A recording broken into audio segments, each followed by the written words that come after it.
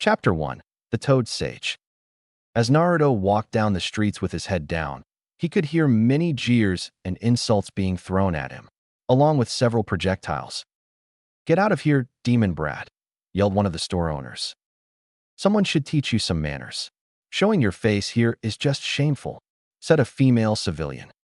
"A boy like that would never have any manners, dear," said her husband, looking at Naruto with disgust. Naruto didn't even flinch at these comments. He had heard it all before. Then he felt something smashed into his face. He looked down and saw a broken eggshell and some yolk, and realized that he was being attacked. He bolted, and a crowd formed behind him. Although this wasn't new either, this was the part he hated. The villagers chucked anything they could find at him. Rocks, sticks, and even the occasional dead rat were sent flying past Naruto, who just ran faster. And then he froze. A man with long black hair stood in front of him wearing some standard shinobi pants and a jounin jacket, and both his eyes were looking at him in a glare. "I won't let you hurt anyone else, demon. You killed too many people, and it ends here," he roared angrily. Naruto didn't have any idea what he was talking about. The man moved his hands so fast that Naruto could only see blurs. The man's hand came down, and there was a kunai in his hand. Naruto started to run away from the man as fast as he could. He knew what people like this man were called, for he had heard the word many times before. Ninja. Naruto had never met one before, but this was not the way he had thought he would. Jiraiya was coming from outside the village, coming from meeting with all his different spies over the past years. Since his student died 10 years ago, he only came to the village every time he had something to report to his sensei in person. He regretted the fact that he couldn't be there for his sensei in his roughest of times. He came back a few years ago hoping to adopt his student's son, but the old council people wouldn't let him, not wanting him to train the boy. This time he wanted to take the boy with him again, and if they wouldn't take him away, he would train the boy here for a year before he had to go outside the village again. The sky was dark and cloudy, looked like it was going to start pouring any time now. Jiraiya made it to the gate of the village and handed the two guards his pass to enter the village. He walked in the village and was heading toward the Hokage Tower to see his sensei when he heard a bunch of people screaming, "Get him!" He walked toward where the noise was and saw a bunch of civilians, genins, and chunins running after a little boy. He took a look closer and saw who that little boy, and he just lost his mind. He ran toward the group at full speed, hoping to make it before they harmed his sensei's only son. The group saw a man with long white hair running toward them with inhuman speed, so they started cheering, thinking that the old man was running to kill the demon with them. Jiraiya made it to the group, and he immediately killed the 5 chunins of the before, releasing a killing intent that had everybody around on their knees. The third was in his office when he felt the killing intent. He started sweating, knowing that Jiraiya was in the village, and he wasn't happy about something. Jiraiya looked at the civilians on the ground, and then looked at the young boy who was on the ground, fearing for his life. "Does this look like a demon to you?" yelled Jiraiya, taking out some kunais, pointing at the young 10-year-old Naruto on the ground, but nobody answered him. "Answer me. Does he look like a demon to you?" he yelled again, walking toward the group, but still no one answered. "Then why the hell were you demons trying to kill him?" he yelled, walking back toward Naruto. "He killed our hero," yelled one of the civilians on the ground. "Don't you dare call my student your hero, because if he was really your hero, you would respect his wish of seeing this young boy as a hero for holding that thing," yelled Jiraiya, focusing the killing intent only on the man. "Are you all right, Gaki?" asked Jiraiya, smiling at the crying young boy. "Yes. Thank you, old man," said Naruto, wiping some of tears flowing down his cheeks. "The name's Jiraiya Gaki," said Jiraiya, ruffling the boy's yellow hair. "Let's go pay a little visit to the Hokage now, huh?" Jiraiya said with a smile. "Gigi, I don't want the old man to see me like this," said Naruto, trying to clean his clothes. "Why is that?" asked Jiraiya, raising an eyebrow. "Because he's going to ask me what happened, and I don't want him to worry about me," answered Naruto, looking at the old man. "Let's go," said Jiraiya, smiling at the young boy. Jiraiya was now walking toward the Hokage Tower with Naruto beside him. He looked around and saw all the dirty looks that were being sent toward the young boy. Jiraiya was getting angrier by the second when he saw how the people treated the young boy. He walked inside the tower without even looking at the secretary and walked straight in the office, Sarutobi was getting ready for what was about to happen since he saw what Jiraiya was mad about with his crystal ball. Jiraiya told Naruto to wait outside while he had a word with Sarutobi for a moment. "What the hell, sensei? I come back and the kid was about to get killed by a group of shinobis and civilians," yelled Jiraiya looking at the old man. "What? You wouldn't happen to know their faces, right?" asked Sarutobi, softly calling in 3 of his Umbu members. "I killed the 5 Chunin that was in the group, and the rest is on the groang in the middle of the streets," said Jiraiya, smiling at the old man. The Umbus immediately went to find the rest of the group that was trying to kill the young boy. "So how long you here for?" asked Sarutobi, looking his former student. "About a year, before I have to check on my spy network," said Jiraiya, still looking at the old man angrily. "What do you plan to do with Naruto?" asked Sarutobi, smiling at his student. "Train him and look after him. I can't believe Minato trusted these fools with his only son," said Jiraiya, angry at the last part. "They'll see. I'll turn him into a legend," yelled Jiraiya, striking a pose. Sarutobi sweat-dropped at the pose. "Where is Naruto?" asked the old Hokage, looking at his student. "Hey Gaki, come in here." Jiraiya called Naruto in the office. The yellow head ran in the office and jumped on Sarutobi's lap. "Okay, where do you live, Naruto?" asked Jiraiya, looking at the young version of his late student. "In the orphanage, of course," said Sarutobi, looking at Naruto, who just put his head down. "Gramps, they kicked me out of the orphanage 2 weeks ago. I've been living in the forest since then," said Naruto, crying. "What?" yelled Sarutobi and Jiraiya at the same time, with their killing intent rising through the roof, which had everybody 5 blocks from the Hokage Tower frozen. "They did what?" yelled Sarutobi, looking at the young boy angry. "Bear, please take whoever is in charge of the orphanage to Ibiki for me," said Sarutobi to the masked man in front of him. "Hi, Hokage-sama," said the Umbu member, disappearing in a swirl of leaves. "Sensei, please give me the keys. I'll leave the rest to you," said Jiraiya, looking at the old man. Jiraiya walked out of the office with Naruto following him close behind him. They walked for a few minutes until they made it to a big compound next to the Hyuga compound. Jiraiya opened the big gates and they walked in. The inside looked like a little village itself, with a big house in the front and a bunch of other houses not as big as the main one down the street.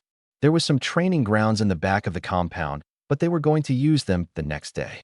Jiraiya and Naruto walked inside the main house, and it was filled with dirt and dust from 10 years without any cleaning. Jiraiya decided that they would clean it the next day, since it was really getting late for that. Jiraiya went to sleep inside the main house for the night, but he had his own house in the compound which he used to use when Minato was still alive. The next day, Naruto woke up and took a shower with some hot water for a change, since when he was in the orphanage they used to turn off the hot water when it was time for him to bathe. Jiraiya was still in bed when woke up, but when Naruto finished taking a shower, Jiraiya walked down the stairs and saw Naruto with an orange jumpsuit on, ready to go to school. He walked up and stood behind him, looking at the jumpsuit. "Why do you wear this?" asked Jiraiya, looking at the young kid. "That's all the store owner would sell me," said Naruto, looking down. Jiraiya looked at his again and took out something from his scroll. "Take your shirt off, Gaki," said Jiraiya, looking at the boy. Naruto took off his jacket and Jiraiya looked at his body, laughing. "Do you ever work out, Gaki?" said Jiraiya, laughing. "No," said Naruto, looking at the man. Jiraiya put a seal on his chest, looked at him. "What is this?" asked Naruto, looking at the man. "It's a gravity seal. It's meant to make you stronger and faster," said Jiraiya, looking at his godson, smiling. Naruto started walking, but he felt his body heavy as fuck, so he couldn't move like he normally did. "My body feels heavier than usual," said Naruto, confused. "You'll get used to it. Now hurry up and get to school. Don't take shit from anyone," said Jiraiya, walking back upstairs. "Don't tell anyone about me or the gravity seal," said Jiraiya, looking at the spiky head kid. Naruto walked out the compound, walking slowly toward the ramen stand before going to the academy. Naruto made it to the ramen shop in about 5 minutes when it usually took him 2 minutes to get there. Along the way, the villagers were glaring at him, calling him names, so he started trying to walk faster to get used to the weights faster. Naruto ran to the academy as fast as he could, but he was still 10 minutes late. He opened the door to his class and saw everybody laughing at him. "Naruto, you're late," yelled Irika, looking at the young boy. It's not my fault, said Naruto, going to the back of the class where Shikamaru, Choji, and Kiba sat. He walked by Sasuke's desk, and Sakura put one leg out and tripped him, making everyone laugh at the boy. He made it to the back of the class and sat down beside Shikamaru, who was sleeping, and Choji, who was eating his chips loudly. He tried to pay attention to the class, but it was getting very boring to him. So like Shikamaru, he fell asleep. As soon as he did, Iruka walked up to their desk and woke them up with his scary head jutsu. Naruto woke up and Shikamaru did the same, so they started talking about the class. It was time for the taijutsu and throwing practice outside. Naruto, you will go up against Sakura in the taijutsu practice, smirked Mizuki. I don't want to fight Sakura. I love her, thought Naruto. Cha. Easy win, yelled Sakura, looking at Sasuke with hearts in her eyes. Sakura got in the academy style, and Naruto got in the style that Mizuki taught him and just stood there waiting for Sakura to attack him. He still couldn't move at his usual speed since he was carrying half his weight in the seal. Mizuki saw that Naruto got in the style that he taught him and was laughing even though he didn't let anyone see him laughing. Go, said Mizuki, smirking at the yellow head. Sakura ran toward him with a pretty pathetic speed and punched him in the nose, getting the head start. Naruto held his now bleeding nose, though it was not easy for him to even move his hand, since Naruto couldn't really move all that fast yet. That's for annoying me, asking me to go out with you, said Sakura, punching him in the face once again. He fell to the ground. But Sakura-chan, what did I ever do to you? Said Naruto, looking at the girl, and Sakura kicked him while he was on the ground. He tried to move out the way, but with no success. She kept punching him in the face, and his face started to get swollen. Naruto got up and tried to punch her, but he still couldn't move his muscle all that good. So she punched him again, and he fell to the ground once again. Naruto got up and continued to fight, even though he couldn't attack or defend himself from the assault. That's for not respecting Sasuke-kun, yelled Sakura before she kicked him in the stomach. She was about to continue her assault, but Iruka stopped the match. Winner Haruno Sakura, said Iruka, raising the girl's hand, and all the guys started laughing at Naruto, and so did the girls. Naruto, why can't you move? Asked Iruka, looking at the blonde. I can't tell you, Iruka-sensei, said Naruto, getting up from the ground. Why not? Asked Iruka, looking at the boy. I just can't. Leave it at that, said Naruto, walking away from the man. The class went back inside with Naruto staying back. As soon as everyone went back inside, he left and went home. He walked down the streets with his body all bruised up, and the people were cheering seeing him hurt like that. He wanted to get home faster, but the gravitation seal was slowing him down.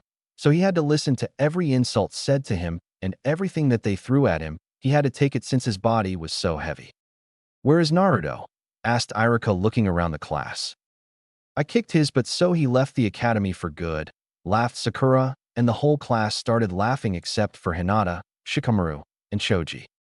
Something is wrong with Naruto, said Shikamaru to his best friend Choji. Yeah, he was usually faster from anyone here, since he always used to pull all those pranks, said Choji, still eating. I'm sure he'll tell us tomorrow, said Shikamaru, going to sleep. Naruto got home and saw the house clean with Jiraiya sitting by the kitchen eating some rice and vegetable that he made.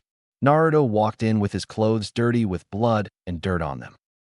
Jiraiya looked at him for a few minutes before asking, what happened to you? I was in a taijutsu match in my class, and I lost, said Naruto, putting his head down. Was it the seal?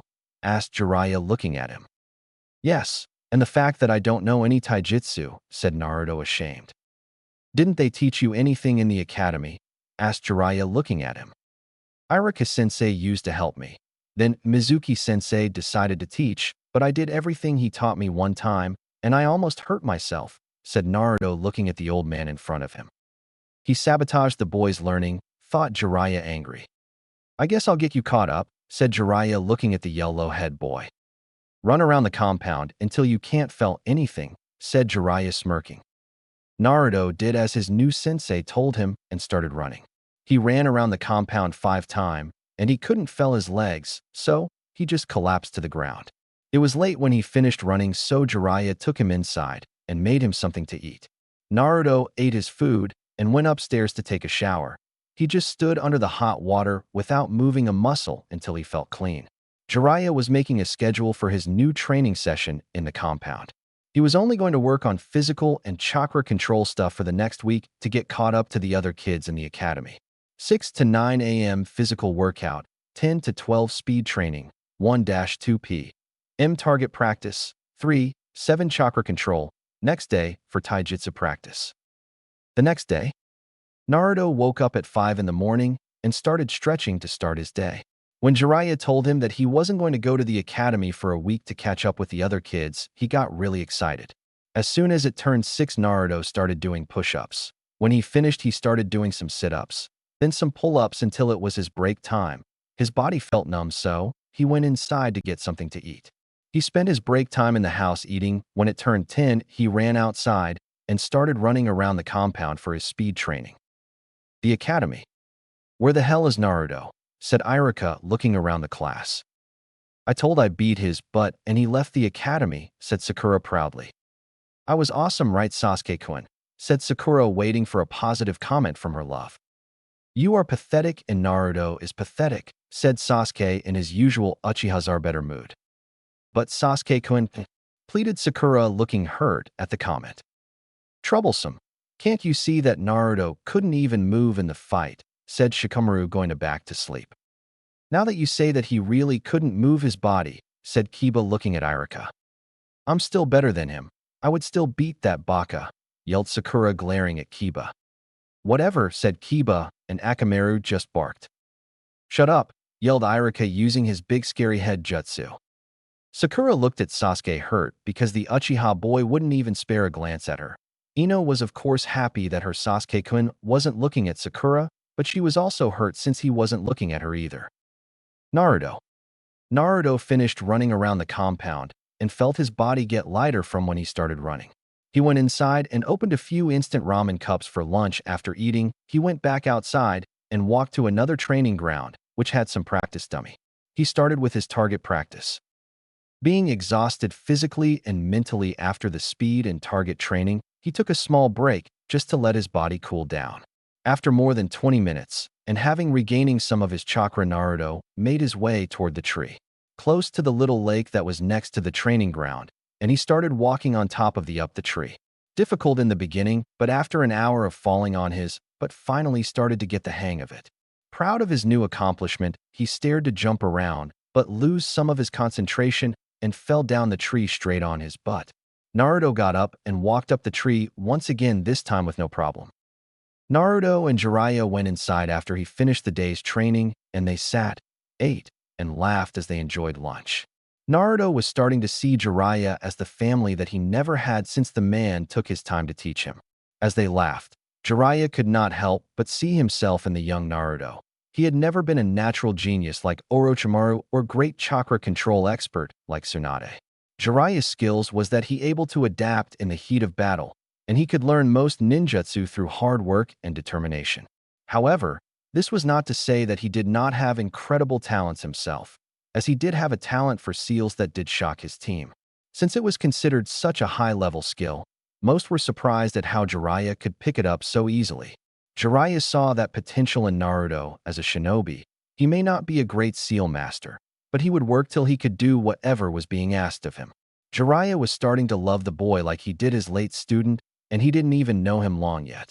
This was his godson, even though he didn't tell Naruto that yet.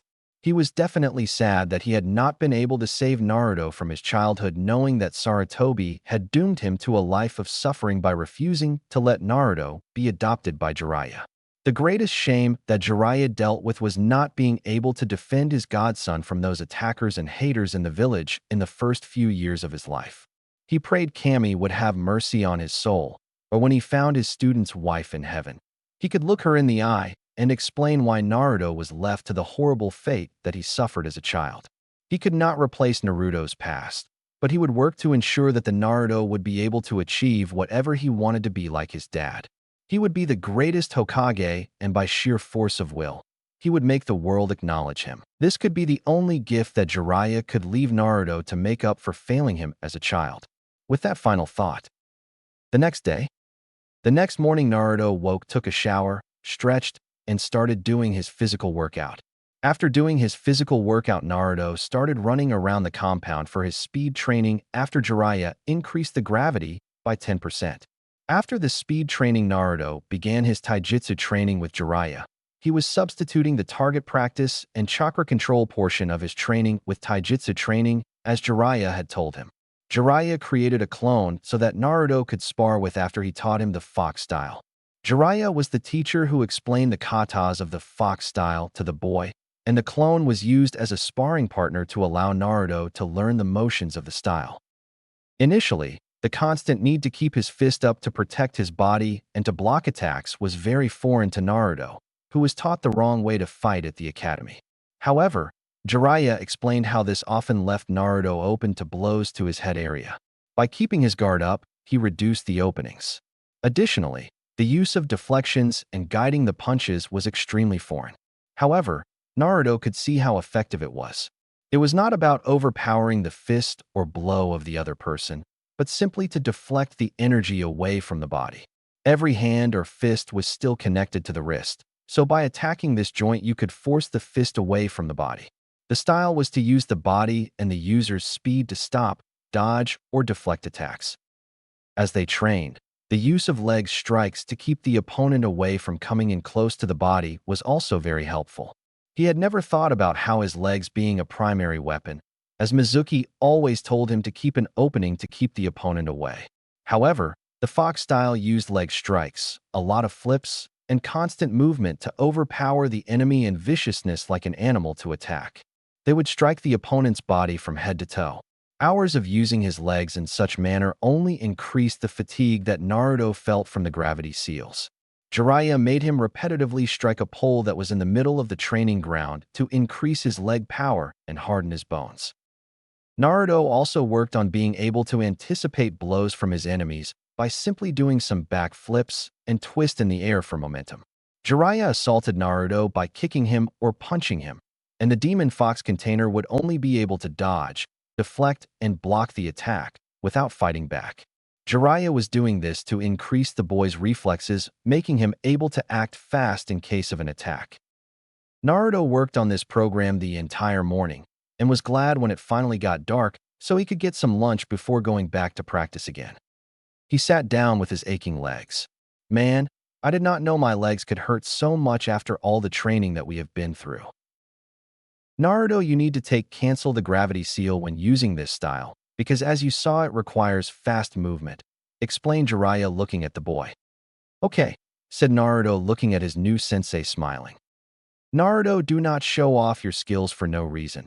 Only show your skills when you're in a fight," said Jiraiya looking at him serious. "Okay, I never plan to," said Naruto smiling at his sensei. "Get some rest, tomorrow will not be easy," said Jiraiya smirking.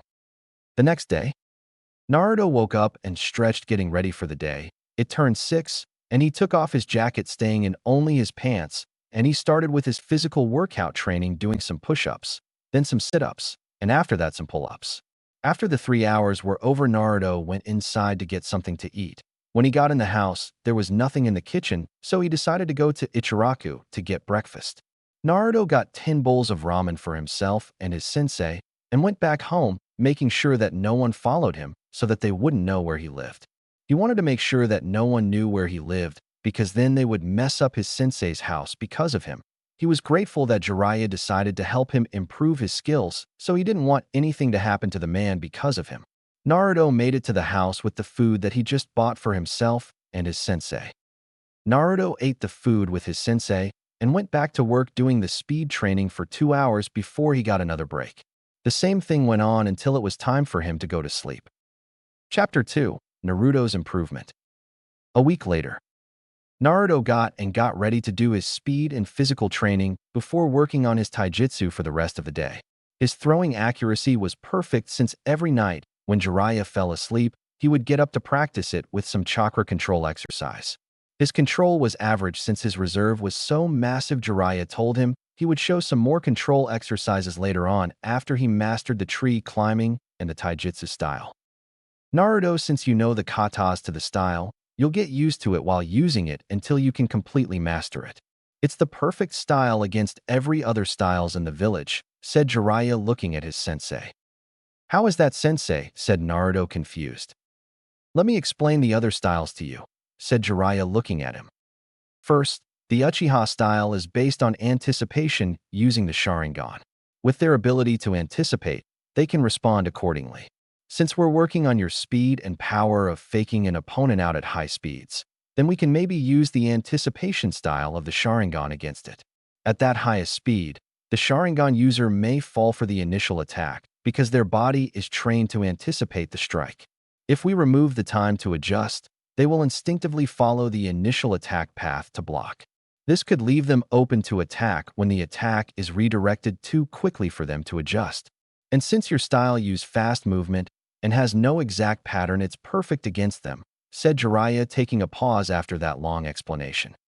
Secondly, the Hyuga style relies on attacking chakra points using their hands with minimal emphasis on the feet. If we can focus your handwork to quick attacks and defensive maneuver like deflection, and all those other animal-like maneuvers, then you can work on countering their attacks. Also, while blocking their attacks, you can possibly use your elbow or feet as weapons to strike back while engaging their hand-based attacks. Also, the style will improve your avoidance by teaching you to swivel your hips, jump back, or roll away, flip back, and ducking in front of your opponent. As we progress, you will instinctively be more prepared to deal with their blows with deflection, said Jiraiya, looking at his student, who was paying close attention to the explanation.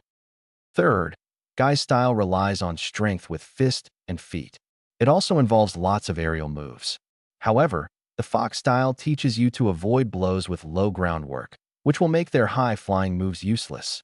Since they also use high speed, it will be a little harder to fight against. These areas are traditionally harder and sharper, which could inflict damage on the opponent. For example, if you use quick jabs to slow down the attacker punches, or you kick the inside of an enemy's leg to force them to jump back or prevent high-flying kicks, then they will have to adjust.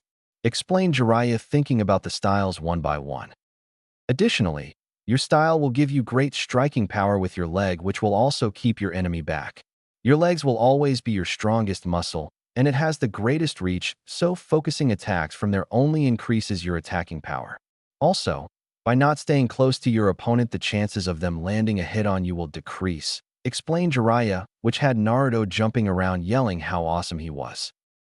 Do you understand that if you can at least stand toe-to-toe with these great taijutsu styles, then you will be able to battle any person? Asked Jiraiya, looking at the boy. I will take care of him, Minato, thought Jiraiya, looking at the boy. Naruto, today we're going to do another type of exercise, said Jiraiya, smirking. What is it? Some awesome fire jutsu or something, said Naruto, jumping around. No, you're going to meditate, smirked Jiraiya, looking at the boy. How is that going to help me? Asked Naruto, looking at his sensei, totally confused. It'll calm you down and increase your ability to sense other people and your reflexes, and it increases your control over your chakra systems, said Jiraiya, looking at him. Okay, then what do I do? Asked Naruto, looking at his sensei. Just sit still and clear your mind of everything, said Jiraiya, showing him the sitting position. Naruto got in the position and proceeded to clear his mind of everything. Academy. Iruka started looking around, but he still couldn't see where Naruto was. The previous day, he looked all around the village looking for the kid. He went to the orphanage, but they told him that the people who used to be in charge got arrested for kicking a kid out of the orphanage, and he knew that it had to be Naruto. Today, if Naruto didn't show up to the academy, he would report it to the Hokage again. Has anyone seen Naruto in the past week? Asked Iruka, looking at the kids. No, said Shikamaru, going back to sleep. Shikamaru, wake your lazy self up, yelled Iruka with his big scary head jutsu. I'm sure he's all right, said Choji, looking at Shikamaru eating his potato chips. Who cares? Everyone has been happy with him not being here, pulling pranks in class, annoying me, asking me out. Isn't that right, Sasuke-kun? Said Sakura with hearts in her eyes at the last part. I wish you wasn't here right now. You even worse than Naruto, said Sasuke, without even looking at her. Sakura started crying at the comment, and everyone started laughing at the big forehead girl. Ino was the first one who started laughing, and Sakura and Ino broke out fighting over the Uchiha once again. The boys just sat back watching the fight unfold. Ino and Sakura would always fight over the Uchiha using insults. The boys wanted to see some face smashing, but they never fought like that. I'll have to report this to the Hokage, said Iruka, leaving the class, leaving Mizuki in charge for the day. Hokage Tower. Irika walked in the office and saw Saratobi reading some papers for missions that just came in. Saratobi looked up from the papers and saw Irika standing in front of him, worried out his mind, and he already knew what this was about. "Hokage-sama, Naruto has not showed up to school for the past week," said Irika worriedly. "Don't worry, Irika. I know where Naruto is," said Saratobi, smiling. "Is he all right?" asked Irika quickly. "Yes, he's in good hand. Seems like some teacher at the academy has been teaching the wrong thing on purpose. So he's trying to catch up to the other kids," said Saratobi, looking at the young teacher. "If you say he's okay, I guess I have to go back to the academy," bowed Irika before leaving the office. Irika's body flickered back to the academy and saw all the students just standing around like it was nothing. Naruto's mindscape. Naruto started doing the meditation exercise and woke up finding himself in a sewer-like place with water ankle deep in the sewer. He looked down the hallway and saw a bunch of little corridors leading to different places. He heard a deep voice at the end of the sewer. Naruto followed the voice through the sewer and found himself in front of a big gate with a seal in the middle of the gate. "Hello, is anyone here?" asked Naruto, a little scared. "Who is this?" said the QB, looking at the little boy in front of the gates. "Who said that? Where am I?" said Naruto, backing up a little away from the gates. "It's me, the great and powerful QB no Yuko," said the QB in a deep and proud voice. "KK QB," stuttered Naruto, looking terrified. "Yes, kid, don't make me repeat myself," said the fox, looking at the kid. "Where am I? Am I dead?" asked Naruto, shaking. "No, you're not dead, kid. You're in your mind," said the fox, looking at the kid, laughing. "What are you doing in my mind then?" asked Naruto, looking at the fox, still terrified. "I'm sealed within you, so I live in your mind," said the fox seriously. Naruto quickly woke up in the real world with a terrified look on his face. Jiraiya looked at him and already knew what this was about. Jiraiya walked up to him and sat down beside his godson. Naruto was shaking, looking terrified at his sensei. "Sensei, I just had the craziest dream. I woke up in a sewer and saw the nine-tailed fox, and he said that he was sealed in me, so he lives in my mind," explained Naruto, calming down, looking at his sensei, hoping that it was just a dream. "Actually, kid, that wasn't a dream," said Jiraiya, scratching the back of his head. "What?" yelled Naruto, pausing to calm down. "So, I am a demon like everyone said I was," said Naruto, starting to cry, before he felt a little lump on his head, getting hit by Jiraiya over the head. "You are not a demon, you hear me?" said Jiraiya, looking at the kid with a serious face. "You have to go back in your mindscape.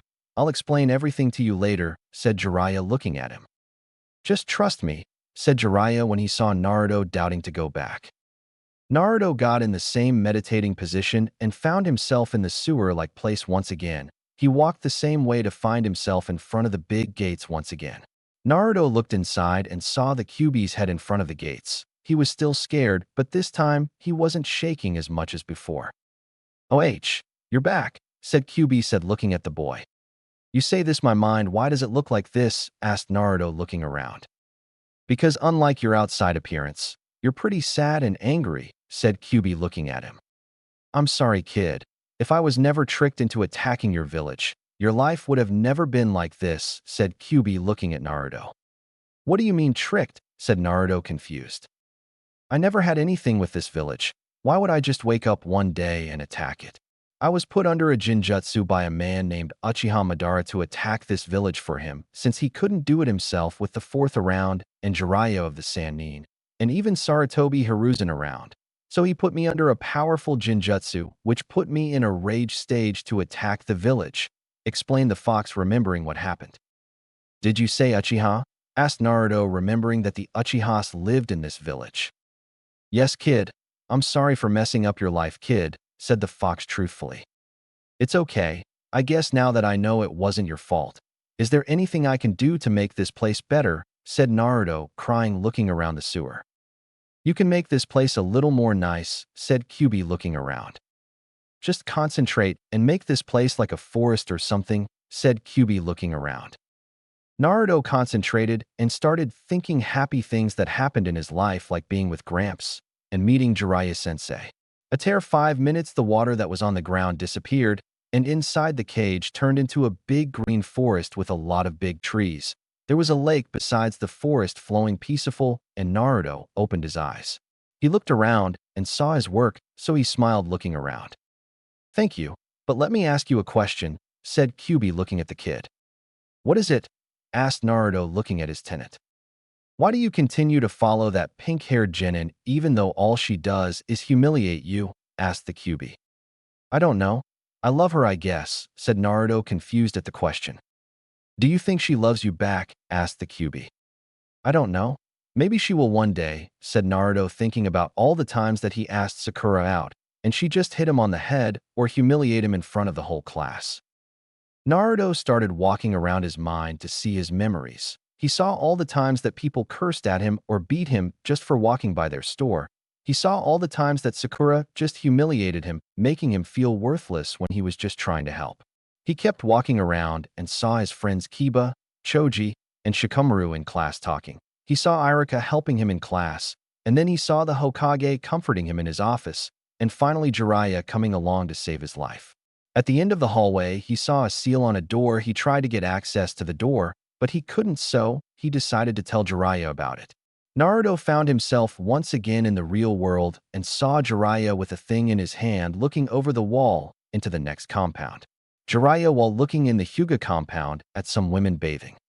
"What are you doing, sensei?" asked Naruto looking straight at his sensei. No, nothing, kid, how was it?" said Jiraiya looking at him, putting the telescope away in his jacket. "I started walking around until I saw a door sealed and I couldn't open it," explained Naruto looking at his sensei. "They probably sealed some of his abilities," thought Jiraiya. "Go back to your mindscape," said Jiraiya doing some hand seals. Naruto closed his eyes and found himself in his mindscape again, but this time Jiraiya was standing beside him. "Where is that door, kid?" asked Jiraiya looking around. "Follow me," said Naruto guiding Jiraiya to the door. Jiraiya found himself standing in front of a door title body. He did some quick hand seals and Naruto grew 2 inches in front of him and his hair grew to reach his shoulder and got even more messy than it was before. They walked in the door and Jiraiya saw another door with brain on top of it. He unsealed the door and continued walking around seeing a door with muscle on it. He unsealed it, walked out the room. They went back to the real world and Jiraiya stood in front of Naruto looking serious. "How do you feel?" asked Jiraiya looking at the kid. "Like something just at my head, and more power is flowing through my body," explained Naruto looking around. "And my body feel light," said Naruto looking around. "Run around the compound one time," said Jiraiya looking at his carefully. Naruto started running with the gravitation seal still on him, and he could run around the compound in half the time that he usually did, which surprised him and Jiraiya. They put seal on him, limiting his abilities, thought Jiraiya with his face full of anger. "I knew it. He got the Namikaze speed ability," thought Jiraiya smiling. "Stop, Naruto," said Jiraiya smiling at the kid. "I'm going to teach you another chakra control exercise before I teach you a jutsu," said Jiraiya smiling. "What is it?" asked Naruto looking at his sensei laughing. "Let's go by the little lake that was made in the back," said Jiraiya walking toward the back of the compound. Naruto followed him walking slowly with his hands behind his head. They made it to the lake and Jiraiya started walking on the water to demonstrate the exercise to him. Naruto jumped in the water, exited, and fell in the cold water. He jumped out of the water shaking since the water was extremely cold after Jiraiya had put a seal on it the previous night. "Why the hell is this water so cold?" yelled Naruto glaring at his sensei. "My bad. I forgot to tell you that it was cold," grinned Jiraiya. "Now start walking on the water. Just channel the right amount of chakra to the bottom of your feet like the tree climbing exercise," said Jiraiya laughing. Naruto got on the water and flowed the chakra to the bottom of his feet, and he started walking on the water. He kept adjusting the chakra to put at the bottom of his feet to not fall in the water when the cold waves made it around. Naruto got out the water with a big grin on his face and walked toward his sensei. When he made it to the spot, he saw Jiraiya standing there waiting for him. As soon as he arrived, Jiraiya did some hand seals and said Kuchios no Jutsu, summoning Jutsu, and summoned a human-height toad. Naruto jumped back looking at the toad since it just appeared out of nowhere. "Hello, Jiraiya-sama. What can I do for you?" asked the toad politely. "Hey, Gamaki. I need the contract," said Jiraiya to the toad. Taking on a new apprentice, asked the toad before opening his mouth, and a big scroll came out with his tongue. Yes, said Jiraiya looking at the toad smiling. Naruto, this is Gamaki, the contract holder for the toads. Gamaki, this is Naruto, the kid with the QB sealed in him, said Jiraiya scratching the back of his head. Hello Naruto-san, said Gamaki looking at the kid. What's up Gamaki-san, said Naruto scratching the back of his head. Okay, Gaki, now with the jutsu I said I was going to teach you. Sign your name in blood in this scroll while I explain it to you, said Jiraiya pointing at the spot next to Minato's name. Naruto bit his thumb for some blood and wrote his name on it before signing at the bottom. Why was there only 2 names on it, if it's a jutsu? Asked Naruto confused. It's a powerful jutsu, and I was the first one to sign it, and I get to choose who I pass it to. It's the summoning contract to summon toads in battle. I taught it to my last student, and now I'm going to teach it to you, explained Jiraiya looking at his student. So you was the 4th sensei, since he was the only one who could summon toads before, said Naruto looking at Jiraiya. He's smarter now. Must be the seal that I removed from his brain, allowing him to think better, thought Jiraiya smiling. Yes, I did train the 4th Hokage. That's a story for another time. Now here are the hand seals for the jutsu, said Jiraiya showing him the hand seals to perform the jutsu. Naruto did the exact hand seals that Jiraiya just showed him and said Kuchiyos no Jutsu, summoning jutsu, and a little orange toad with a blue jacket appeared in front of him. Who the hell are you, kid? Asked the little toad looking at the yellow-head kid. My name is Naruto Uzumaki. Who are you? Said Naruto looking at the little toad. My name is Gamakichi. What do you want? Said Gamakichi looking at the yellow-head boy. I was just trying out this jutsu, brat, yelled Naruto glaring at the little toad. Did you bring any snack? Yelled Gamakichi looking at the boy. No, I didn't know I need any, said Naruto looking at Jiraiya. Next time bring some snacks before summoning me, said Gamakichi disappearing a puff of smokes. Jiraiya looked surprised at the kid for being able to summon the son of the boss toad on his first try. He smiled seeing the boy coming along better than he expected. He thought he was going to have to throw him off a cliff for him to get the jutsu right for a minute. Naruto looked at his sensei proudly, and they went inside to get something to eat before continuing the day's training. Naruto was still thinking about what the fox told him in his mind, so he decided to tell his sensei about it. Jiraiya saw the look on Naruto's face and decided to start the conversation. What's on your mind, Gaki? Asked Jiraiya looking at him eating his food. In my conversation with QB, he told me that he was tricked into attacking the village by a man named Uchiha Madara. I thought the Uchihas were from Konoha. Why would he want to destroy the village? Asked Naruto, totally confused. Uchiha Madara, I knew the fox wouldn't just attack the village for no reason, thought Jiraiya thinking over the situation. Naruto, what the fox told you is probably the truth. Before there is a legendary version of the Sharingan that is said to be able to control the tailed demons, said Jiraiya looking at the kid seriously.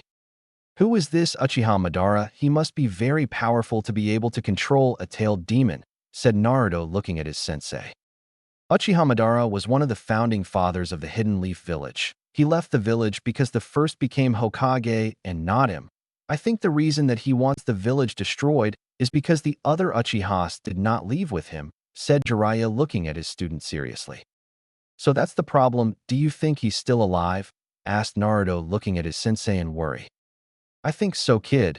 Not many people knows he's still alive, said QB through the mind link they had. Naruto, with the kind of things that will happen in the future, I want you at least to have a childhood that you can remember. You're going back to the academy tomorrow. Just make sure you act normal. Come up with some kind of excuse to why you wasn't in school. Do you have any friends in the academy? Said Jiraiya looking at the kid. Yeah, I got Shikamaru, Choji, Kiba, and Shino, but he's usually very quiet, said Naruto thinking about all the people who was nice to him. Oh, and there is Hinata. She usually faint when I talk to her though, explained Naruto thinking about the girl. Seems like that girl has a crush on you, though Jiraiya is smiling at the boy. Naruto, since most thing that will happen might involve this village in some way in the future, I want you to enjoy the rest of your childhood with those you hold dear. I'll be making you a new training schedule for the time you're in the academy, said Jiraiya, taking out something to write with. He started writing the new training schedule for his godson. Jiraiya finished the schedule and handed it to Naruto so he could read it over. Monday. 6 a.m. to 7 a.m. Physical workout. 7 a.m. to 8 a.m. Eat. Head to school. 8 a.m. to 1 p.m. Academy. 1 p.m. to 2 p.m. Lunch. 2 p.m. to 5 p.m. Friends. 5 p.m. to 7 p.m. Meditate on Hokage Mountain. 7 p.m. to 10 p.m. Taijutsu practice and speed training. Tuesday. 6 a.m. to 7 a.m. Physical workout. 7 a.m. to 8 a.m. Eat. Head to school. 8 a.m. to 1 p.m. Academy. 1 p.m. to 2 p.m. Lunch. 2 p.m. to 5 p.m. Friends. 5 p.m. to 7 p.m. Summoning training.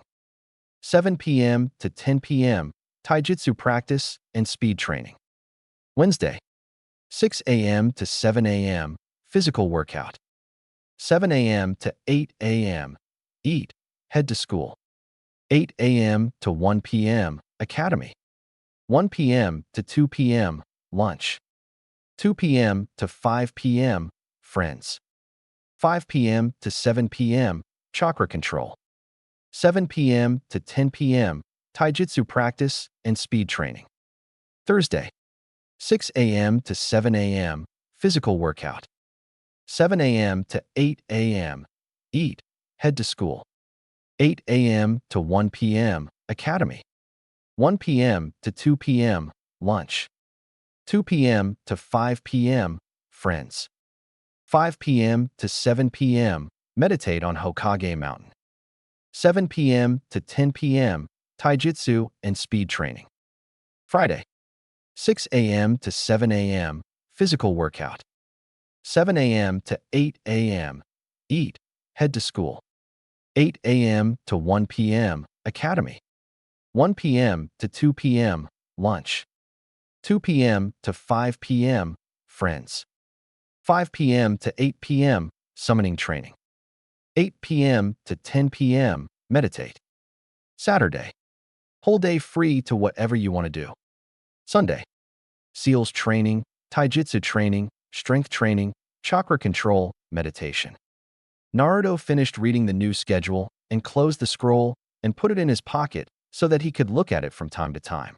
Jiraiya looked at him and smiled, seeing so much of Minato and himself in the boy at the same time.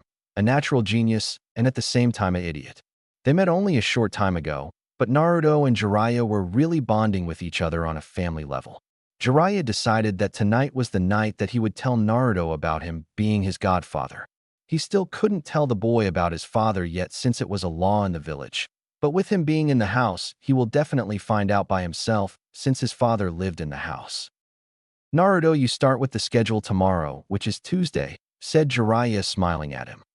I finally get to see Shikamaru and Choji again.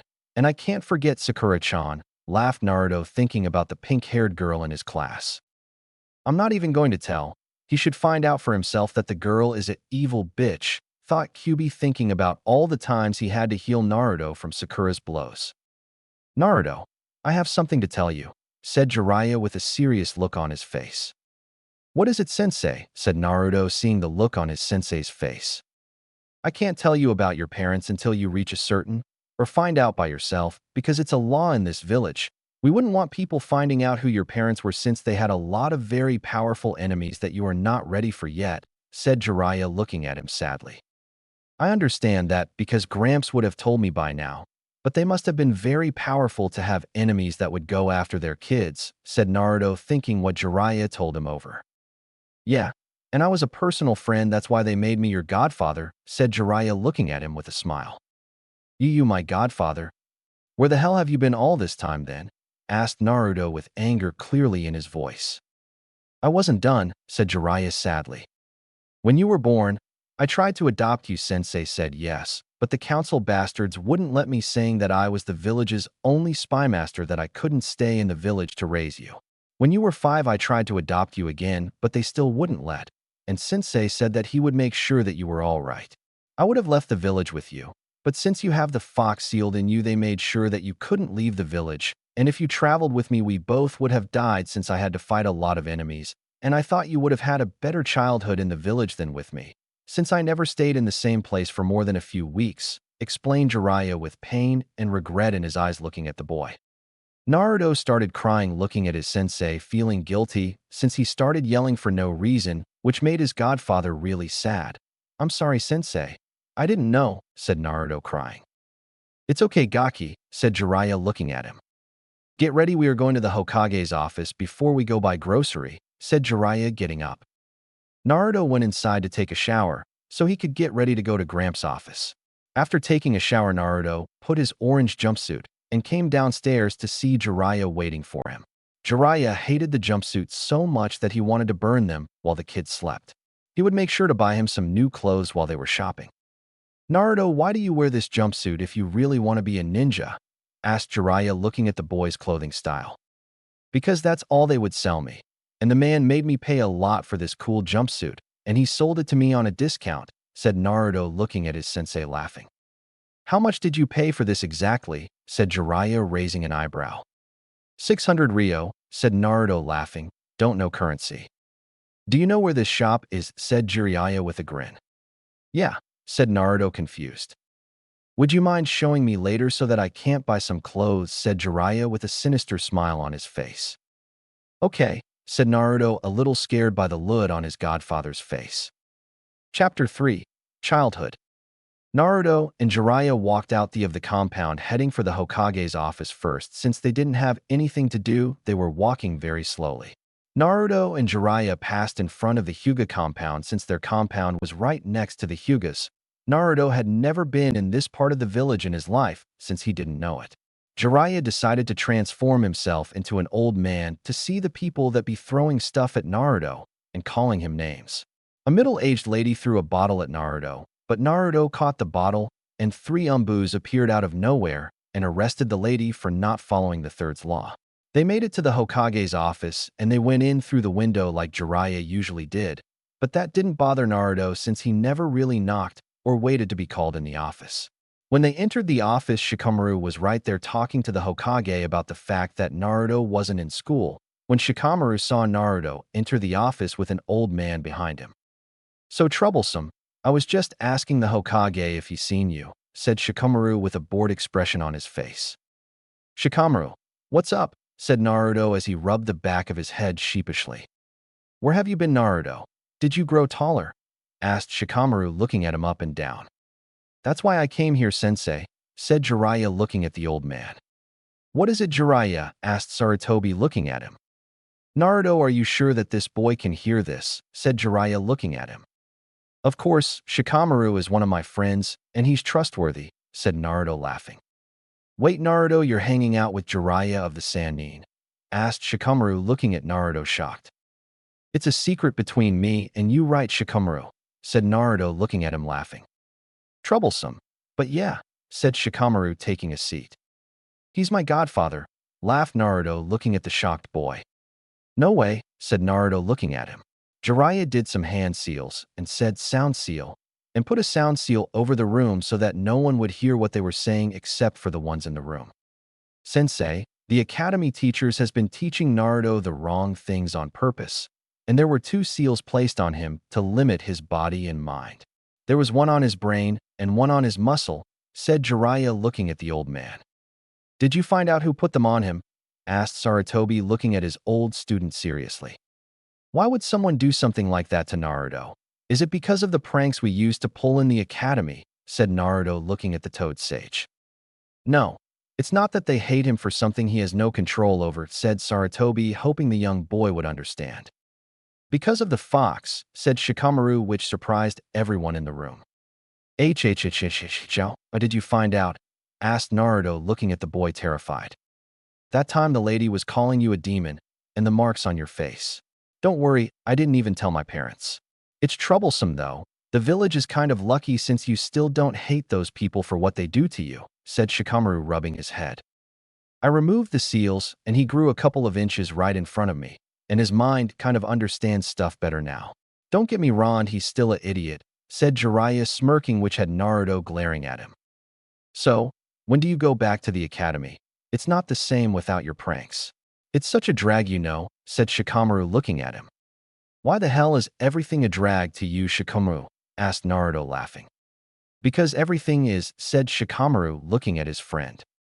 I go back tomorrow, said Naruto with a grin. I'll be waiting for you. I gotta go home because my mom will kill me if I'm late for dinner.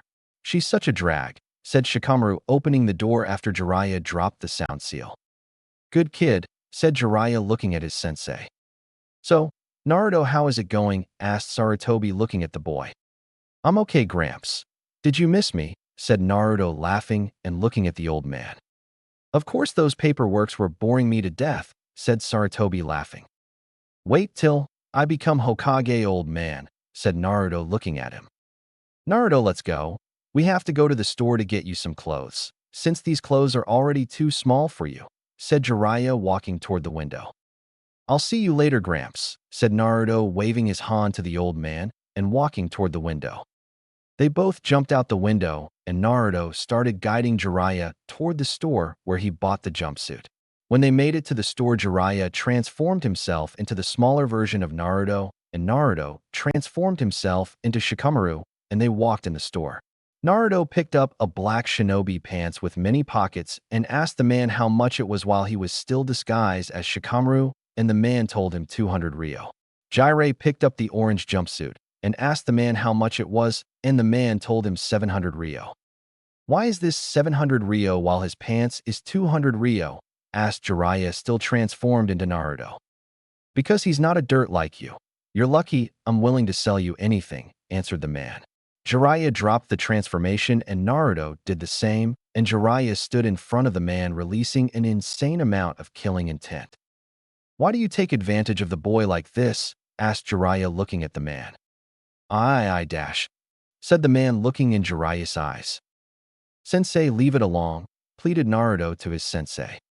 You see, even though you've been doing him wrong, he still don't want anything to happen to your miserable life, said Jiraiya, still looking at the man. Said the man, looking terrified. What if I decided to kill you for all you've done to him? Laughed Jiraiya, looking at the man. And with that, the store owner pissed on himself. Sensei, don't do that, said Naruto, pleading to the man. Why? Asked Jiraiya, still laughing. Because I'll give back all the extra money I made off of him, said the store owner, opening his cash register. It's okay, really. I just need some clothes, said Naruto, looking at the man. What are you looking for? Said the man, looking at the boy's innocent face. I need some orange pants, said Naruto, smiling. Are you sure? Orange is not a color for ninjas, you know, said the man, looking at him. Yeah, he needs some black pants and a black long-sleeve fishnet shirt to put under his shirt, a long-sleeved orange and black shirt since he seems to like orange, said Jiraiya, looking the boy over. Do you need any sandals? Asked the store owner, looking at them. Yeah, some black ones to match his pants, said Jiraiya, looking at the store owner. How many sets do you want of the clothes? Asked the store owner. I'll take 5 since he's still growing, and they will get messed up anyhow, said Jiraiya, smirking. Let me take his measurements for the shirts, and I'll give you the fishnet shirts, the pants, and the sandals. You can pick up the shirts in about 2 hours, said the store owner, taking Naruto's measurement. After taking his measurements, he handed them the pants with some white bandages, the fishnet shirts, and the sandals, and Jiraiya was about to walk out the store before Naruto took out some money to pay the man. No, this is free. You'll have to pay next time, though, said the man, not accepting the money. No, take it. I'll feel guilty getting all of these without paying, and I got enough money for it anyway, said Naruto, putting the money on the counter. What a good kid. It's sad I didn't realize that earlier, thought the old man, smiling, and with that Naruto had one more person on his side. Jiraiya sealed the clothes in an empty scroll that he carried with him, and they started making their way toward the market. They walked slowly since they were in no hurry to get home. They made it to the store after a couple of minutes walking, and they bought what they needed, even though some of the store owners got arrested in the process or refusing to sell food to the demon brat. Once again, Jiraiya sealed the grocery that they got, and they walked out the store slowly without paying. Naruto started laughing at his sensei until Jiraiya slapped him across the head. Let's go get some ramen, said Naruto, looking at his sensei with stars in his eyes. Naruto, why do you like that ramen so much? Asked Jiraiya, laughing. You have to taste it to know, said Naruto, looking at his sensei. Naruto started running toward the ramen stand, and he was surprised since the gravity seal was still activated, and he couldn't even feel it. Jiraiya decided that he had to put on a gravity seal on himself. He was to teach Naruto since the boy was getting faster and faster. Jiraiya was still faster than Naruto, but in a few years he will not even come close to catching up to his speed since it ran in his family. Jiraiya caught up to Naruto with no trouble in front of the ramen stand. They walked inside the ramen stand and took a seat. The old man looked at them smiling. "Where have you been, Naruto?" asked the old man, looking at the boy smiling. "Catching up on some stuff, you know," said Naruto, rubbing the back of his head sheepishly. "Who is this with you?"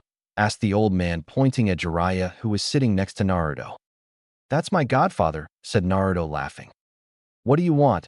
asked the old man, handing them 2 menus. "I'll get 3 miso ramen," said Naruto with stars in his eyes. "I'll get a pork ramen," said Jiraiya, laughing at the kid. "Coming right up," said the old, preparing the food. Old man Ichiraku brought them their orders, and they started eating, to Naruto, which was swallowing the ramen at a high speed. Naruto finished his 3 bowls before Jiraiya could finish the one that he ordered. They finished eating and paid, walking out the ramen stand with Naruto, complaining that they should have stayed longer since he's still hungry. Jiraiya looked at Naruto, smiling at the fact that the boy reminded him so much of his late student Minato. Jiraiya and Naruto made their way toward the clothing store to pick up the shirts that the old man was making for Naruto. They made it to the store and walked in looking for the old man. "Are you finished with the clothes?" asked Jiraiya, looking at the old man. "Yes, sir," said the old man, handing Jiraiya the shirts. "Thank you," said Naruto, walking out the shop. "Come again," said the old man, waving at them. Namake's compound. Jiraiya and Naruto arrived and unsealed the clothes and the food that was in the scroll and put them in place. They went back outside to the training ground since it was only 7 and they could still get some training in. Jiraiya decided that it was time for him to teach Naruto the shadow clone since his chakra reserve was massive. Naruto stood in front of Jiraiya waiting for instruction on what they were going to do now. "Okay, Naruto, I'm going to teach you a jutsu now," said Jiraiya, smirking. "Yippee, about time, old man," said Naruto, jumping up and down in joy. "It's a cool fire jutsu, ain't it?" said Naruto, jumping in front of Jiraiya, laughing. "No, it's helpful for training though," said Jiraiya, looking at the kid. "Huh, what is it?" asked Naruto, looking at his sensei, calming down a little. "Since your chakra reserve is big, you're going to get it easily," explained Jiraiya, looking at the boy. "What is it already, sensei?" said Naruto in an impatient tone. "It's called the shadow clone," yelled Jiraiya, smacking him over the head. "You are not to use it in front of people. We'll only use it for training for now," said Jiraiya, looking at the boy as he explained everything to him. "How does that help me? What is a shadow clone anyway?" asked Naruto, looking at his sensei, confused. "The shadow clone makes a physical copy of yourself," said Jiraiya, showing Naruto the hand seal by making a clone of himself. "I could never make a clone in class," said Naruto, looking at his sensei with shame in his eyes. "It's because you have way more chakra than the kids in your class, and your control sucked since you never had anybody to help you with it," explained Jiraiya, looking at the kid with a smile. "Oh, that makes sense. Since I have more chakra, it's harder to control it," said Naruto, doing the seal for the shadow clone, and he created 5 clones of himself on the spot. "How those it help my training?"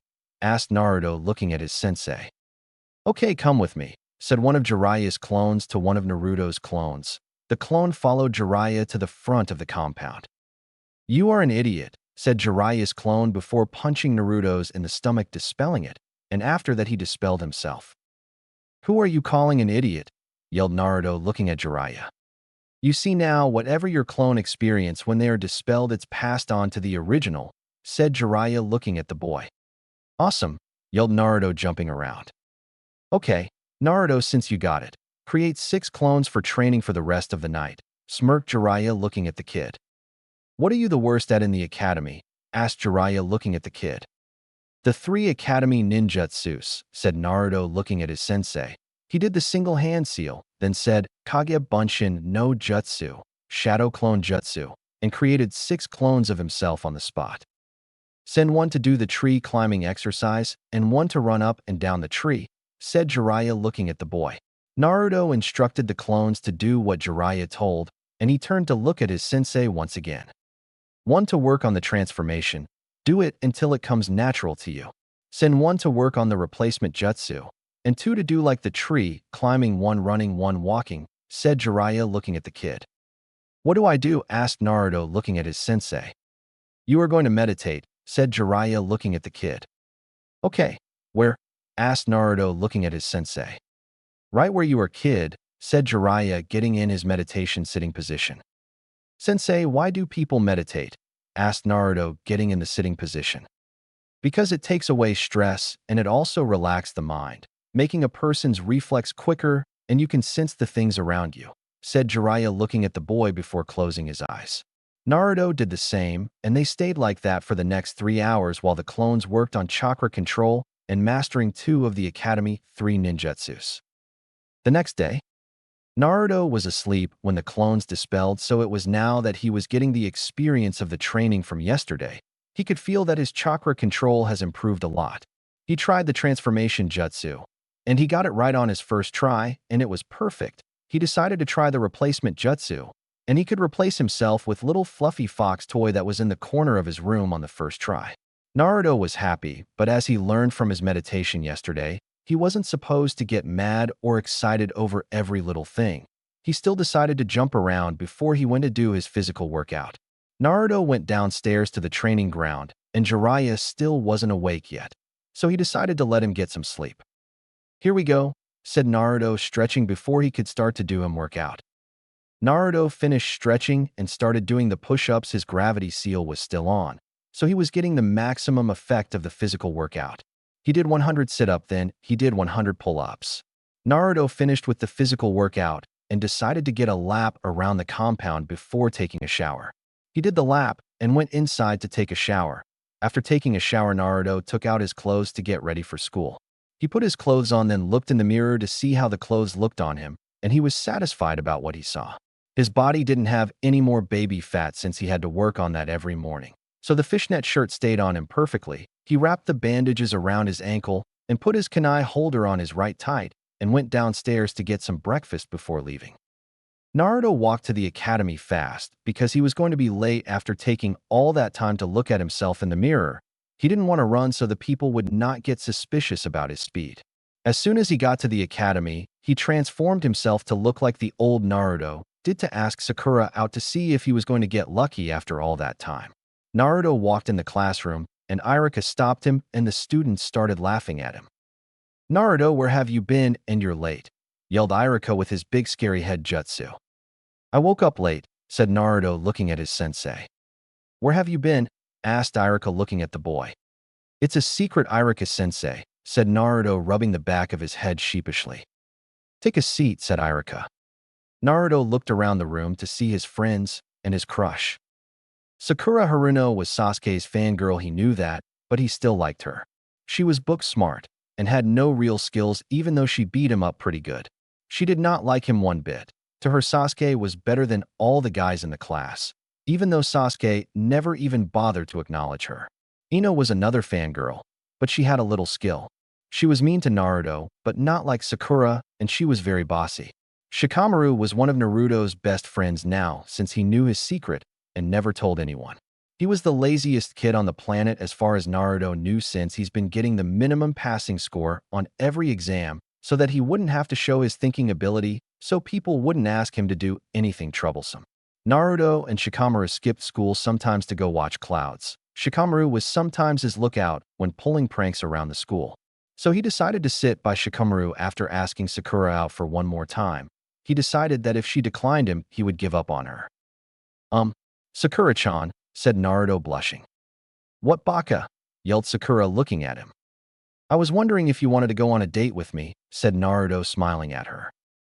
Hell no, baka, yelled Sakura, punching him back to the nearest wall. Naruto dropped the transformation jutsu in a poof of smokes, and he wasn't concentrating at the time, so he stopped suppressing his chakra, and everyone knew that no academy student should have that much energy. After the smoke was gone, everybody started looking Naruto's way to see what happened. They were surprised to see now a taller Naruto, his hair wilder and longer, wearing some black shinobi pants, his ankle wrapped in bandage, and his toned body under the shirt. Hinata started blushing before she fainted. She was standing up, so she was about to fall on the ground before Irika held her up.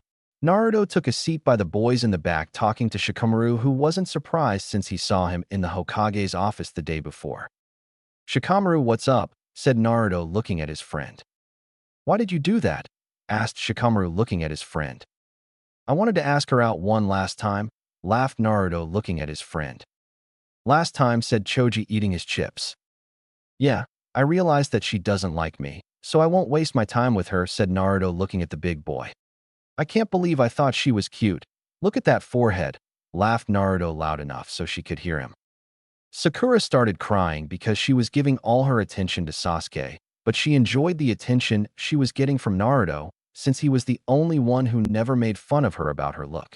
"What the hell happened to Naruto? He want me to kick his butt again," thought Sakura angrily. Sakura got up and walked toward Naruto, thinking he's going to quickly apologize when he sees her face. Naruto sensed her coming like he learned from his sensei Jiraiya. He got up and turned to look at her with a smile, while the other boys was laughing. Mizuki saw this as an opportunity to make the demon brat get beat up again, so he was looking at the situation with a smirk. "Baka, apologize to me right now," demanded Sakura with her red with anger. "But Sakura-chan," pleaded Naruto laughing. "Now Baka," yelled Sakura glaring at him. "I don't think so. Your forehead is big, right?" said Naruto turning serious. "Apologize, Baka," yelled Sakura glaring at the boy. "Okay, I'm sorry your forehead is so big," said Naruto sitting down. "Do you want me to beat you up again?" yelled Sakura glaring at the boy. "Class, it's time for our taijutsu practice," said Mizuki getting up from his seat. Everybody made their way outside for the day's taijutsu practice. Sakura was smirking knowing that she was going to get Naruto, and she finally have another chance to impress her precious Sasuke-kun. Naruto was smiling knowing that Sakura was thinking that he still couldn't move properly, and that he was an easy target like last time they fought. Sasuke was smirking knowing that he had another victim. After seeing Naruto walk in the room, he wanted to fight him to show that he was still the better one in the class. "Naruto versus Sakura. You two please step up," said Mizuki smirking. "I will get you, Baka," smirked Sakura walking toward the middle of the academy training ground. "Are you both ready?" asked Mizuki looking at Sakura.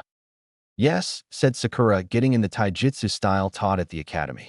Naruto nodded and got in the style Jiraiya taught him at the compound. "Go," said Mizuki looking at Naruto. "That's not what I taught him," thought Mizuki looking at the boy with hate. "Here I come, Baka," yelled Sakura running toward Naruto like she did in the first fight. "Same move," said Naruto stepping out the way of the punch she sent toward him. Sakura sent another punch toward Naruto, and he just jumped out the way by jumping in the air and doing a flip back, then falling on both his feet.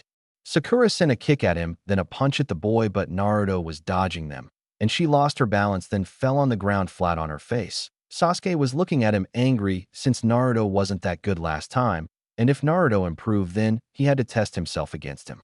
Sakura got up and dusted herself up, and she was getting angry not being able to land a single hit on the boy that she just promised an ass kicking to. She went at him with a kick and punch combo, but Naruto dodged every single one of them with ease with some slow movement. Naruto decided to end the fight and axe-kicked Sakura in the torso, sending her crashing to the ground with a little blood coming out her mouth. She was now really pissed off with her inner self screaming. She got up and she ran toward Naruto and punched him across the training field. He got up and dusted himself up, and she was already in front of him ready to pound him to the ground. She threw a punch at him, but Naruto said, "Kawarimi no Jutsu," replacement jutsu, and replaced himself with a log which got completely destroyed. Naruto came out from behind a tree and looked at the girl smiling. Sakura ran toward him, but he suddenly disappeared, and Sakura hit nothing but the tree. "Seems like I have to get serious, huh?" said Naruto appearing behind her. "Come here so I can kick your ass, Naruto," yelled Sakura. She ran toward him again with a punch headed for his face, but he ducked and punched her in the stomach, making a little blood come out of her mouth due to the intensity of the punch. She backed up, and Naruto got up and kneed her in the stomach. Then he punched her right on the nose, knocking her out instantly. "Winner Uzumaki Naruto," said Iruka smiling at the boy. "Naruto, who taught this taijutsu style to you?" asked Mizuki, giving him a fake smile. "I learned it myself," lied Naruto looking back at the man. "You lying," yelled Mizuki looking at him. "Why does it matter to you?" said Naruto looking at him. "Shikamaru gave up against Sasuke. Kiba beat Ino, Shino beat Choji, and everybody continued to practice the academy style, except for Naruto, who was doing his own thing in the back. After the taijutsu practice, the class went on to throwing practice. They all had pretty good accuracy since Naruto trained with his godfather in that area for the past week. Shikamaru was the only one who didn't even bother trying, saying that it was a drag to do it. It was time to go back to the classroom for the history part of the class. Naruto was paying close attention even though his head wasn't letting him since Iruka made the explanation extra boring. Shikamaru was besides him sound asleep. He followed his head and fell asleep on the desk beside Shikamaku. The bell rung, and they knew it was now lunchtime, and the boys had a special place to eat, which was on the roof of the academy away from the girls. Even Shino was on the roof when it was lunchtime. The only one of the boys who wasn't there was Sasuke, because he preferred to be alone. Today, Kiba stayed in the courtyard of the academy, wanting to get some play from Hinata. They went to the top of the academy, and Shikamaru quickly got in his cloud-watching position. "Guys, I want you to meet somebody," said Naruto, taking out a kunai. "You're not going to kill us, are you?" said Shikamaru, laughing. "No, idiot," said Naruto, making a little cut on his finger to draw out some blood. He put some blood on his right hand and did some quick hand seals before saying Gamma Kuchios no Jutsu, Toad Summoning Jutsu, and summoned 2 little toads in a puff of smokes. "What do you want, kid?" asked Gamakichi, looking at the boy. "What the hell, talking frogs?" said Choji, looking at the 2 little toads, laughing. "We're toads, you jerk," yelled Gamakichi, glaring at the boy. "Anyway, you guys have to keep quiet about this," said Naruto, looking at them. "Sure," said Shino in his usual monotone voice. "Who is this brother?" asked Gamatatsu, looking at Naruto. "Do you have some candy?" asked Gamatatsu, looking at the boy. Naruto reached in his pocket and took 5 pieces of candy and gave to them. "You know what I like, you kid," said Gamakichi, eating a piece of candy. "Gamakichi, this is Shikamaru, the laziest kid in the world," said Naruto, pointing at Shikamaru, who was laying on his back looking at the sky. "What's up?" said Gamakichi to Shikamaru. "Hey," said Shikamaru, waving at the little toad without looking at him. "This is Shino, and that is Choji," said Naruto, pointing at Shino, then Choji. "Jiraiya." Jiraiya was sitting outside the hot spring, with a big smile on his face, writing on his little notebook the notes for his next porn book. He really missed doing his research, but now he couldn't do it as often as he wanted to because he had to train Naruto to protect himself before he left for his meeting with his spies. Now that he knew that Madara was alive and that he was involved in the Kyuubi attack, he had to let Naruto enjoy himself before throwing him in the killing life of a ninja. Jiraiya finished his research and he suddenly found himself in the Toad Summoning Realm where he got his sage training done. "Jiraiya, who is that kid you let sign the contract?" asked Pa, an old short little toad. "Naruto, he's my new student," said Jiraiya, looking at Pa, smiling. Pa stroked him on the head with his cane. "Who is he?" asked Pa, looking at him. "Minato's son, sir," said Jiraiya, rubbing the big lump on his head. "You mean your godson?" said Ma, looking at the man. "Yes, ma'am," answered Jiraiya, not wanting to get hit for a second time. "That's why we summoned you here," said Pa, looking at the man. "But I wanted to talk to you guys. I want to finish mastering my sage training while the kid is in school. There is a very powerful man that I just found out that might be alive," said Jiraiya seriously. "Okay, when do you want to finish it?" asked Pa, looking at him, laughing. "We start tomorrow," said Jiraiya, looking at the 2 toad sages. "Okay, get ready to go to hell again," laughed Pa, looking at Jiraiya. Back with Naruto. Naruto, Shino, Choji, Shikamaru, Gamakichi, and Gamatatsu were still hanging out on the roof of the academy, but it was now time for them to go back to class. Naruto sent Gamakichi and Gamatatsu back home and went down. When they went back down on the playing ground of the academy to find Sasuke looking for Naruto, he wanted to fight him before they had to go to class. "Hey dope, fight me," demanded Sasuke, looking at the boy. "Don't feel like it, team," said Naruto, looking at him.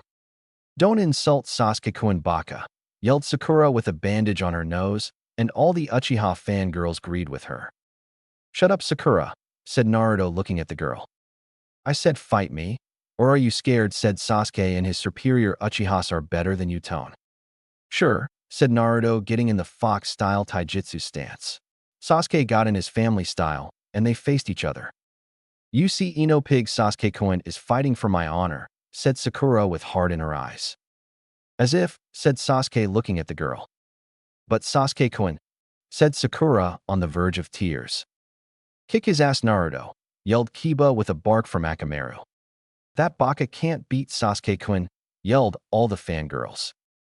I'm fighting him to prove that I'm better than him, said Sasuke running toward him doing some hand seals katan. Gakakyu no Jutsu, fire style, grand fireball jutsu, said Sasuke as a big fireball came out his mouth heading straight for Naruto. Korami no Jutsu. Replacement jutsu, said Naruto before he replaced himself with a log. The log burned down and Naruto appeared behind Sasuke smiling. Sasuke turned around and punched him in the face, then kicked him in the stomach, sending him a few feet back, which had all the fangirls screaming.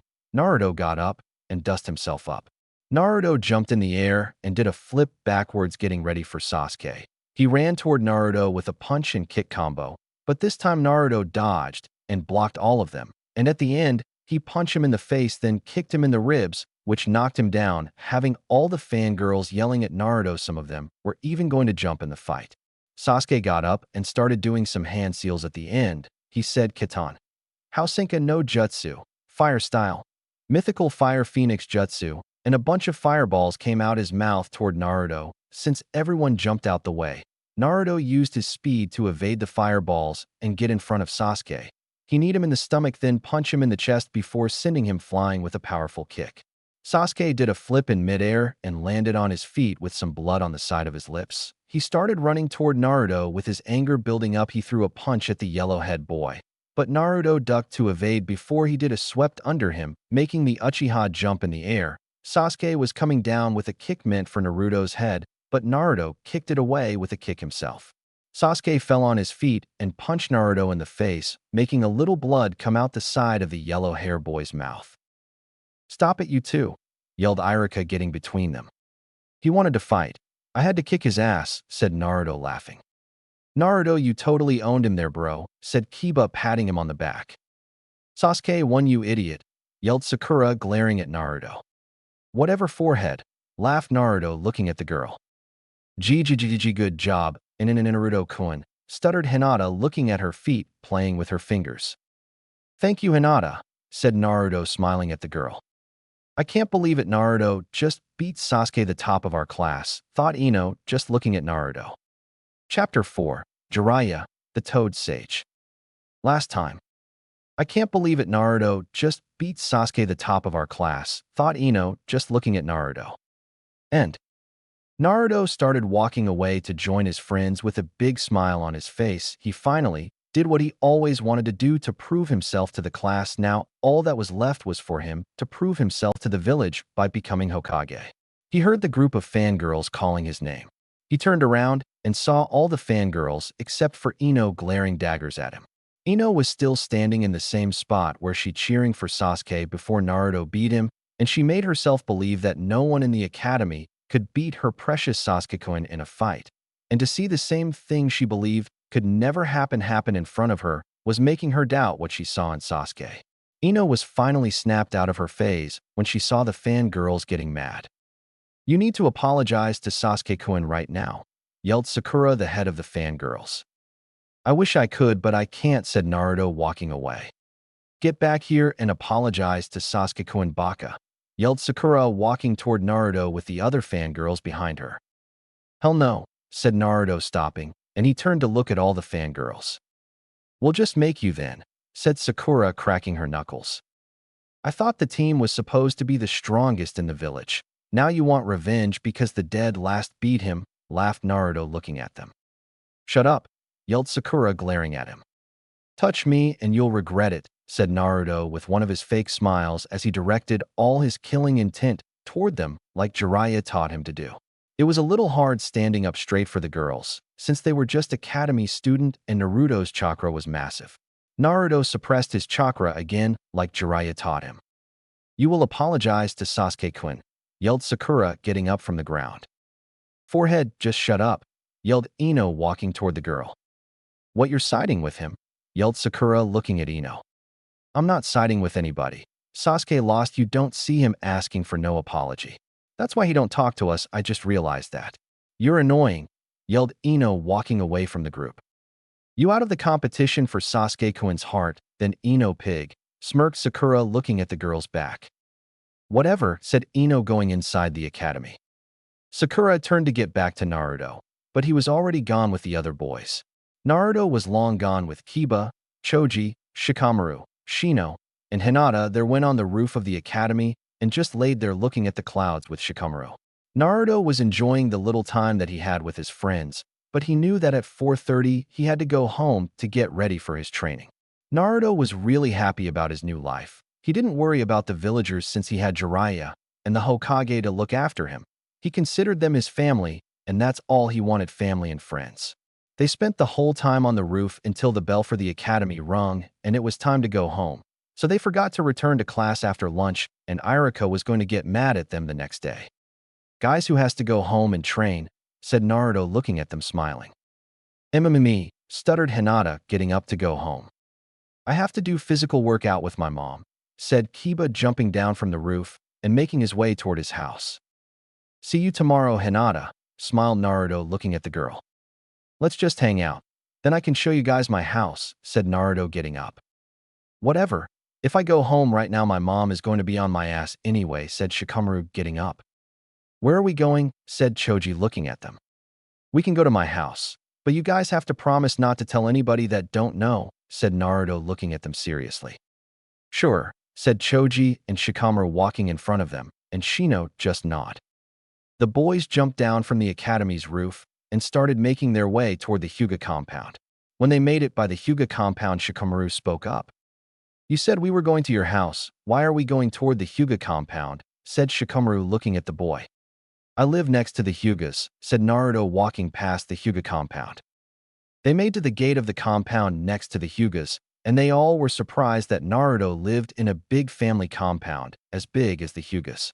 Shino was not showing the fact that he was surprised, but they could hear his bugs. Naruto opened the gates with the key that Jiraiya gave him, and they all walked him.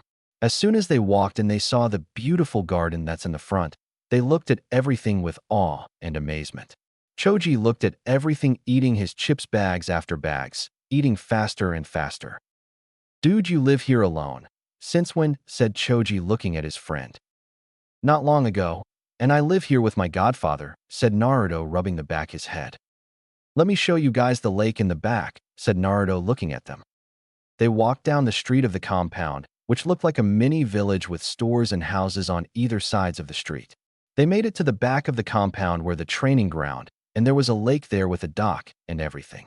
Naruto jumped on the water and started running on the water, which had all the boys looking at him with their eyes wide open. How did you do that? Said Choji, finishing his last bag of potato chips. You know about chakra control, right? Said Naruto looking at them. Yeah, it's a drag learning it, said Shikamaru looking at his friend with a bored expression. Can you do any chakra control? Said Naruto looking at his friends. No, my dad didn't start with that yet, said Shino looking at him. No, said Choji looking at him. Don't want it, said Shikamaru sitting down on the dock to look at the lake. If you do that, I will play shogi with you every time I have some free time, smirked Naruto knowing that the boy liked to play shogi. What do we do? Asked Choji looking at him. Just walk up a tree by flowing some chakra to the bottom of your feet, said Naruto, getting off the water to show them. He walked up the tree with ease, and Shikamaru was the first to get up and try to walk up the tree. As soon as he saw Naruto walk up the tree, he already concluded that you can't use too much chakra, or too little for that matter. He got it to the top of the tree on his 5th try and went back to sitting on the dock and looking at the lake. It was time for them to go home because Jiraiya would be home any minute now to start his training for the day. They all got the chakra control exercise with Naruto cheering them on and encouraging them when they started to fail. Let me tell you guys something Gigi-sensei told me. When you run up and down the tree for a long time and do it every day, your chakra will start to grow, said Naruto rubbing the back of his head. I will do that, said Choji walking out the gates.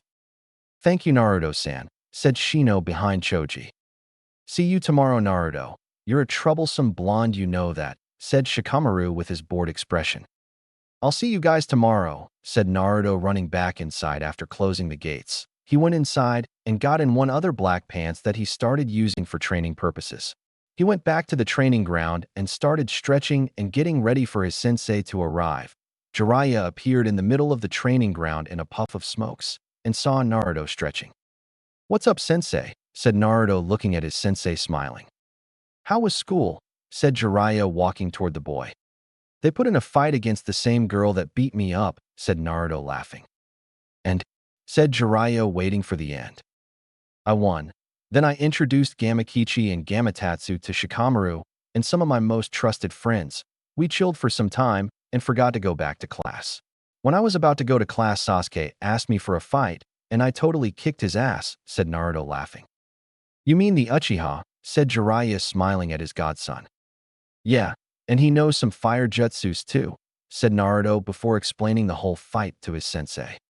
"I told you the Academy 3 was useful," said Jiraiya, looking at him. "All right, Gaki, summoning training," said Jiraiya, taking off his top. "All right," said Naruto, jumping up and down. "All right, Naruto, you can use Toad for almost everything like sending messages, chilling out. And there are big combat toads," said Jiraiya, looking at the kid.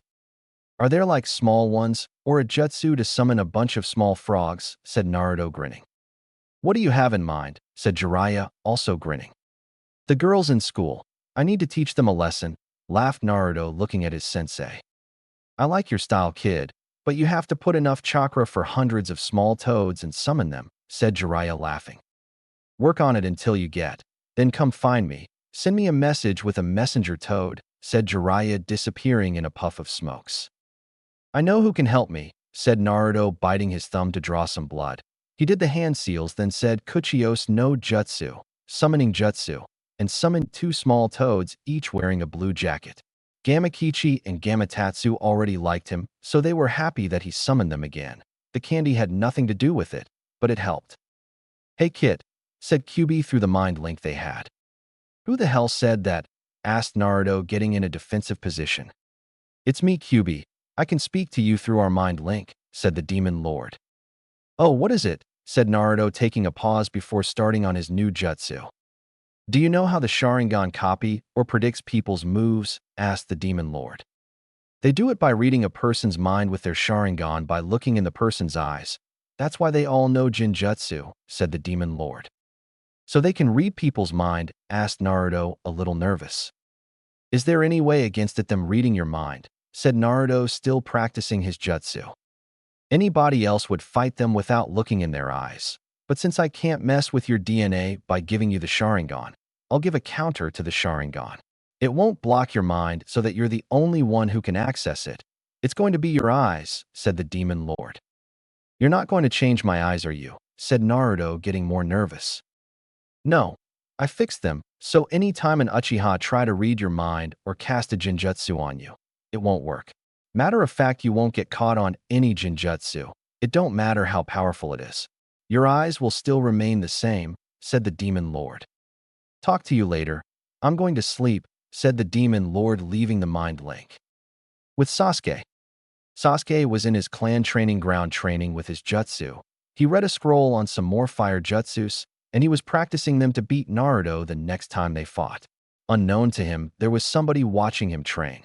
The man in the white coat and the ambi mask jumped out in the clearing and stood across from the lonely Uchiha. Sasuke glared at the Umbu member before stopping his practice. "What do you want?" demanded Sasuke. "I was sent here to help you," said the Umbu member, looking at him. "I don't need your help, and get out of my house," said Sasuke, walking away from the man. "But the dead last of the academy did manage to beat you," said the Umbu member. "Shut up," said Sasuke, running toward the man. He threw a punch, but the Umbu member dodged it easily and punched him in the stomach, then kicked him away. The Umbu member jumped in the air and threw several kunais at him, injuring him. He threw a kunai again, but Sasuke dodged it before falling on the ground unconscious. The Umbu member picked him up and ran out of the compound with him, heading toward the hospital. He dropped him in front of the hospital, but what he didn't know was that Sarutobi saw everything that happened with his crystal ball. He sent 2 of his best Umbu to take care of the root member. He made to an empty little alley, and before he could report to his master, he found himself being restrained by some tree roots. Before he heard a sound of 1,000 birds screeching, the Umbu in the dog mask ran toward him at full speed. When he made it in front of him, he said Raikiri, lightning, blade, and ran his hand through the man's heart, killing him. They destroyed the body and left to report to the Hokage. The nurses treated Sasuke fast and told to rest since his injuries were completely healed. He could go home this afternoon. Sasuke felt something in his eyes and asked the nurse for a mirror to see what the problem was. The nurse handed him the mirror, smiling. He looked in the mirror and saw his eyes was still the same. He flowed some chakra to his eyes to check if his Sharingan was activated, and he was right. He saw his Sharingan with one Tomo in his eye. And he smirked. He would go home and train and beat Naruto the next day, because there is no way that the dead last could beat him now that he had the Sharingan. Sasuke was happy that his eyes activated, and now he would show Naruto for humiliating him in front of the whole class. Naruto did the hand seals and tried doing the jutsu again, and he knew that he ran out of chakra since he summoned all kind of toads in the last hour, and he memorized the ones that he summoned and what they could be used for. The thing that drained his last bit of chakra was when he created all the clones to summon different type of toads. One of the clones did manage to get the jutsu right before Naruto dispelled all of them and sent all the little frogs home. Gamakichi, Gamatatsu, go get Jiraiya for me, tell him I'm done, said Naruto before falling on the ground. The little toads jumped out of the compound and hopped toward the hot springs since they had a blood contract with the Toad Sage, and they knew where he was at all time. Jiraiya, while busy peeking at the women in the bathhouse and writing notes on his notepad since that was his last chance to do any good research with his new training and training the boy too. He was giggling and no one in the bathhouse even spotted him, since he was excellent at stealth, being a spy master and all that. Jiraiya senses the little toads coming his way and got up, putting his notepad away. Gamakichi and Gamatatsu arrived and saw Jiraiya coming out of bush and knew what he was doing since his dad told him about his summoner, the Toad Sage. Naruto said that he's done, said Gamakichi looking at the man. So, he summoned you guys to help him. Let's go, said Jiraiya pointing toward his shoulder. They each got on one shoulder and they disappeared, leaving behind a bunch of leaves. Jiraiya appeared in the training ground with the two little toads on his shoulders. Naruto's chakra was in his reloading mode, getting back the chakra that he used doing the jutsu. Gaki, let me make you a new training schedule. You have too much time for taijutsu, since you already know the one that I taught you. Starting next week, you'll be using that new schedule, said Jiraiya, taking out an empty scroll and some writing material. All right, I'll get some ninjutsu finally, said Naruto, jumping up and down in happiness. Monday, 5:30 a.m. to 6 a.m., physical workout. 6 a.m. to 7 a.m., speed training. 7 a.m. to 7:55 a.m., eat and get ready for school. 8 a.m. to 1 p.m., academy. 1 p.m. to 1:30 p.m., lunch. 1:30 p.m. to 7 p.m., ninjutsu. 7 p.m. to 8 p.m., dodging practice. 8 p.m. to 10 p.m., meditation. Tuesday, 5:30 a.m. to 6 a.m., physical workout. 6 a.m. to 7 a.m., taijutsu training. 7 a.m. to 7:55 a.m., eat and get ready for school. 8 a.m. to 1 p.m., academy. 1 p.m. to 1:30 p.m., lunch. 1:30 p.m. to 7 p.m., ninjutsu. 7 p.m. to 8 p.m., target practice. 8 p.m. to 10 p.m., meditation. Wednesday, 5:30 a.m. to 6 a.m., physical workout. 6 a.m. to 7 a.m., speed training. 7 a.m. to 7:55 a.m., eat and get ready for school. 8 a.m. to 1 p.m., academy. 1 p.m. to 1:30 p.m., lunch. 1:30 p.m. to 7 p.m., ninjutsu. 7 p.m. to 8 p.m., dodging practice. 8 p.m. to 10 p.m., meditation. Thursday, 5:30 a.m. to 6 a.m., physical workout. 6 a.m. to 7 a.m., taijutsu training. 7 a.m. to 7:55 a.m., eat and get ready for school. 8 a.m. to 1 p.m., academy. 1 p.m. to 1:30 p.m., lunch. 1:30 p.m. to 7 p.m., ninjutsu. 7 p.m. to 8 p.m., target practice. 8 p.m. to 10 p.m., meditation. Friday, 5:30 a.m. to 6 a.m. Physical workout. 6 a.m. to 7 a.m. Speed training. 7 a.m. to 7:55 a.m. Eat and get ready for school. 8 a.m. to 1 p.m. Academy. 1 p.m. to 1:30 p.m. Lunch. 1:30 p.m. to 7 p.m. Ninjutsu. 7 p.m. to 8 p.m. Dodging practice. 8 p.m. to 10 p.m. Meditation. Saturday. 5:30 a.m. to 6 a.m. Physical workout. 6 a.m. to 7 a.m. Speed training. 7 a.m. to 7:30 a.m. Eat. 8 a.m. to 1 p.m. Friends. 1 p.m. to 1:30 p.m. Lunch. 1:30 p.m. to 7 p.m. Seals. 7 p.m. to 9 p.m. Dodging practice and target practice. 9 p.m. to 10 p.m. Meditation. Sunday.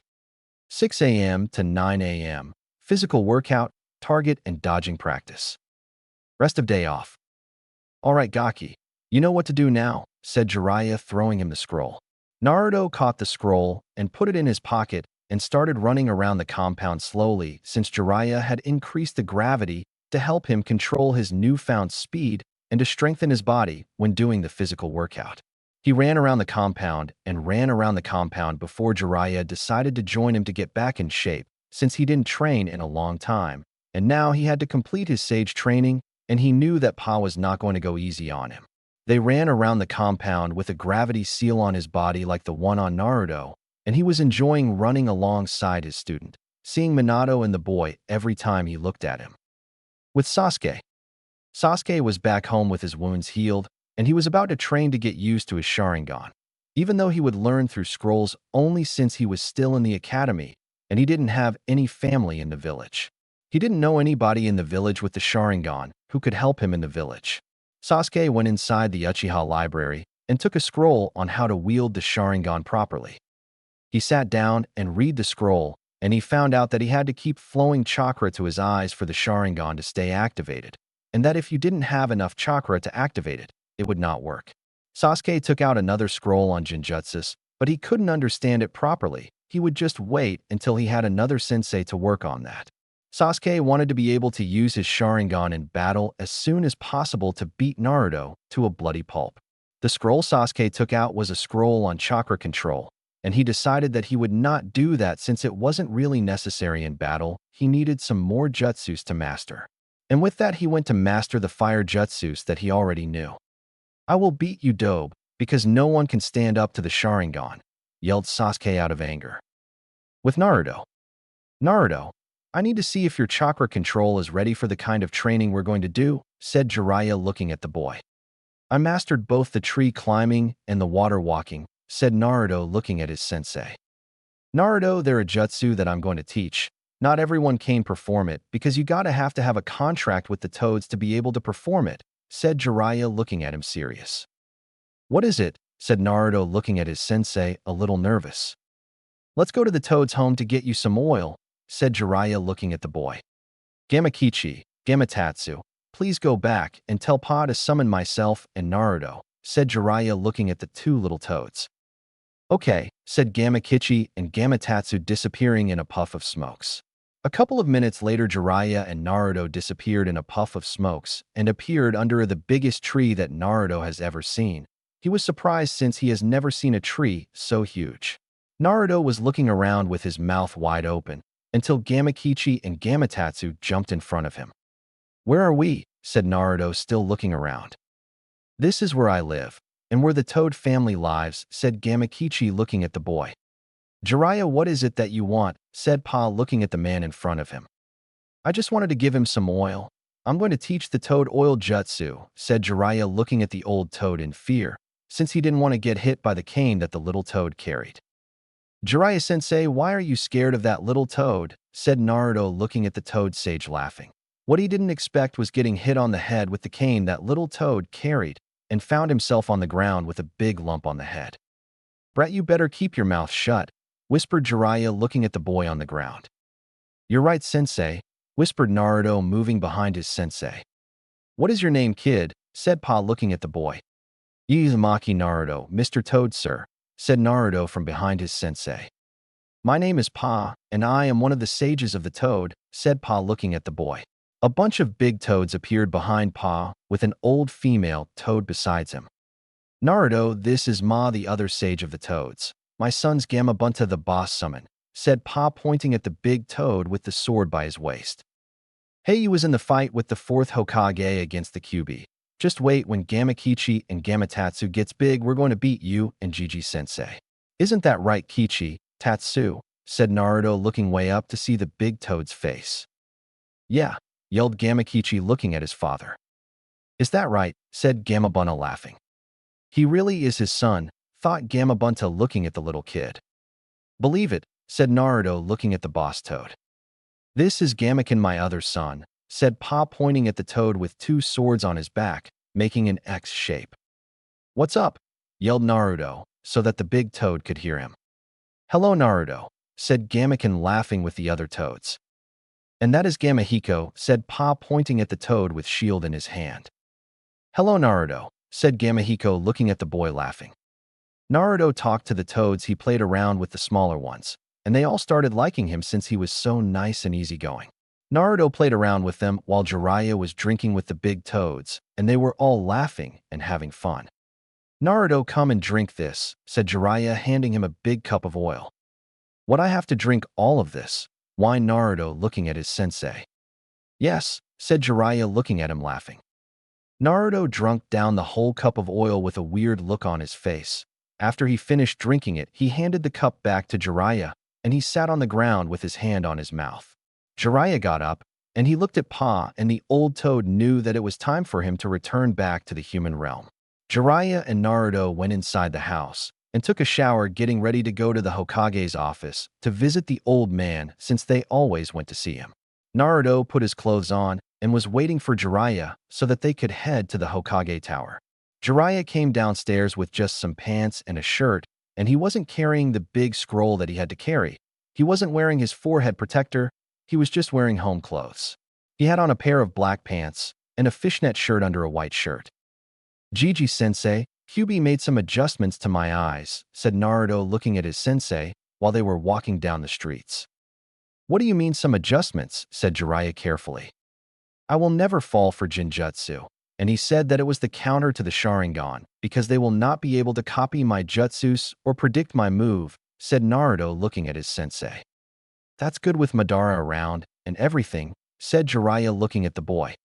Tell him, if he comes to your mindscape, I can do the same for him, said Kyuubi, waking up in Naruto's mind. All right, said Naruto, still walking beside his godfather. Sensei, Kyuubi told me that he can the same for you, said Naruto, looking at his sensei, smiling. When we go back to the house, you still have to meditate, you know, said Jiraiya, still walking and looking around at everything.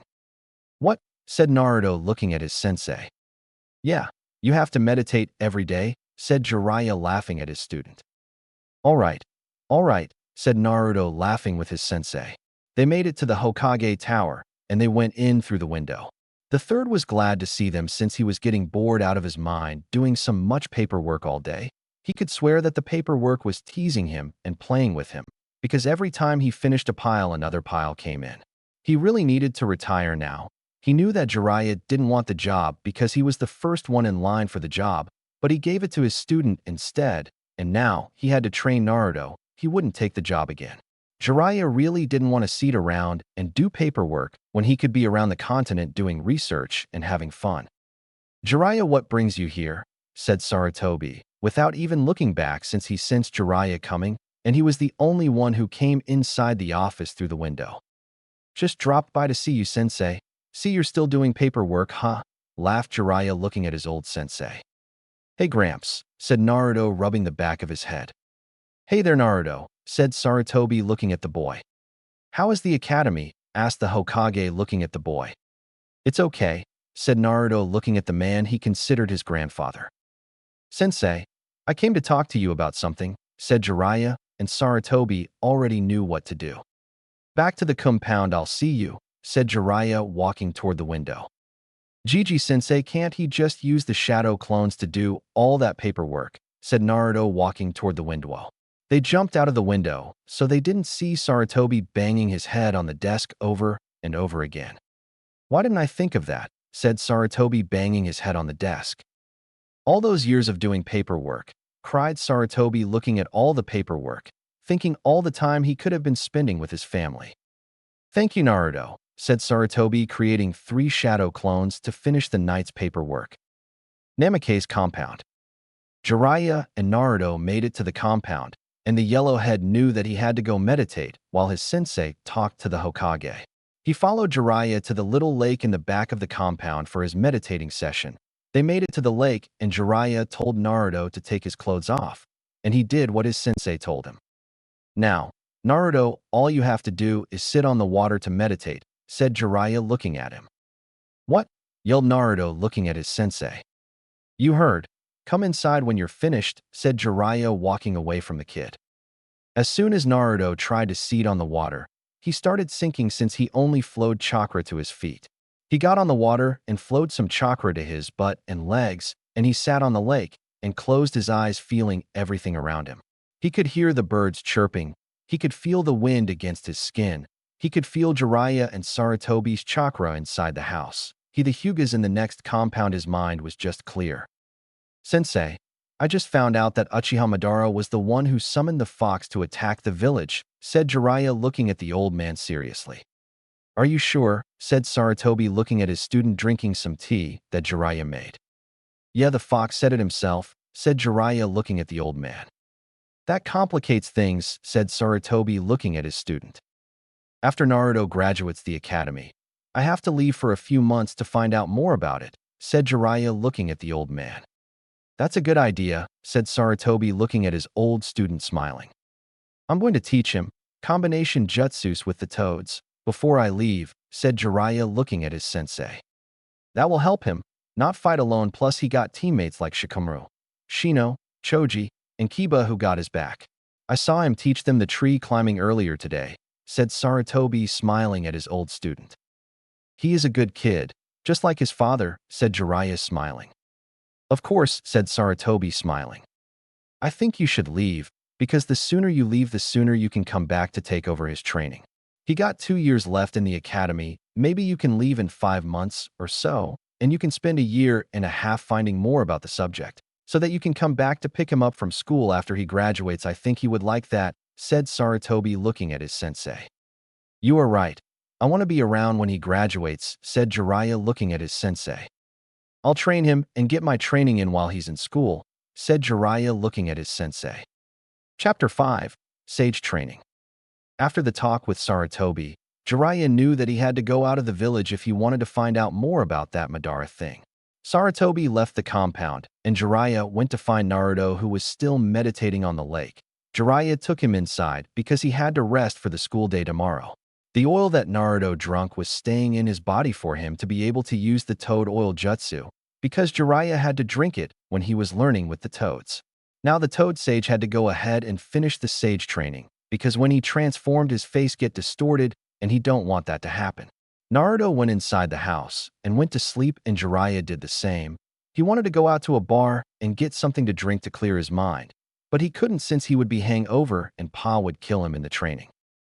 The next day, the alarm rung, and Naruto woke up ready for his day. He went down the stairs and head toward the training ground. When he arrived downstairs, he saw Jiraiya already up and fully dressed in the clothes that he used to train Naruto. Naruto looked at him nervously because he didn't want to be training so early in the morning. "Why are you up so early, Gigi?" asked Naruto, looking at his sensei. "To get some exercise done before training with Pa," said Jiraiya, looking at the boy. "What?" asked Naruto, looking at the man. "What do you think I do while you're in school?" "Naruto, follow the schedule I made for you because I'll be back Sunday morning. If I leave while training with Pa, he's going to kill me," said Jiraiya, looking at the boy. "Okay," said Naruto, and he was about to walk outside. "Naruto, when you come from school, summon a toad your size and start trying to get along with him, because when I come back, I'm going to teach jutsus to combine with toads," said Jiraiya, looking at him. "Huh," said Naruto, looking at his sensei. "Let me introduce you to one," said Jiraiya, walking outside toward the training ground with him. They made it to the training ground, and Jiraiya bit his thumb, then said, and summoned a toad as tall as Naruto. "Hello, Jiraiya-sama. How can I help you?" said the toad looking at Jiraiya. "Gamakino, I'm trying to demonstrate some combination jutsus to Naruto," said Jiraiya looking at the toad. "Let's go then," said the toad looking at Jiraiya.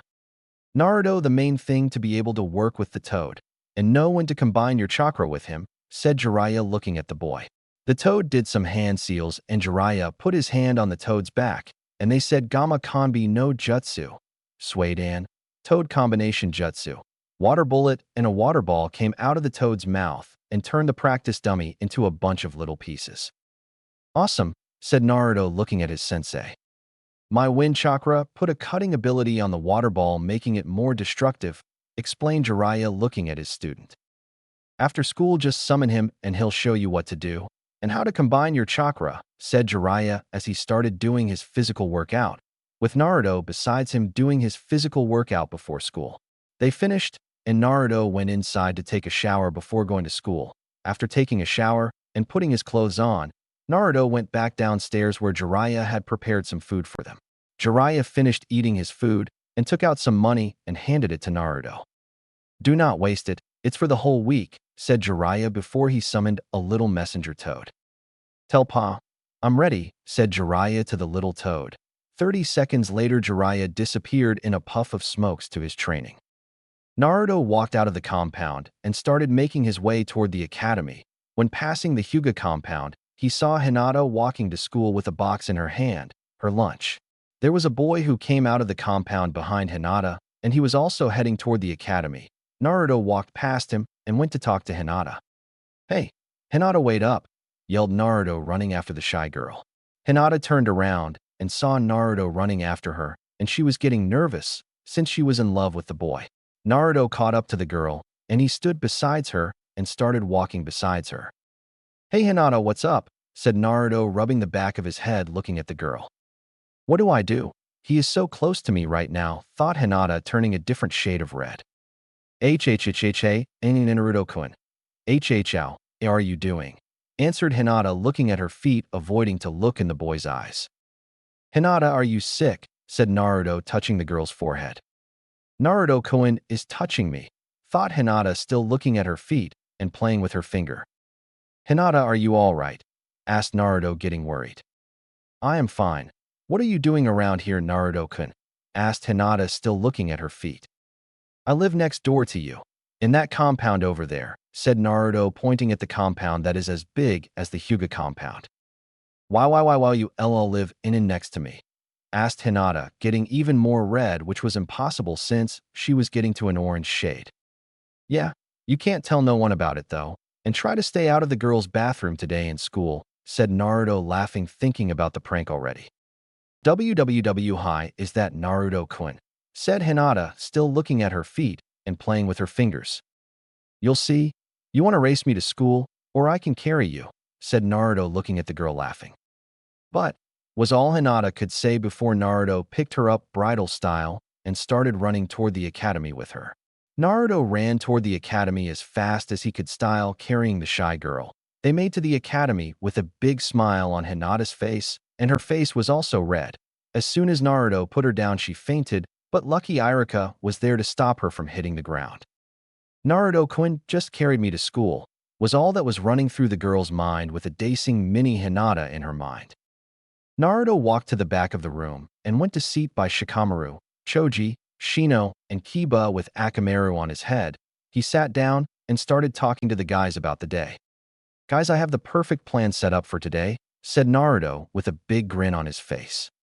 "For who?" asked Kiba, knowing the look that Naruto had on his face since they pulled pranks with each other before. "The girls, you remember yesterday," said Naruto, smirking. Choji, distract Mizuki, just talk to him. Shino, keep the girls from going toward the bathroom. Kiba, keep Irika-sensei from going out of the room too. And Shikamaru, you're coming with me as my lookout. "You got it?" asked Naruto, looking at all of them. "Yeah," said Shikamaru, looking at the boy. "Why are you the leader?" asked Kiba, looking at the boy.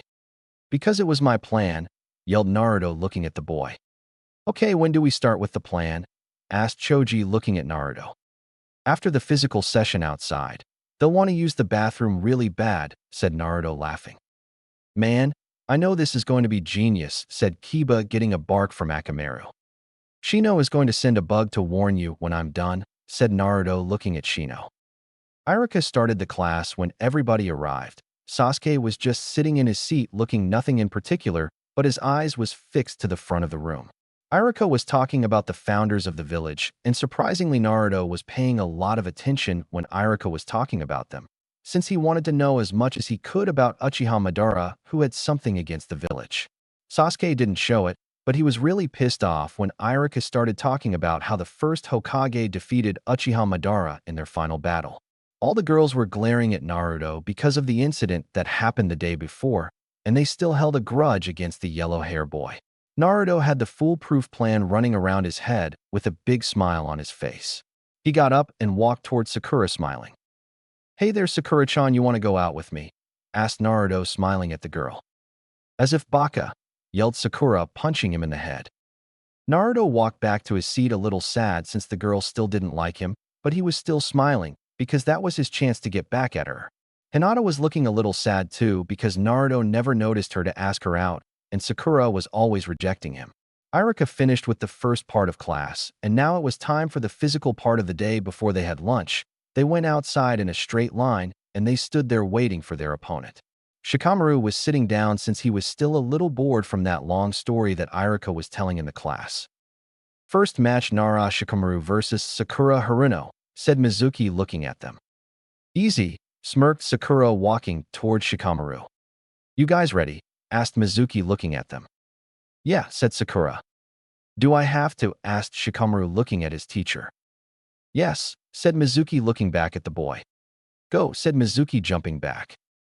Sakura ran toward Shikamaru with the same punch that she used against Naruto twice, and Shikamaru just moved to the side and evaded the punch.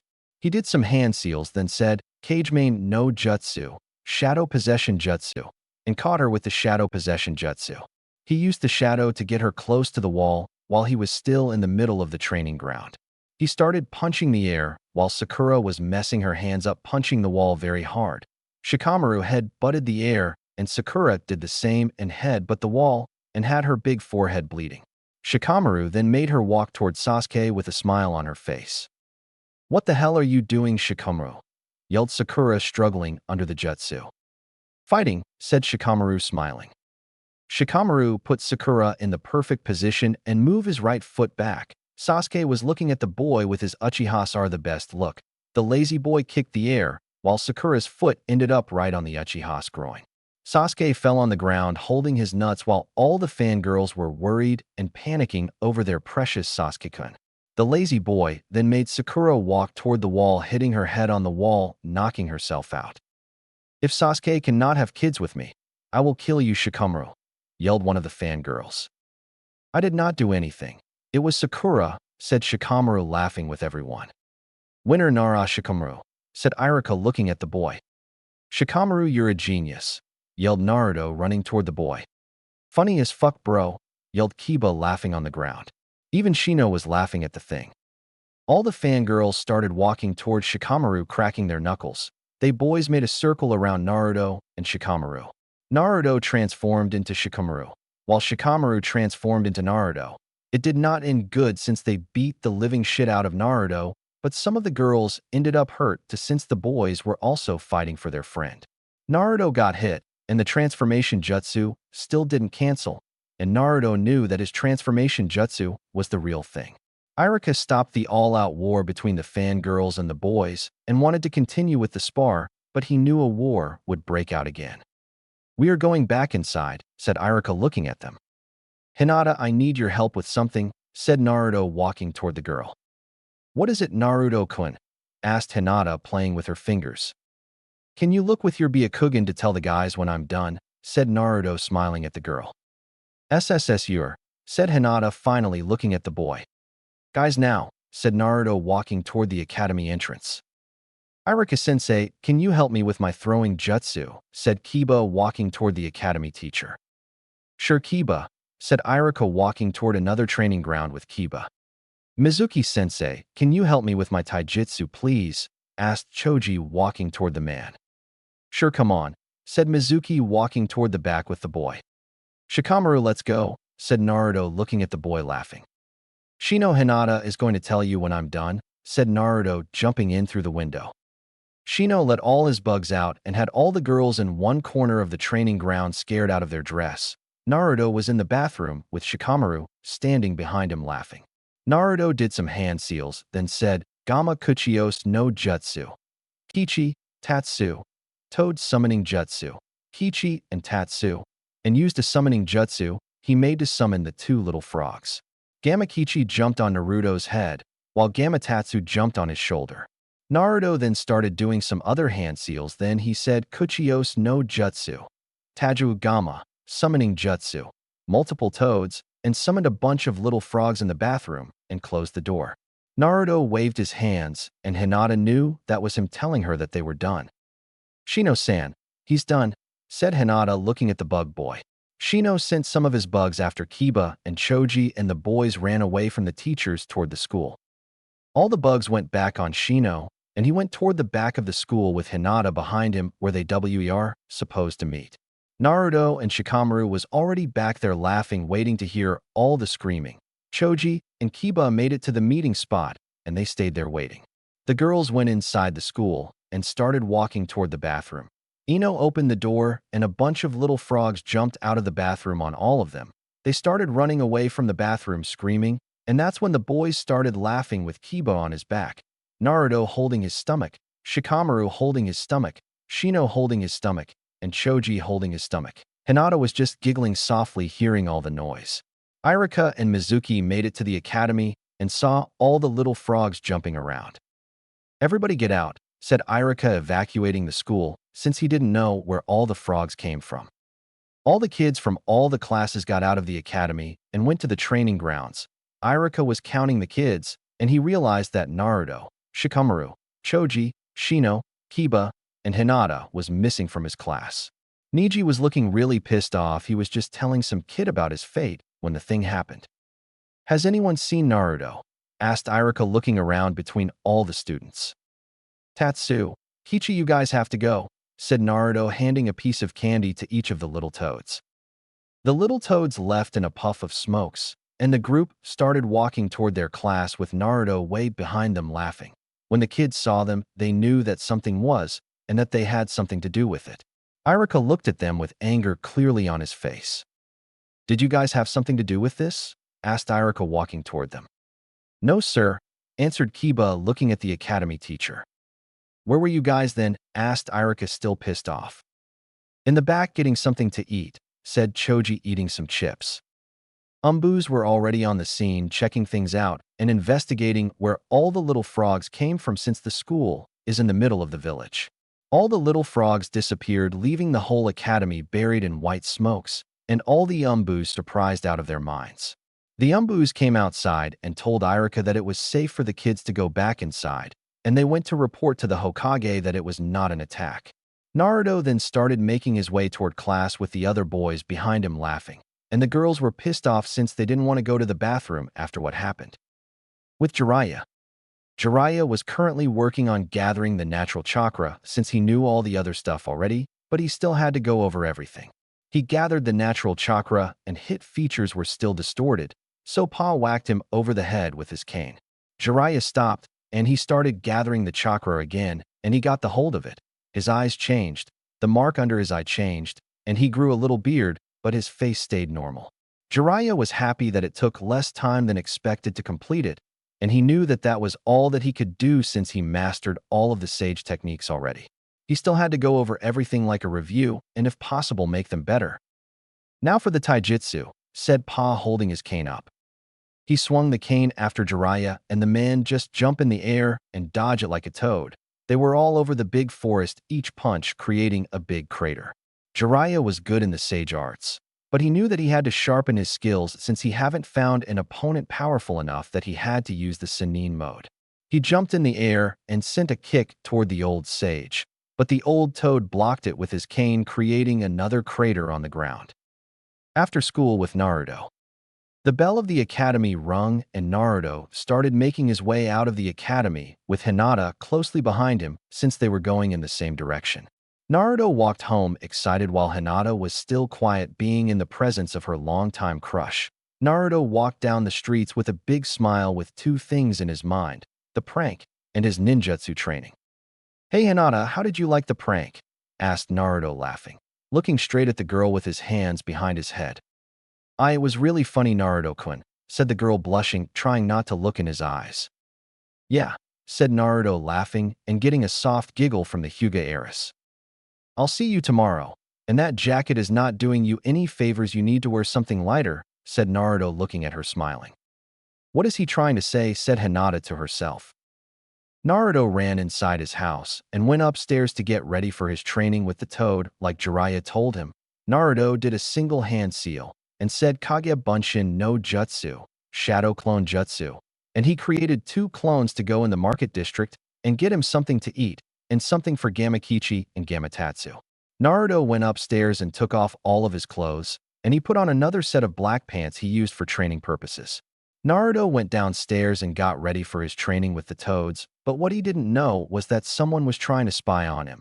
But she was finding it impossible, since there was a seal placed on the walls around the compound that negated the Byakugan's abilities. Hinata was trying so hard to spy on the boy since she found out that he lived next to her, but she was a little pissed off that she couldn't see him train. Naruto did some hand seals, then said Kuchios no Jutsu, summoning jutsu, and summoned the toad that Jiraiya introduced him to before he left. He did another set of hand seals, then said Gamma Kuchios no Jutsu, Kichi, Tatsu, toad summoning jutsu, Kichi and Tatsu, and summoned his 2 favorited little toads. Naruto stood up and looked around the training ground and saw the 3 toads looking at him. "Okay, Naruto-san, let's start," said Gamakino, looking at the young kid. "Hey Naruto, what's up?" said Gamakichi, looking at the yellow head boy, laughing. "Hey Kichi, Tatsu, my clones will be bringing you guys some snacks," said Naruto, looking at his 2 little toad friends. "Let us start now, Naruto-san," said Gamakino, looking at the young boy, smiling. "What do I do?" asked Naruto, looking at the toad. Naruto start mimicking the toad everything that he did, even though after he did them, they got some moves at the same time, meaning that the boy was reading him and they could mimic each other. Naruto spent the rest of the day doing the same things with the toad over and over until the toad went home, saying that they would start again tomorrow, and then he would move on and wait for Jiraiya to start his training. After the toads left, Naruto was about to go inside and take a shower, then change his clothes before he heard a knock on the door. He went by the door and looked through a little hole to see who it was and saw Hinata standing in front of his gates, poking her fingers together. Naruto opened the gates and stood in front of her with his shirt off and his hands behind his back, smiling. Hinata looked at his body and her face suddenly turned really, really red, so she started poking her fingers together even faster. "Hey Hinata, can I help you?" asked Naruto, looking at the girl, smiling. I dash," said Hinata, looking for the words to say. "Are you okay? Do you have a fever or something?" said Naruto, getting worried at the way the girl was looking. No," said Hinata quickly. "Come in," said Naruto, pulling her in the compound and closing the gates. Naruto didn't eat his ramen yet, so he took her inside the eating area of the compound, and they sat down with Hinata, trying to seat as far from him as possible. "Do you want some ramen?" asked Naruto, taking out 2 bowls of ramen. No," said Hinata, blushing. "Come on, have some," said Naruto, moving closer to her. He took his chopstick and he put some food in her mouth. She ate it with her face getting more red and trying not to faint at the moment. "Naruto-kun is feeding me," thought Hinata, trying not to look in his eyes. "What did you want?" asked Naruto, looking at the girl. "Do it, Hinata," thought Hinata, getting redder and redder. "I wanted to know what you meant by wearing lighter clothes," asked Hinata, without stuttering this time. "I just meant that you're really cute, and you need to wear lighter clothes so that everybody can notice it," said Naruto with his mouth full of ramen, not even realizing what he just said. "Naruto-kun just said that I'm cute," thought Hinata before getting up and running out of the room. "What did I do?" thought Naruto, looking at the girl running away. Before she could run out of the gates, Hinata ran back toward the yellow-head boy and kissed him on the lips before running away again. Naruto stood there with nothing to say. His face was getting pink and his heart was beating really fast. He just let himself fall on the ground with a big smile on his face and a chuckling fox in his head. Naruto spent 3 hours on the ground, just laying there without moving a muscle.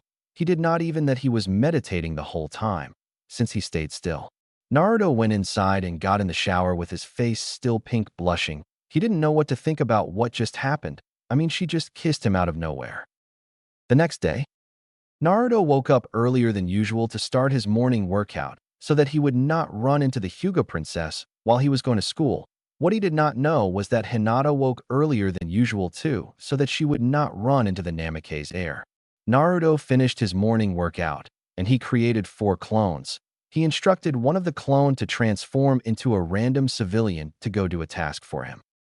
"Go get me 10 buckets of paint," said Naruto to the female clone. "Breakfast," said Naruto to the clone that wasn't transformed, and the clone left and headed toward the ramen shop. "Please practice the taijutsu style," said Naruto to the last clone. Surprisingly, Jiraiya gave him a buttload of cash for the week, and he was getting money from the Hokage. Naruto did some hand seals, then said Kuchiyos no Jutsu, summoning jutsu, and he summoned the same toad from the day before, but no, he would get more practice done since he was going to do the exercise for the whole day while he was in school. Naruto waited for the clone that was coming with the paint and the clone that went to get his breakfast. The clone with the breakfast came and handed Naruto the food before dispelling himself with Naruto, receiving all of the memories of the clone, and the other clones did too. Naruto ate some of the ramen, then gave the rest to the other clones and the toad, so that they could keep their strength up. The clone with the paint came back and dispelled herself after handing Naruto the paint that he sent her to buy. She gave him 3 buckets of paint. Naruto said Kage Bunshin no Jutsu, Shadow Clone Jutsu, and he created a clone, while he walked out of the compound with the buckets of paint heading toward the Hokage monuments, while the clone headed toward the academy. Naruto did not run into Hinata since she was already at the academy. He transformed himself into the ninja that he saw Jiraiya kill the night he came to the village, and he started painting the monuments. He put a big Irish mustache on the second Hokage, some big sideburns on the first. He put a pipe in the third's mouth with some glasses around the old man's eyes, and he put 2 red slash down the fourth's eyes, just like Jiraiya. Naruto ran away from the monuments as fast as he could, and went back to the compound to clean himself up before people saw his art. He got to the compound and saw the 2 clones doing what he told them to do with the toad. He went to a bathroom and washed his hands, and he started heading back to the academy. He did not know that Sarutobi saw everything that he did for the day and was ready to get him for. Naruto got to the academy and dispelled the clone before anybody could see and switch places with him. He sat down and was paying attention with a big smile on his face. Kiba arrived with Akamaru on head, but he could not get in the class since Sakura and some other girl that replaced Ino was fighting in front of the door for who gets to sit beside Sasuke. Kiba got tired of waiting and pushed both of them inside, and they rolled down to the front of the class. Naruto sat down and started acting like nothing happened while the girls were arguing with Kiba, who pushed them down the stairs. They did not want to hit Kiba because they knew he would retaliate since he don't take shit from anybody. Iruka came in the class with a smile on his face until he saw Sakura arguing with Kiba about something. "Kiba, Sakura, please sit down," said Iruka, but they did not do what he said. "Sit down," said Iruka using his big scary head jutsu. They quickly sat down and got ready for class. "Today, class, we're going on a field trip," said Iruka, smiling at his students. "Where are we going, Iruka-sensei?" said Naruto suspiciously. "We're going to the top of the Hokage Tower to look at the Hokage monument for our history test today," said Iruka, and Naruto started laughing. "What is it, Naruto?" asked Iruka, looking at the Naruto. "Nothing, sensei," said Naruto, composing himself. He sent a quick glance toward Hinta and started blushing like the girl was blushing also. He realized that she changed her clothes. She was now wearing a white shirt under a light jacket with the same pants. The jacket was light enough to show all of her curves and assets. Hinata saw him looking at her and started blushing, and they both quickly turned around, not without Shikamaru noticing it. "What happened with Hinata?" whispered Shikamaru in his friend's ear. Nothing," said Naruto, getting on the defensive. "Whatever," said Shikamaru, getting back to his bored mode. "Shikamaru, did you finish the tree climbing exercise?" asked Naruto, looking at his friend. "Yeah, I did what you told me, and it was such a drag since my shadow can last longer and go farther now," said Shikamaru looking at the yellow-head boy. Class, let us head out in a straight line, said Iruka looking at them. He was in front of the line with Sasuke right behind him, Sakura behind Sasuke, and all the fangirls behind each other. Then there was Ino, Hinata, Naruto behind the shy princess, Shino behind the yellow-head boy, Kiba behind Shino, Choji was eating on some chips behind Kiba, and Shikamaru was behind his big friend, with a group of unknown boys behind them and Mizuki at the end of the line. They walked from the academy to the Hokage Tower, which was not far from one another, and Sakura was annoying enough to make Sasuke yell at her in the middle of the streets. I see you changed your jacket, Hinata-hime, said Naruto looking at the girl's back since he was behind her. Why, yes, stuttered Hinata, looking in front of her, not wanting to make any eye contact with the boy. I'm glad you look cuter with it, said Naruto, smiling at the girl. Yay, Naruto-kun just called me cute, yelled Hinata in her mind. Shino, did you practice the tree climbing exercise? Asked, looking back at the quiet boy. Yes, I finished with it that same day and did what you told me to increase my reserve. Thank you, said Shino looking at the boy. It's all right, said Naruto. They finally made it to the tower. Chapter 6, Stronger. The class finally made it to the tower, but they still did not see the prank as they were heading toward the top of the Hokage Tower to look at the monuments. Naruto was already ready to run in case they found out that it was him that pulled the prank. He was looking everywhere at the same time to see if anybody was looking for him. They walked up the stairs of the Hokage Tower and went to the top, and the Hokage would join them later on. Inside the office, Sarutobi called a team of umbus to bring the boy to him. Bring me Naruto, Uzumaki, commanded the third. Hi, said the umbus heading out. The class made it to the top of the tower, and the first thing they saw was the paintings on the faces of their fallen Kages. Everybody was yelling at what they saw, but Naruto was just looking to see if anyone was looking at him. A group of 5 umbus made it to the tower and started looking around the kids. Has anyone seen Uzumaki Naruto? Asked the captain of the umbu team. He was right here, said Iruka before seeing Naruto was not in the group of students in front of him. There he is, said one of the umbu members, seeing the yellow-haired kid running away, jumping from roof to roof. The umbus quickly went after him, running after the boy at full speed.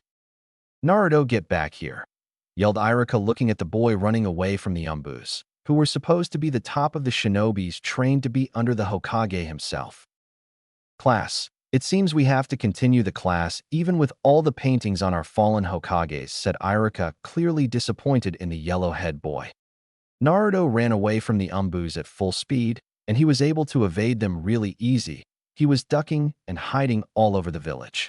Naruto used everything he knew to stay away from the umbus, and it was working since they still couldn't catch the boy. After 2 hours of evading the top ninjas, he was getting a little tired, but he could still go at full speed since he trained his body with Jiraiya for that reason. He threw paint at them, he threw mud at them, and he was getting away in an alley when he heard Mokutan, Jabaka no Jutsu, with style, tree restraints, and some wood creeped up to his legs, and the wood held him in place. Naruto was trying hard to get the wood off of him, but he was not successful for him. The umbu member put a hand on his head, and they all disappeared in a puff of smokes and leaves. They made it to the Hokage's office, and Naruto was rubbing the back of his head looking at the third. Let me go, damn it, yelled Naruto, glaring at the umbu member. Stay quiet before you get in more trouble, said the umbu member. Naruto, why did you paint on the Hokage monuments? Asked Sarutobi, looking at the boy carefully. Because I'm going to surpass all of them, said Naruto with a lot of determination in his eyes. That's wonderful, but you still have to clean it up, said Sarutobi, looking at the boy with a smile. What? But Gramps? Whined Naruto, looking at the old Hokage. Cat, please watch him so that he won't escape, said the third to the umbu member in the cat mask. Yes, sir, answered the man in the cat mask. 5 days later. In the past 5 days, Sasuke tried to fight Naruto on multiple occasions, but the boy did not want to fight the Avenger, since he did not want to get in trouble yet. He spent all the time getting closer with some of the toads, doing the mimicking exercise with every toad that he could find. He did it with Gamakichi, then with Gamatatsu, since he had done with all the toads around his size already. Naruto woke and went down the stairs of the compound to get something to eat before doing his morning routine. He made some eggs to eat, then he went outside and started doing his physical workout. He did the sit-ups and push-ups, and then he proceeded to run the laps around the compound. Naruto finished with his physical workout. He did a single hand seal, then said Kage Bunshin no Jutsu, Shadow Clone Jutsu, and created 2 shadow clones to spar while he was getting ready to go to the academy. You guys have to spar on the lake, while I'm in the academy, instructed Naruto. He did not have to do the mimicking exercise with the toads today, because Jiraiya was going to teach him ninjutsu today. The clones ran toward the lake, and they started sparring using the style that they knew while Naruto was taking a shower inside.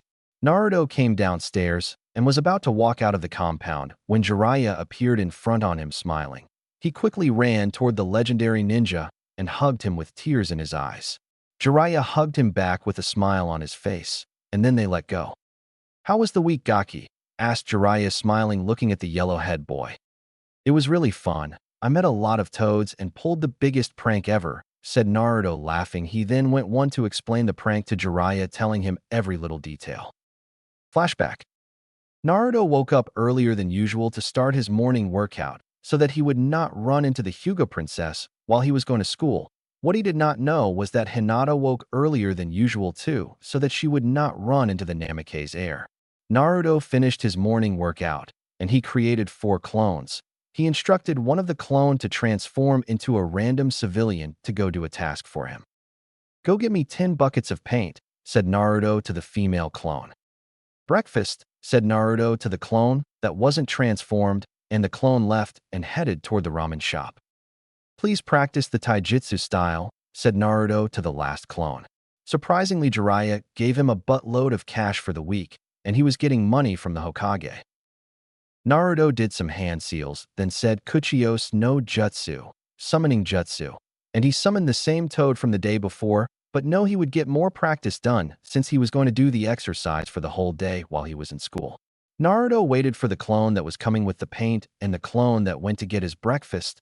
The clone with the breakfast came and handed Naruto the food before dispelling himself with Naruto, receiving all of the memories of the clone, and the other clones did too. Naruto ate some of the ramen, then gave the rest to the other clones and the toad, so that they could keep their strength up. The clone with the paint came back and dispelled herself after handing Naruto the paint that he sent her to buy. She gave him 3 buckets of paint. Naruto said Kage Bunshin no Jutsu, Shadow Clone Jutsu, and he created a clone, while he walked out of the compound with the buckets of paint heading toward the Hokage monuments, while the clone headed toward the academy. Naruto did not run into Hinata since she was already at the academy. He transformed himself into the ninja that he saw Jiraiya kill the night he came to the village, and he started painting the monuments. He put a big Irish mustache on the second Hokage, some big sideburns on the first. He put a pipe in the third's mouth with some glasses around the old man's eyes, and he put 2 red slash down the fourth's eyes, just like Jiraiya. Naruto ran away from the monuments as fast as he could, and went back to the compound to clean himself up before people saw his art. He got to the compound and saw the 2 clones doing what he told them to do with the toad. He went to a bathroom and washed his hands, and he started heading back to the academy. He did not know that Sarutobi saw everything that he did for the day and was ready to get him for. Naruto got to the academy and dispelled the clone before anybody could see and switch places with him. He sat down and was paying attention with a big smile on his face. Kiba arrived with Akamaru on head, but he could not get in the class since Sakura and some other girl that replaced Ino was fighting in front of the door for who gets to sit beside Sasuke. Kiba got tired of waiting and pushed both of them inside, and they rolled down to the front of the class. Flashback end. "You are one hell of a kid. You just like your mom was when she was young," said Jiraiya, laughing.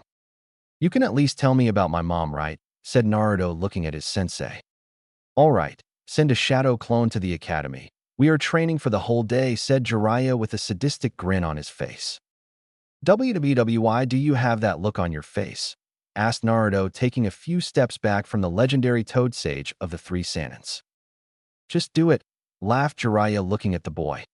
Naruto did a single hand seal and said Kage Bunshin no Jutsu, Shadow Clone Jutsu, performing his favorite jutsu, creating a single clone with enough chakra to last the whole day, and the clone would not dispel after just 1 hit. The clone quickly ran out of the compound heading toward the academy. while Naruto still had that scared look on his face looking at Jiraiya, his godfather. "All right, get in your training clothes," said Jiraiya, going inside to get in his training clothes, as did Naruto. Jiraiya and Naruto came back outside to the training ground in just pants, with no shirt on. Jiraiya stood across from the boy with a smile on his face. "All right, let me explain the jutsu to you first," said Jiraiya, looking at the boy. The toad oil jutsu is mainly a diversion jutsu, but when you are in a team it can turn into a great combination half. Your teammate can use a fire jutsu and you use the toad oil, and when they combine, the fire will be 5 times stronger with the toad oil. I can also use combination jutsu with the toad boss. He would spit out the oil and I would create the fire, making a big and dangerous fireball, said Jiraiya, looking at the boy. "Awesome," was all that Naruto wanted to say. "All right, let me show you how to do it," said Jiraiya, looking at the boy. He did some hand seals very slowly, then he said, "Gamma Ninpu," meaning Toad Ninja Art, Toad Oil Jutsu, and his cheeks puffed up before he spat out some oil, which hit the training dummy bullseye on the head.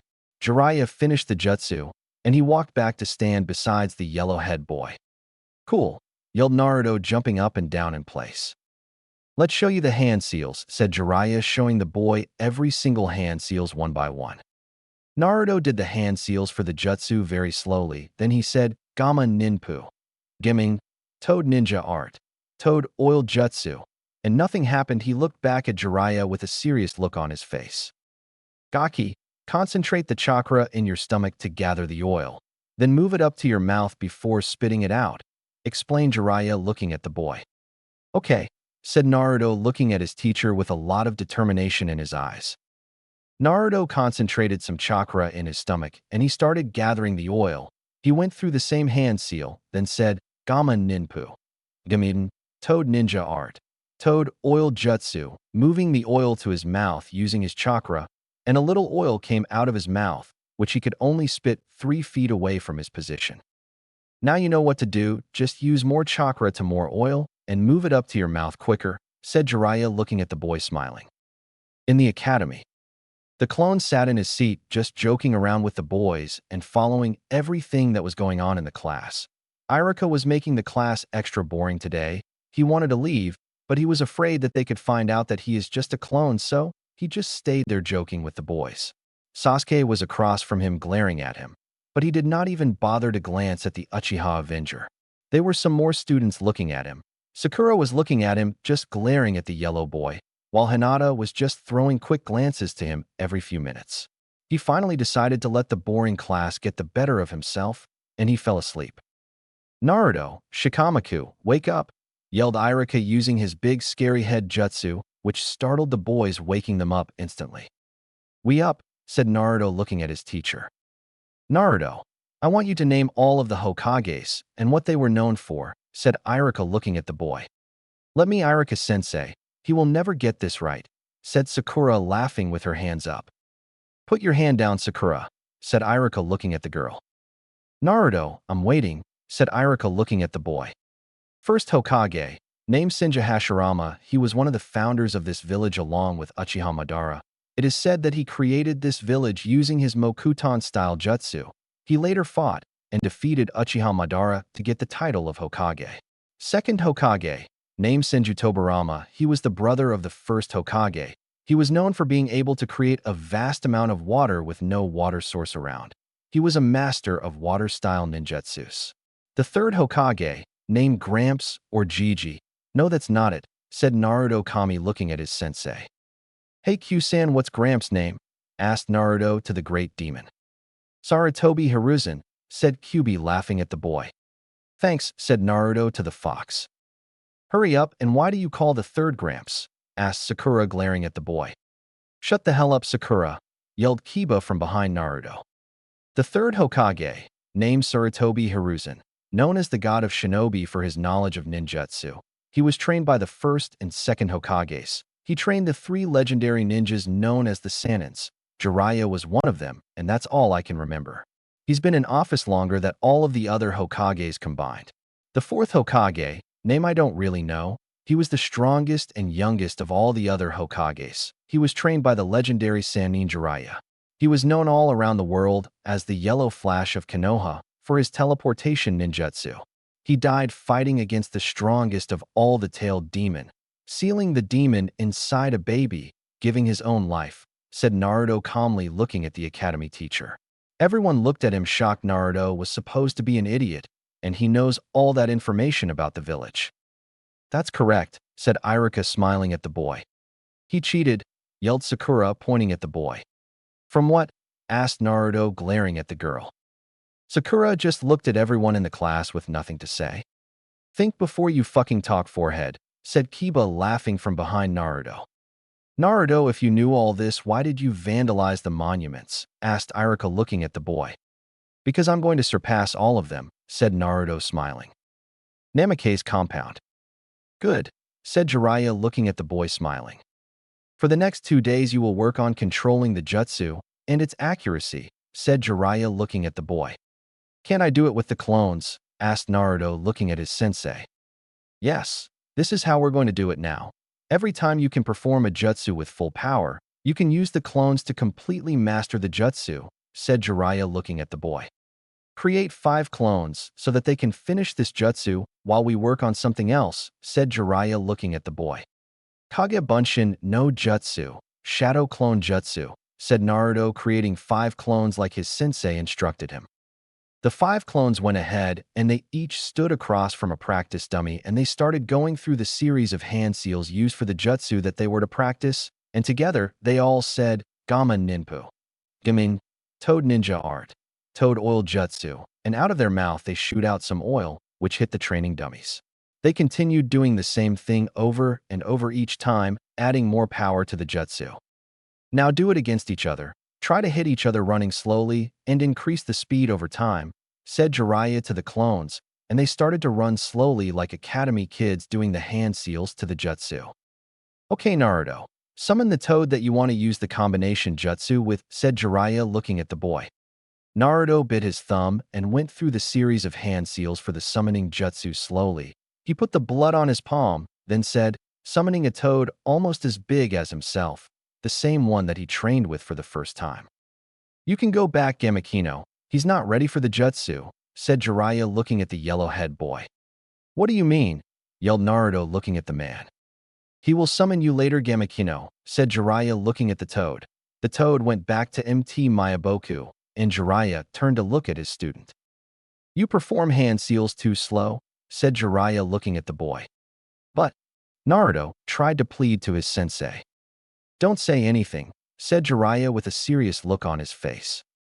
Start going over all the hand seals one by one, until you can perform them very quick under any kind of pressure, said Jiraiya looking at the boy. Naruto started going over all the hand seals that he learned from the academy and the ones that Jiraiya just showed him very slowly since he just learned them. His clones were still working on the Toad Oil Jutsu, and they were performing the seals for the jutsu faster and faster, and they ran out of chakra, and they all dispelled, sending back the experience to Naruto and the clone at the academy. He could hit a fast-moving target with the Toad Oil 3 out of 5 times. The clones came up with a move where they spit out the oil on the ground, slowing down the others since they had not catch themselves when they started slipping on the oil. Naruto was still going over the hand seals like Jiraiya told, and now they had to go get something to eat. We're taking a break, going to get something to eat, said Jiraiya looking at the boy. Ramen, yelled Naruto running toward the entrance to the compound at full speed. Slow down, boy, said Jiraiya running after the boy. Ichiraku ramen.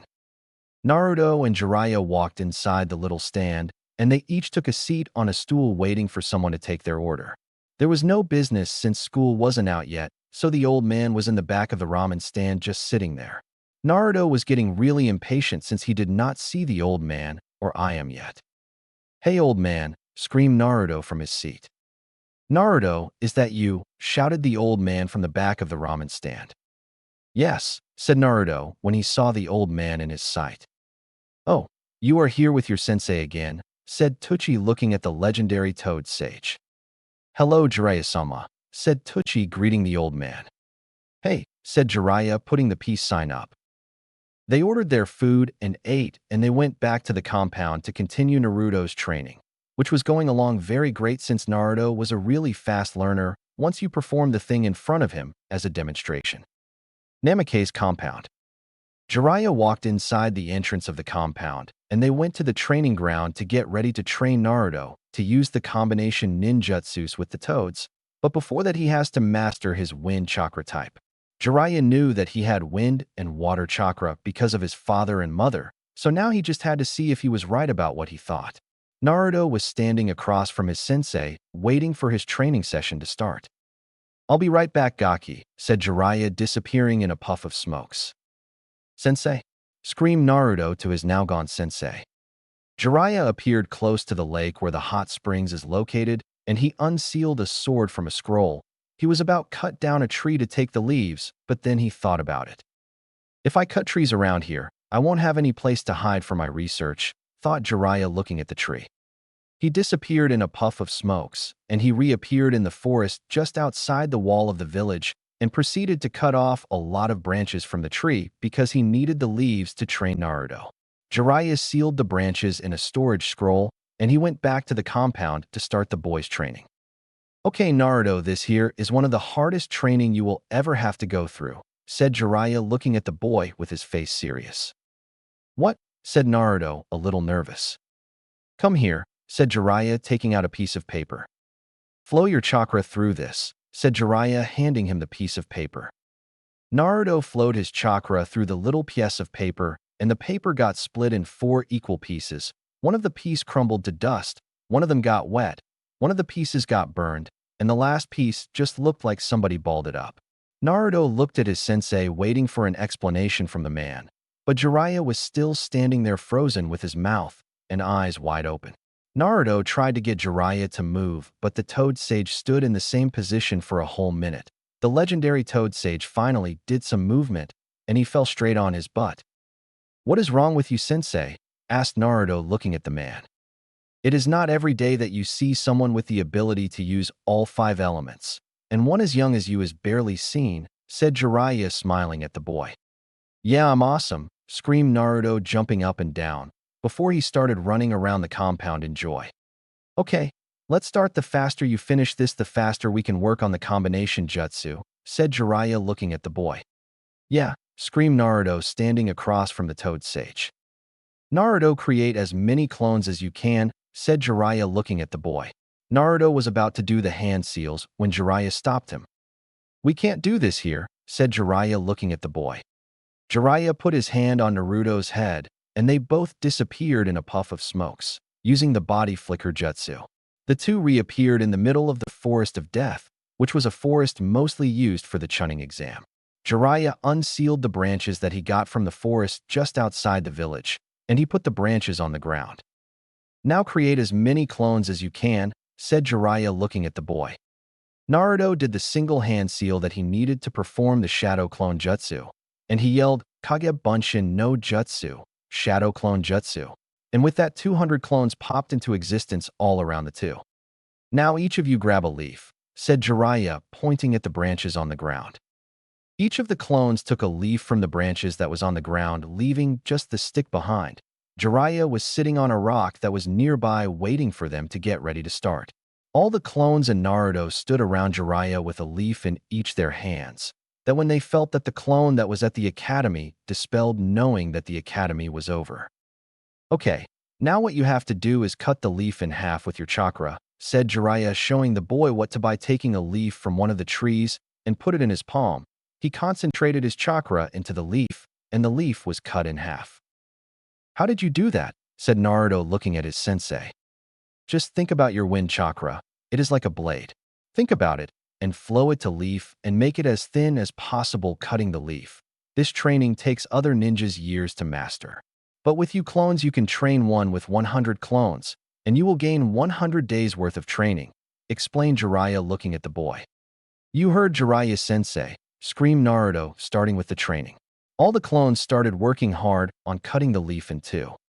Later that night, Naruto finished cutting the leaf when it was about to get dark because he used the fox's chakra to create more clones, so he would finish faster. Jiraiya was proud that he was able to finish the first part of the training in one day, even though he finished it in 400 days since he used the clones to work with him. "Okay, let's go back to the compound. I'll explain the Sekong part to you, and you can start on it tomorrow morning," said Jiraiya looking at the boy. They started walking out of the forest of death to head toward the compound where they would rest for the next day. Hinata was outside her family compound with her Byakugan activated waiting to see if the yellow-head boy was coming back home since she lost him when school ended. Naruto and Jiraiya walked toward the compound walking slowly. Hinata spotted them, and she quickly put 2 bentos with different kinds of food in them in front of the compound gates before she ran back in her family compound with her face red and her heart racing. Jiraiya and Naruto made it to the front of the compound, and they saw the cases of food on the ground with a note on them. Jiraiya picked up the note, and he read the note, which only said, "I hope you enjoy it, Naruto-kun, and Naruto-kun's guardian." "Seems like you got a crush cooking for you, Gaki," teased Jiraiya looking at the boy. "Shut up, Gigi," said Naruto looking at the man with a blush on his face. Naruto picked up the cases of food and handed one to Jiraiya, and they walked inside the compound.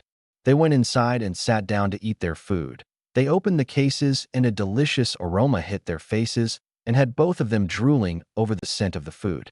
Naruto and Jiraiya ate their food with unbelievable speed. They just stuffed their faces with the food. "Man, that was delicious," said Naruto, putting his bento down. "Yeah, I'll say," said Jiraiya, doing the same.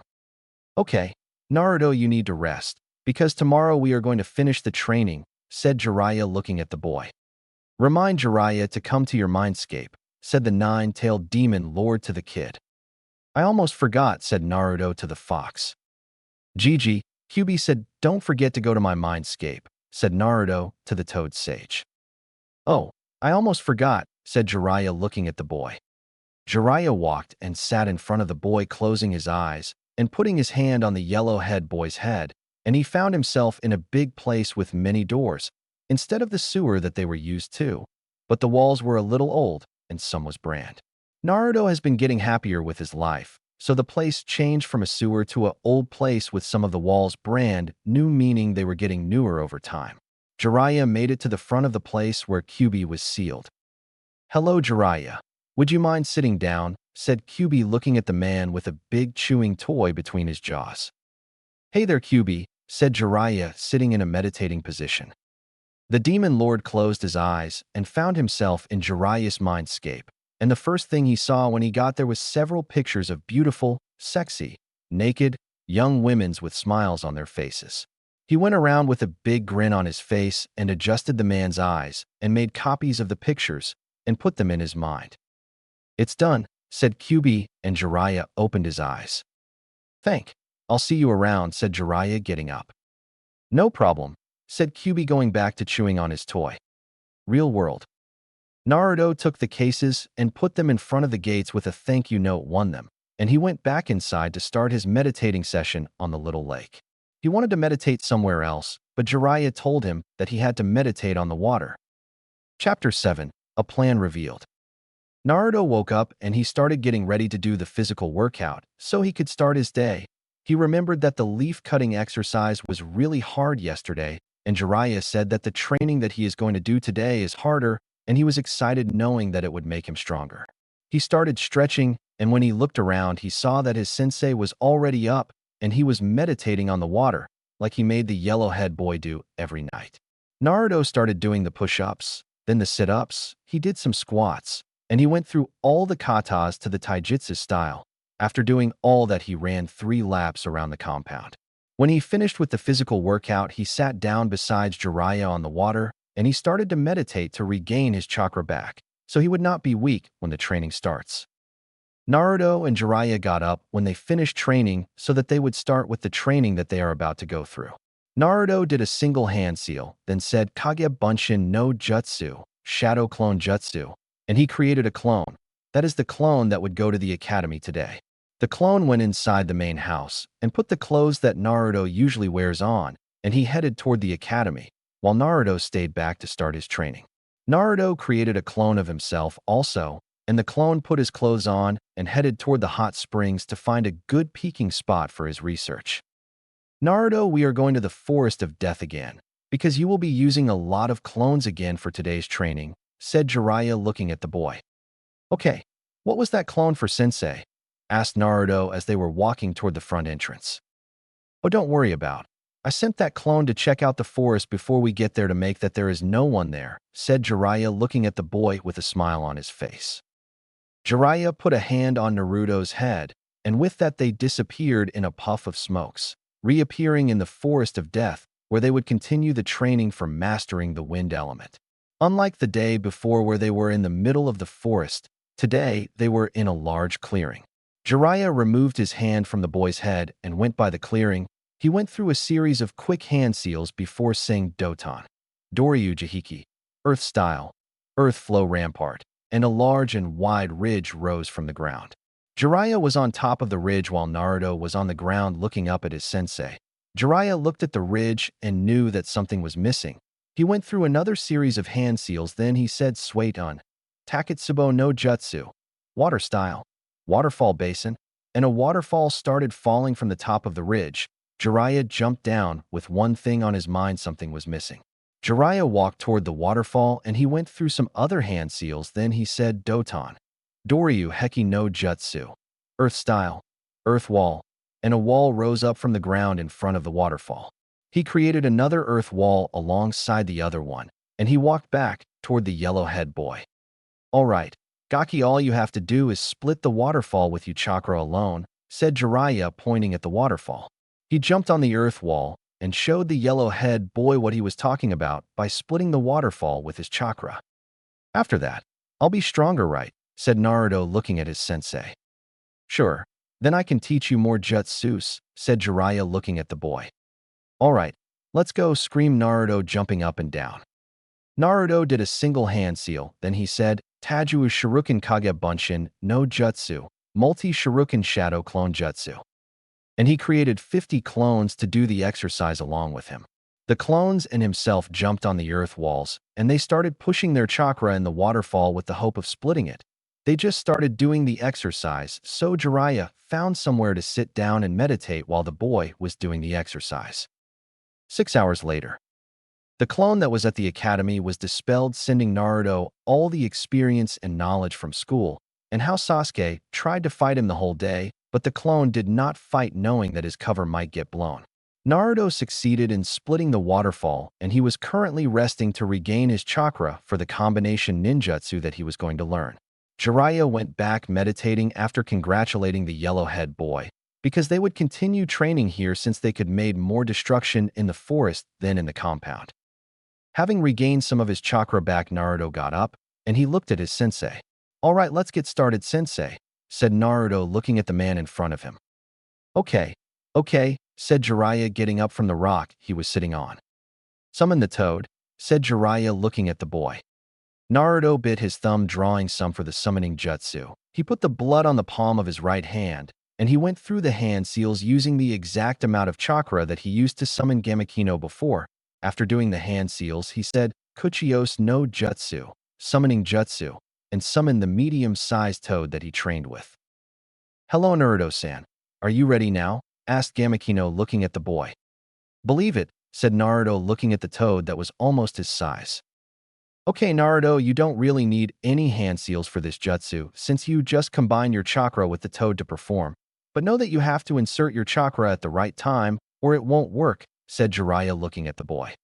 The toad went through a series of hand seals. When he finished with the hand seals, Naruto put his hand on the toad's back, and they both shouted Gamma Kanbi no Jutsu, Suidan, Toad Combination Jutsu, Water Bullet, and a medium-sized water ball came out of the toad's mouth and hit the tree that they were using as a target, successfully turning the tree into a bunch of wood cubes. Naruto's eyes were widened at the power of the water ball, and Jiraiya walked toward him to explain the jutsu to him. You can go back now, Gamekino, said Jiraiya looking at the toad. Thank you, Jiraiya-sama, said Gamekino, disappearing a puff of smokes. You see, Naruto, a regular water ball would just blow the tree off the trunks, but when you had the wind chakra to it, the water ball can most likely go through anything and destroy it, said Jiraiya looking at the boy. Let's go grab a bite to eat before I teach you another jutsu, said Jiraiya looking at the boy.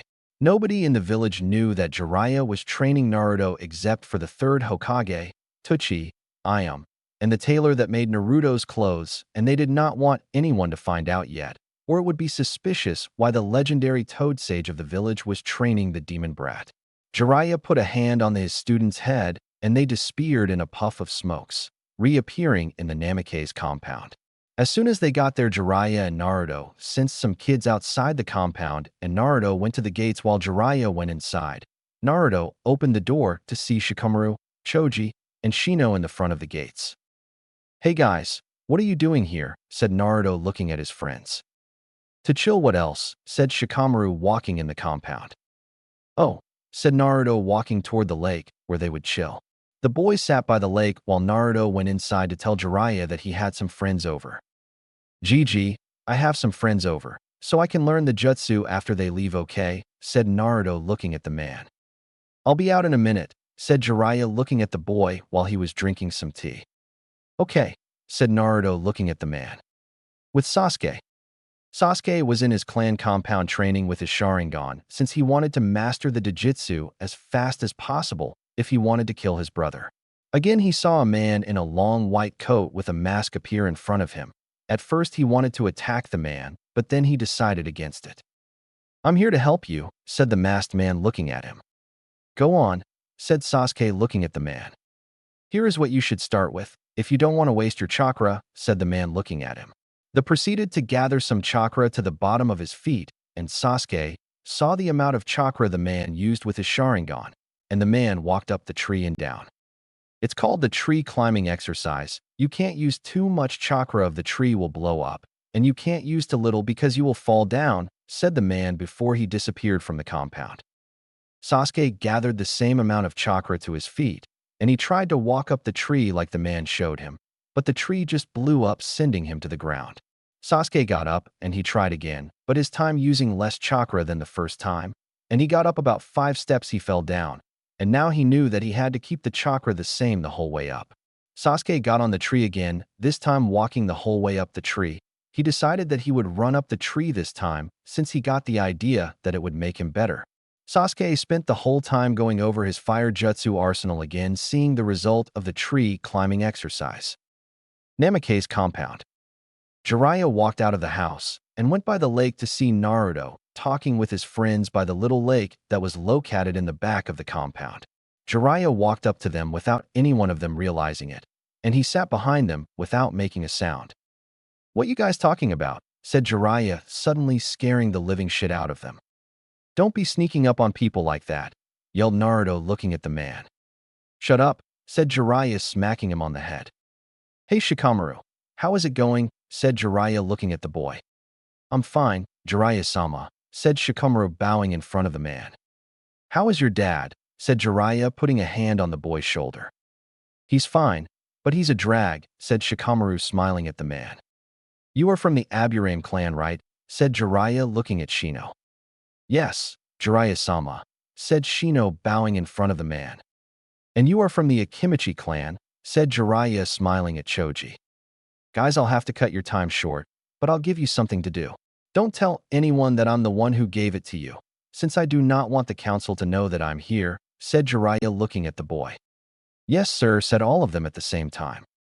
"Naruto, go get ready," said Jiraiya looking at the boy. "I'll be right back," said Naruto to the boys while he was walking toward the house where his room was. "Come here, Shikamaru," said Jiraiya, taking out 3 pieces of paper from his pocket. He handed Shikamaru 1 piece of paper, and he did the same for the other 2 boys. Choji and Shino took the pieces of papers and stood looking at the man with a confused look on their faces. "Flow your chakra to the paper," said Jiraiya looking at them. Shikamaru's paper burned, Shino's paper turned to dust, and Choji's paper turned to dust also. "Interesting, seems like Shikamaru can use fire-based jutsus, and you two can use earth-based jutsus," said Jiraiya, smiling at them. "That's what this was for," said Choji looking at the man. "Fire, what a drag," said Shikamaru, which had Jiraiya laughing. Jiraiya walked toward a tree that was by the lake and took a leaf off a branch and handed it to Shikamaru. He picked up 2 rocks and gave one to Choji and one to Shino. "Shikamaru, all you have to do is burn this leaf with your chakra. It will be difficult, so ask your father for help and anyone else you can find," said Jiraiya looking at the boy. "Choji, Shino, yours will be harder because it's a rock, but all you have to do is split the rock with your chakra. Ask anyone that you can for help, and once you finish it, find me," said Jiraiya looking at the boys smiling. Start now. I'll see you guys around, said Jiraiya smiling at them. They walked out of the compound, each of them trying to do what Jiraiya just gave, but they were told not to tell anyone who gave it to them. First thing that had Shikamaru focused, but he still found it as a major drag since he had other work to do aside from what he has to do at home. Naruto walked out of the house with nothing more than his shinobi pants and ready for training with his sensei. He looked around and did not see he boys, and he knew that they left already. Okay, sensei, I'm ready, said Naruto looking at the man. All right, Naruto. In about 4 months, I'll be leaving the village to find more information about Uchiha Madara from some of my spies. In 4 months, I'll be training you to be able to take care of yourself in battle. You will be able to fight on equal ground with any Chunin-level shinobis. And with your speed and stealth ability, you will be able to leave with your life against some low jounins.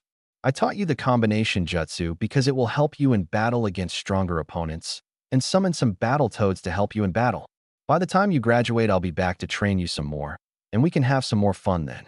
Before I leave, you will have to stir one more element, and that is fire, because you get to use fire with the toads a lot since they use the oil.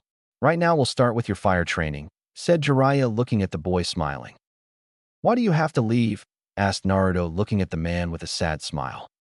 Because I have to find out more about Madara for your protection, said Jiraiya looking at the boy smiling. Once you finish with your fire element training, I'll teach you your mother's fighting style, said Jiraiya looking at the boy smiling.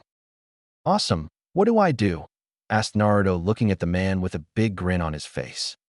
First, this is just like what you had to do for the wind element, but instead of splitting the leaf, you want to burn it, said Jiraiya taking a leaf off of the tree branch, and he put it in his palm before the leaf was caught on fire in his palm.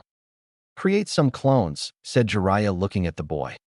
Naruto did the single hand seal, then he said, Taju Shuriken Kage Bunshin, no Jutsu, Multi-Shuriken Shadow Clone Jutsu. And all around him 100 clones appeared with a similar grin on their faces.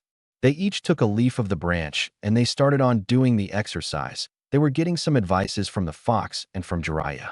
Some of the leaves already had smokes coming off of them, but they were not caught on fire yet, and Naruto was happy that he was progressing in the training.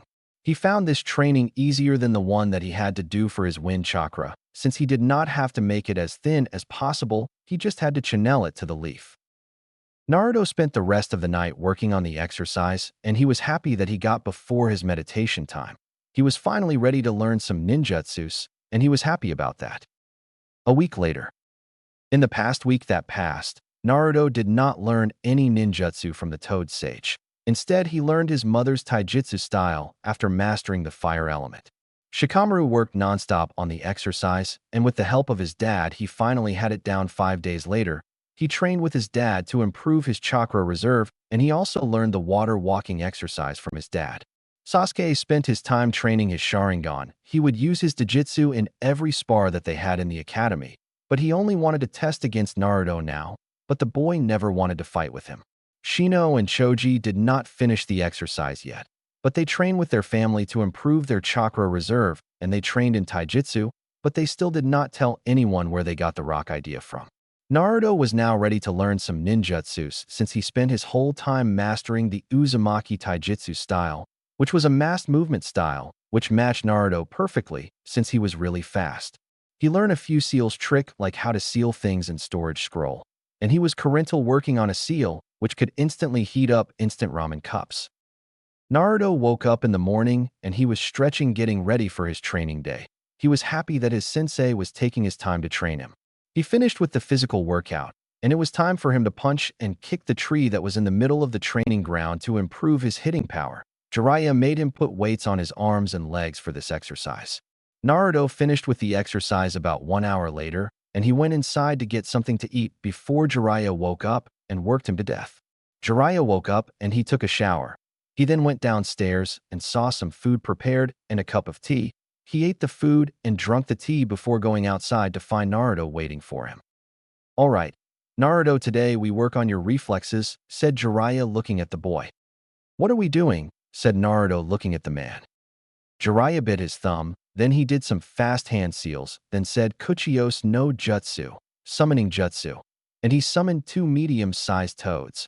Naruto looked at him with a nervous smile on his face because he did not know what his sensei was up to. Naruto, you will perform all the hand seals that I taught you. In order while these toads are trying to hit you with their tongues, said Jiraiya looking at the boy smiling. What? Yelled Naruto about to walk up to the legendary ninja. When he felt two powerful things hit him in the back and legs, he fell on the ground, then turned to see the toads looking at him. Start now, said Jiraiya looking at the boy laughing. Naruto started going through every single hand seal he knew while he was dodging the long and fast tongues of the two toads. He started out doing really bad because every time he would dodge one the other would hit him, but then it got worse because his body was starting to hurt and he was slowing down and getting hit by both the toads. Let's say at the end of the day Naruto had to go to the hot spring to relax his body. Jiraiya was working him to death, and he knew that it was for him to get stronger. Naruto was glad that he had the fox's healing ability, or he would be in the hospital for weeks after those training sessions that he had to do. A month later. In the past month, Naruto spent some time doing seals training with his sensei. After he completed the heating seal, he was so happy that he worked a whole lot faster than before. He was getting a liking to learning about seals since Jiraiya told him that the fourth Hokage was a seals master. Jiraiya made Naruto work on his dodging ability nonstop by summoning the toads every day. He also worked on his throwing ability. Naruto wanted to learn ninjutsus already, but he knew that all the other skills were better than learning any ninjutsu, and he was willing to wait for the ninjutsu training.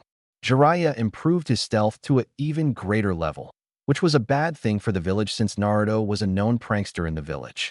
He would wake the boy up earlier than usual, and they would play hide-and-seek with a couple of toads in the Forest of Death. The boy worked on everything except for ninjutsu. He did some more chakra control exercises with the toad sage, and he also learned how to sense people's chakra from the toad sage. You are finally ready for some ninjutsu training, said Jiraiya smiling at the boy.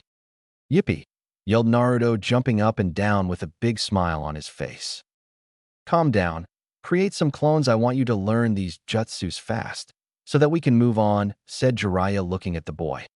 Naruto did the single hand seal and said, Tajuu Shuriken Kage Bunshin no Jutsu, Multi-Shuriken Shadow Clone Jutsu. And he created 10 clones to work with him. Jiraiya looked at him smiling and knew that he was not a show-off, and he was ready to learn the jutsus. Okay, Naruto, divide the clones into 2 groups, said Jiraiya looking at the boy smiling. Naruto divided the clones into 2 groups of 5, and they stood in front of the toad sage waiting for instructions. Naruto, the first jutsu that I'm going to teach you today is called the Fireball Jutsu, said Jiraiya looking at the boy.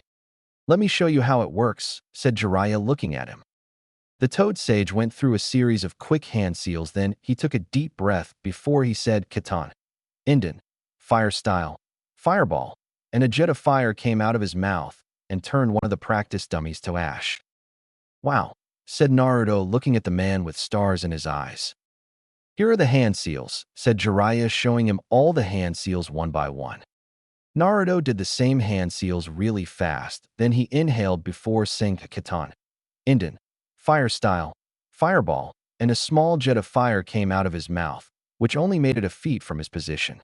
Naruto frowned that he did not get the jutsu right away, but he knew that he had time to finish learning it. Jiraiya looked at the boy with a smile, and he knew that the boy had a lot of potential ready to be exploited. Gather the chakra in your stomach and chest, and add more chakra, said Jiraiya looking at the boy. Okay, said Naruto looking at his sensei. 2 hours later. Naruto did the hand seals again before inhaling. He then said Katan, Inden, Fire Style, Fireball, and a jet of fire the size of Jiraiya's came out of his mouth and hit the practice dummy, turning it into ashes. Naruto jumped up and down since he was finally able to use the jutsu like his sensei, but Jiraiya's fireball was hotter and stronger than Naruto. Jiraiya knew that Naruto was doing good since he was able to do a fireball like that, and he was not even out of the academy yet. Now the clones, one group fight using ninjutsu, while the other group just dodge and use taijutsu, said Jiraiya looking at the boy. Sure, said all the clones together, and with that they started the wild and dangerous spar. Now Naruto, you have to meditate to gain some of your chakra back since we are still training, said Jiraiya looking at the boy. Okay, said Naruto jumping in the water, and he sat on the cold water in his meditating position and with that he started meditating while the clones were still sparring. After an hour of meditating with all the noise that the clones was making, Naruto got, and he went inside the house to get something to eat. He took some vegetables and some rice with pork that he made in the morning and ate it before going back outside for his training. Jiraiya had ate some food while Naruto was meditating, so he was outside waiting for the boy to finish. Naruto walked outside and saw Jiraiya standing there waiting for him. "Okay, Naruto, you learning 1-2 more jutsus today?" said Jiraiya looking at the boy. "Yeah," said Naruto jumping up and down. All the clones was already dispelled and Naruto got their experience back. Jiraiya did some quick hand seals, then he said Katan, Gakakyu no Jutsu, Fire Style, Grand Fireball Jutsu, and a big fireball came out of his mouth. The fireball was bigger than the previous jutsu that he learned from Jiraiya, and he remembered that Sasuke used the jutsu against him in the fight at the academy. Flashback. Naruto, Shino, Choji, Shikamaru, Gamakichi, and Gamatatsu were still hanging out on the roof of the academy, but it was now time for them to go back to class. Naruto sent Gamakichi and Gamatatsu back home and went down. When they went back down on the playing ground of the academy to find Sasuke looking for Naruto, he wanted to fight him before they had to go to class. "Hey dope, fight me," demanded Sasuke looking at the boy. "Don't feel like it, team," said Naruto looking at him. "Don't insult Sasuke-kun baka," yelled Sakura with a bandage on her nose, and all the Uchiha fangirls agreed with her. "Shut up, Sakura," said Naruto looking at the girl. "I said fight me. Or are you scared?" said Sasuke, and his superior Uchihas are better than you tone. "Sure," said Naruto, getting in the fox-style taijutsu stance. Sasuke got in his family style, and they faced each other. "You see Ino Pig, Sasuke-kun is fighting for my honor," said Sakura with heart in her eyes. "As if," said Sasuke looking at the girl. "But Sasuke-kun," said Sakura on the verge of tears. "Kick his ass, Naruto," yelled Kiba with a bark from Akamaru. "That baka can't beat Sasuke-kun," yelled all the fangirls. "I'm fighting him to prove that I'm better than him," said Sasuke running toward him doing some hand seals Katan. "Gakakyu no Jutsu, Fire Style, Grand Fireball Jutsu," said Sasuke as a big fireball came out his mouth heading straight for Naruto. "Korami no Jutsu, Replacement Jutsu," said Naruto before he replaced himself with a log. The log burned down and Naruto appeared behind Sasuke smiling. Sasuke turned around and punched him in the face, then kicked him in the stomach, sending him a few feet back, which had all the fangirls screaming. Naruto got up and dusted himself up. Naruto jumped in the air and did a flip backwards, getting ready for Sasuke. He ran toward Naruto with a punch and kick combo, but this time Naruto dodged and blocked all of them, and at the end, he punched him in the face, then kicked him in the ribs, which knocked him down, having all the fangirls yelling at Naruto. Some of them were even going to jump in the fight. Sasuke got up and started doing some hand seals at the end. He said Katan, Housenka no Jutsu, Fire Style, Mythical Fire Phoenix Jutsu, and a bunch of fireballs came out his mouth toward Naruto. Since everyone jumped out the way, Naruto used his speed to evade the fireballs and get in front of Sasuke. He kneed him in the stomach, then punch him in the chest before sending him flying with a powerful kick.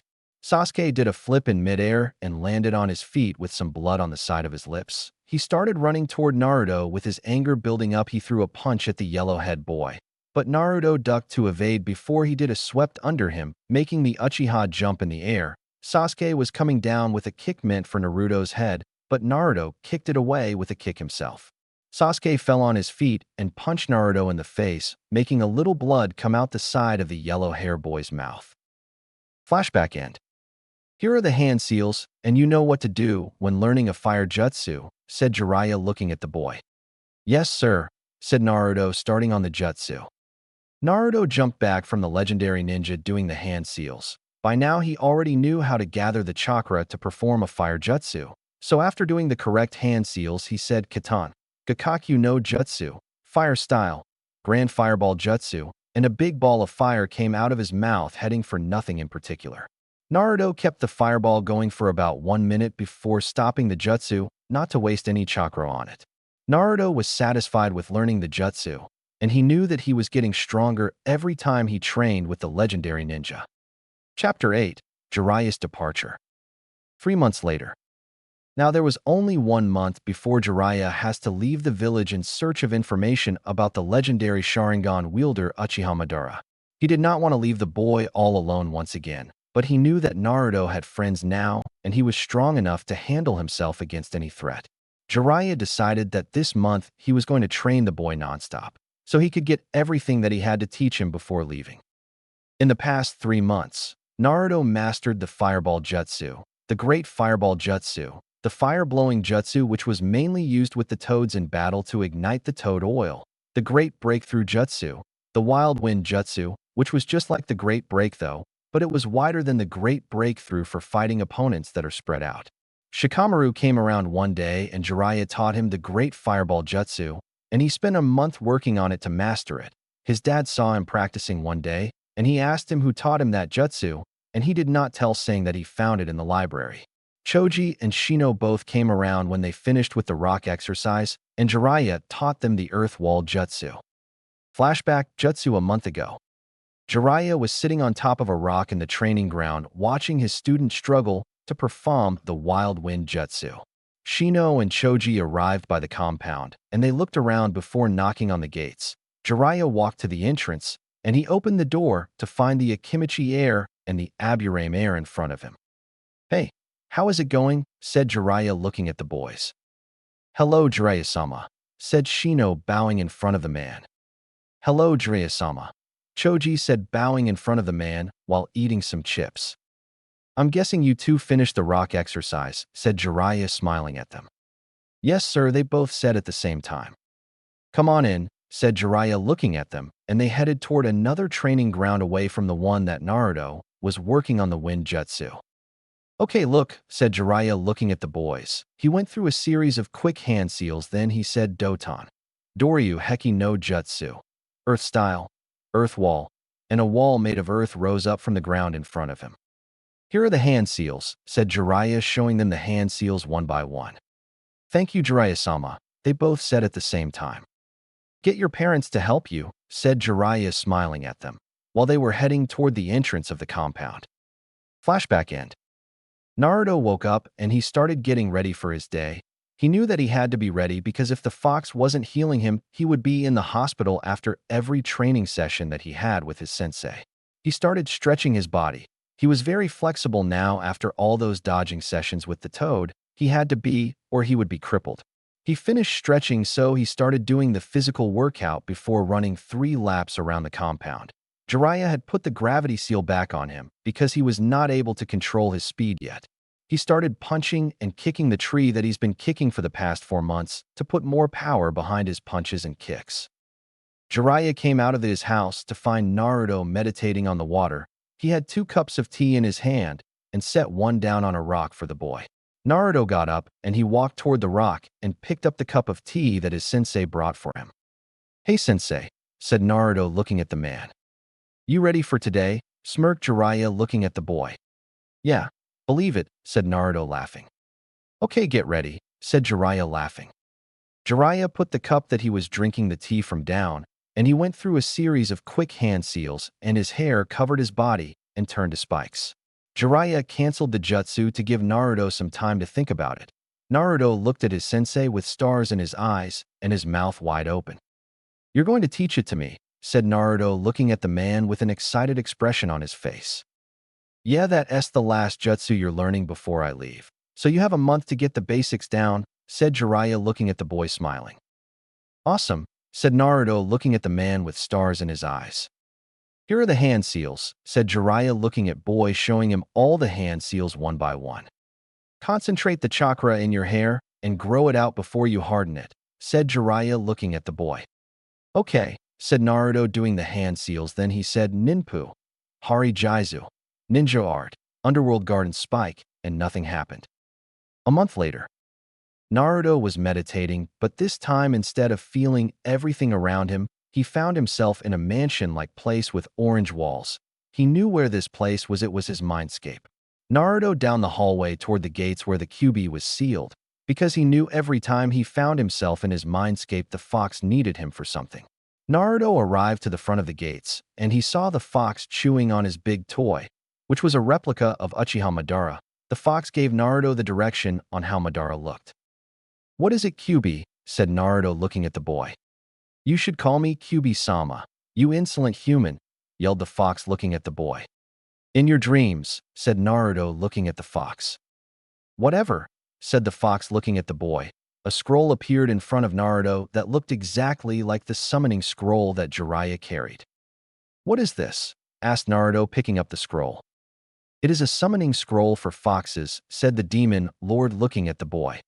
"Awesome," said Naruto about to open the scroll.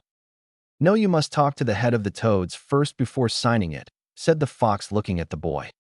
"Okay," said Naruto, opening his eyes in the outside world. Naruto got up, and he went to the house that Jiraiya stayed in, and he knocked on the door. A minute later, Jiraiya opened the door with his hair all messed up. He had no shirt on, and his eyes were barely open. Naruto looked at the man laughing, before he was sent flying back with a punch from the toad sage. "What is it?" "I'm trying to sleep," said Jiraiya looking at the boy. "Sorry you didn't have to hit me, sensei," yelled Naruto glaring at the man. "What do you want?" said Jiraiya looking at the boy. "Okay. I got this summoning contract from the fox, and he told me that I had to talk to the head of the toad to see if I can sign it," said Naruto looking at his sensei, with a serious look on his face. "Why didn't you just say that?" said Jiraiya, biting his thumb. Jiraiya put the blood in his right palm, and he did some quick hand seals, then said, "Kuchios no Jutsu, summoning jutsu," and two old-looking toads appeared in front of him with an angry look on their faces. Jiraiya quickly closed the door, leaving Naruto outside alone with the toad sages. Naruto remembered how the old toad had beat Jiraiya that time, and he was getting nervous. "Jiraiya, get out here," yelled Fukasaku, standing beside his wife. "Yes, sir," said Jiraiya, opening the door. "Why did you summon us here, young Jiraiya?" said Shima looking at the man. "We got a summoning contract from the QB for foxes, and we summoned you here to ask you before signing it," said Naruto looking at the toad sages. "Jiraiya, why did you not just say that?" said Fukasaku looking at the man. "I'm sorry, sir," said Jiraiya looking at the old toad sage. "It's fine, but don't go giving the foxes all the fun," said Fukasaku looking at them. "Yes, sir," they both said at the same time. "Is there anything else?" said Shima looking at them. "No," they said at the same time. "No what?" said Shima, kicking Naruto in the face, sending him flying back, while Fukasaku kicked Jiraiya back in the house. "No, sir. I mean ma'am," said Naruto looking at Old Toad. "No ma'am," said Jiraiya getting up. Both the toad sages disappeared in a puff of smokes, leave both of them rubbing their faces. The old toads could pack on hell of a kick. "This is your fault, Gaki. I'm going to get you," said Jiraiya glaring at the boy. "I did not know they were that strict." "I'm sorry," said Naruto, apologizing to his sensei and godfather. "Now I can't go back to sleep. We might as well get something to eat," said Jiraiya going back inside. He came back out with his hair fixed, and he had a shirt on. "So today is the day," said Jiraiya looking at the boy. "Yeah, I will master that jutsu by the time you come back," said Naruto with a grin. Jiraiya took out 2 cups of instant ramens, put some water in them, and then he put a piece of paper on each before drawing the heating seal that Naruto created on each. Then they each applied some chakra to one of the cups, and the ramen was ready. They both ate their food slowly, and Naruto got up when he finished his food, and he went upstairs to take a shower, while Jiraiya went back to his house to get ready. They both came back outside, and Jiraiya had everything on his, meaning he was ready to go. Naruto was already 1 hour late for school, but he was still going. Jiraiya did some hand seals while Naruto closed his eyes, and they both found themselves in a mansion-like place with orange walls. Naruto guided Jiraiya to the gates where the demon lord resides, and they saw the scroll on the ground. "What happened?" asked Kyubi looking at them. He was already asleep when the toad sages came. "They said okay," said Naruto looking at the fox laughing. "But how are we supposed to sign it in my mind?" said Naruto looking at the giant head in front of him. "I will summon the scroll in the outside world," said Kyubi, and his chakras suddenly surround Naruto, and Jiraiya found himself in the outside with Naruto in front of him with 2 tails of chakra behind him. The Hyugas next door felt the demonic chakra because they were the closest to Naruto, right? But not many people felt it, because it wasn't that much chakra being used. The Kyubi was already in control with only 2 tails of chakra because Naruto was not used to using the chakra yet. Kyuubi did some quick hand seal. Then he said Kuchios no Jutsu, summoning Jutsu, and the scroll appeared on the ground, and the chakra was already gone. Where did this foul chakra come from? Asked Hayashi, looking around with his Byakugan. It's gone, said the branch member that was in front of him. That felt like some of Kyuubi's chakra, thought the clan leader. Naruto picked up the scroll, and he opened it. Unlike the Toad contract, there was no name on the Fox contract. Naruto did like he did for the Toad contract. He bit his thumb, drawing some blood before writing his name on the contract, before signing it. Jiraiya did the same, biting his thumb to draw some blood before writing his name on the contract, then signing it. As soon as they finished signing the contract, the thing disappeared. The Fox sent the hand seals to Naruto's mind, and they knew that they were the hand seals to the jutsu. Here are the hand seals, sensei, said Naruto, showing the man all the hand seals one by one. Naruto, you know you can't summon any big foxes in the village, so you can only summon some the size of Gamakichi through Gamakino, said the experienced sage, looking at his student. All right, sensei, said Naruto, looking at the boy. I'll see you later. When you master the guardian spikes, send me a message with a messenger toad or kitsune, said Jiraiya toward the exit with Naruto behind him. Okay, where are you going now? Said Naruto, looking at his godfather. I'll leave now, said Jiraiya, looking at the now crying young kid. I gotta go to the academy, said Naruto, crying. I'll be back before you know it, said Jiraiya, smiling with his hand on the boy's spiky yellow hair, which got even more messy since he started training for the guardian spikes. All right, bye for now.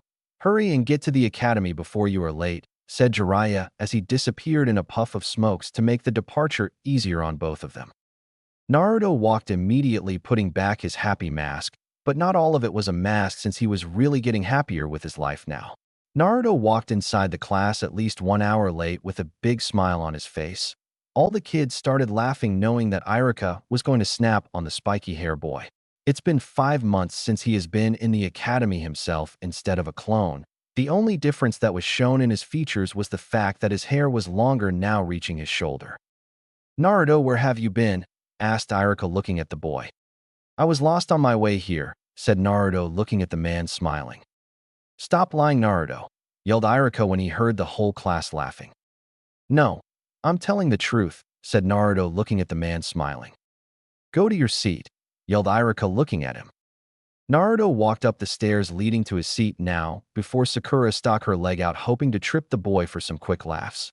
Naruto saw her stick her legs out, and he acted like he did not see by kicking the leg, which almost broke from the power of the kick.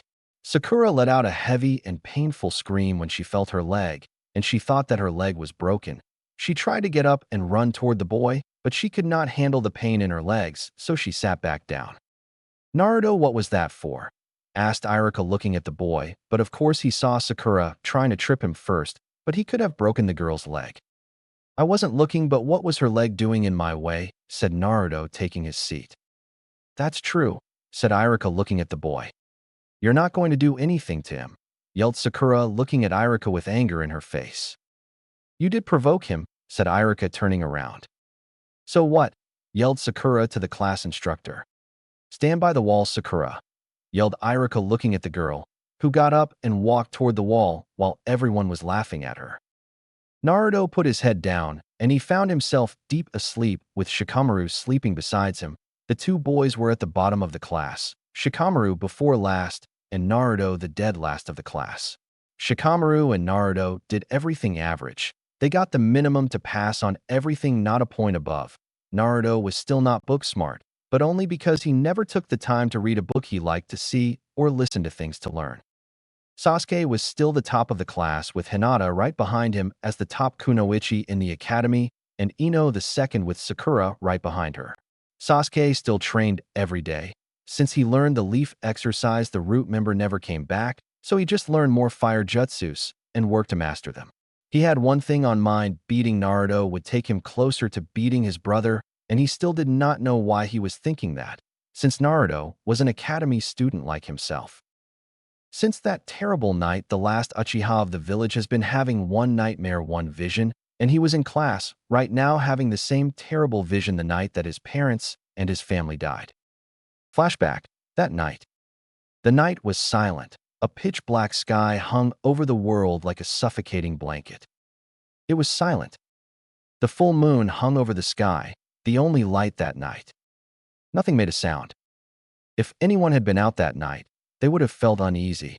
If anyone had been walking the streets, they would have run home. It was the kind of night that would make the hairs on your neck stand straight up. Silence reigned that night. If anyone that was on the streets had looked up, they would have seen that on one of the electricity poles, a figure silhouetted by the full moon. The figure perched, crouched on the top of the pole. If someone had stood in exactly the right place, they would have seen what some could swear to be two red lights. Silence reigned that night of terror. The figure suddenly disappeared. The silence was broken with a muffled scream. Then there was silence. Then there was a sound. The sound of a confused, young boy, gasping at the death that had fallen around him. The boy ran, trying to find someone who was still alive. Trying to find someone, anyone, who was a friendly face. The only friendly faces were dead. The boy kept running, trying to find someone. He ran, heading home, hoping that if anyone, they were left. His hopes died as soon as he stepped through the door. Both of his parents lay dead on the floor. The boy looked at them, shocked. His shock only deepened as a figure appeared from the shadows. Itachine-san. Why? Flashback end. The young Uchiha just wanted to scream right now. He wanted to cry and his anger was building up.